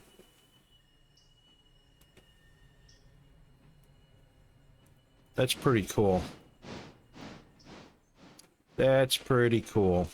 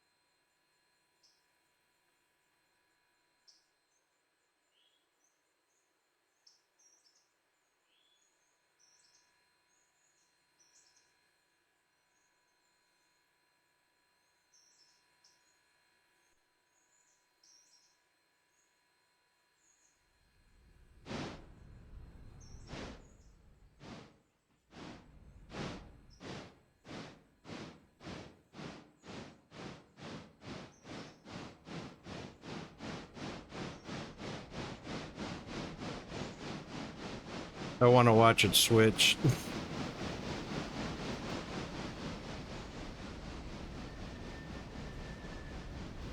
So that should turn. There it goes. That's so cool.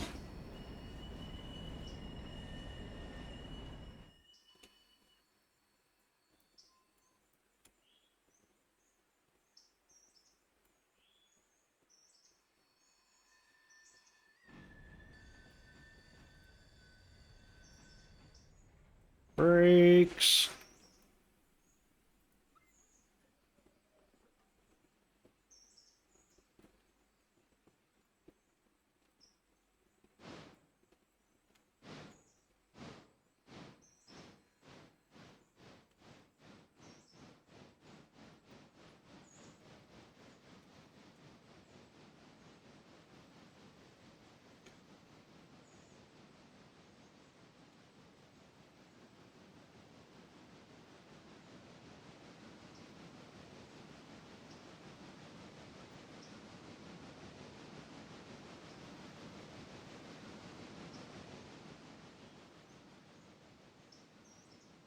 Yeah, I love trains, man.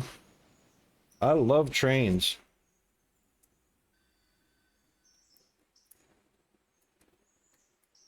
Earlier at the beginning of the stream, we were talking about taking a ride on the GAN.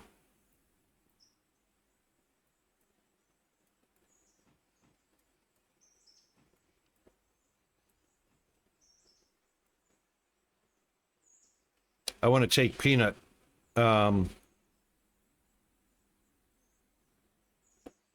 Take Peanut for a ride on the GAN.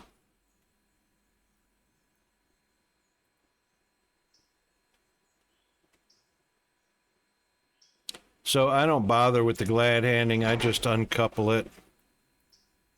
And I go.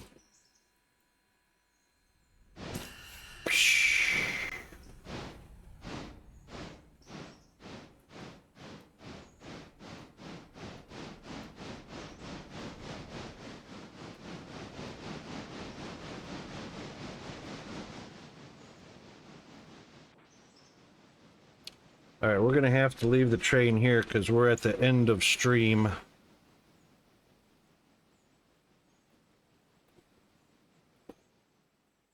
Fun times, though. Fun times.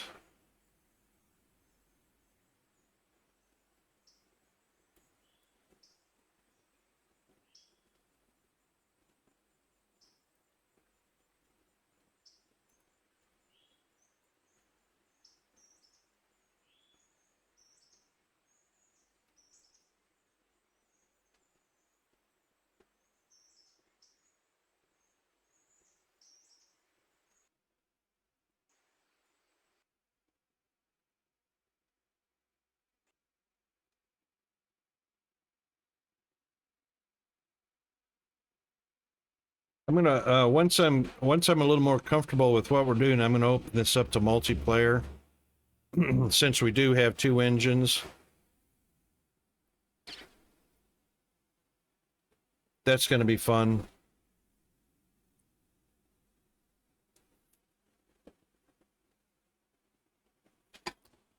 All right then, let's do the raiding tools while I look to see who we're gonna raid.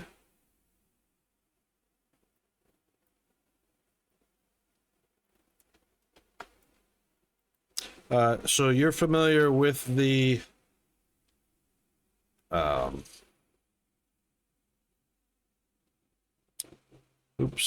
familiar with the sets of icons. The first set is for subscribers. The second set is for not subscribers.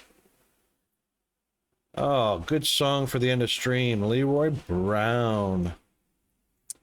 All right, let's get to beautiful sky out there. So we started at 56 this morning. Got up to 62 as we started the stream, and it's now 77 wonderful degrees. 10 to 15 engines you jump around on. Oh my God. Seriously. Oh, man. That's crazy. That's a lot of trains for one man to handle. That's a lot.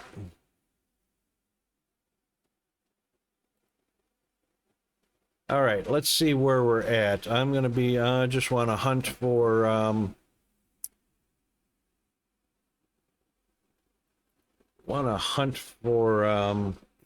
who we're going to raid into.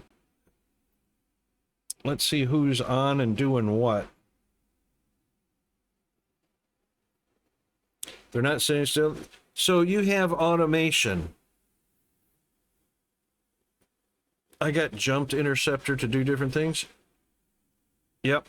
So you have AIs doing them, right? I have to learn the AIs. Excuse me, the AI stuff.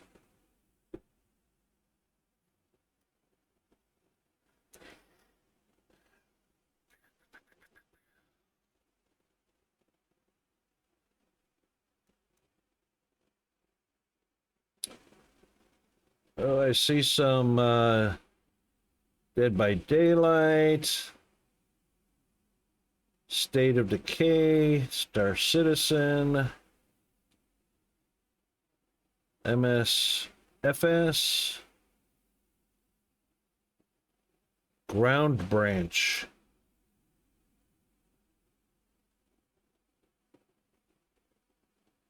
I don't know what Ground Branch is. Got some Farm Sim and some Devour. Yeah, AI running them. Only time I take over is when I'm switching cars and moving stuff around, and then I'll get them rolling back out. Yeah. Yeah. That's pretty cool. Pretty darn cool. Okay, so time for us to go out and enjoy some of the wonderful weather out there. We've got our raid lined up and ready to go. You guys got your raiding tools. Thanks for Bandits First in Stream, Redeem. Thanks for the follow from Skylab. And Zombie reaching 185 stream streak. Wow. Awesome. Thanks for Tug coming on in. And good to see Mr. Game Detective. And don't forget to check out his stream when you get a chance. Mass Bandit when you get a chance. And one of our wonderful moderators, GFA Undead, don't forget to check him out when you get the chance. That takes care of our Thirsty Thursday as the Western world in the Northern Hemisphere work their way into their Thirsty Thursday if they're not already. They should be shortly. And right over on the next screen, we'll get all of the appropriate and official thank yous. And we'll be on tomorrow's stream for our TGI Friday.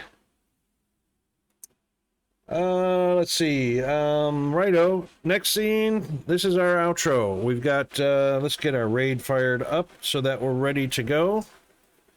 Thanks again, everybody, for today's viewership and support. I appreciate it very much. Mr. Hunter, Game Detective, Zombie Roni, Mass Bandit, Mr. Tibbs, and Mr. Tug. All right, then. We will be raiding very shortly, so hang in there. I'm the Rock Wolf in the Rock Wolf Studios. That's it for me. See ya.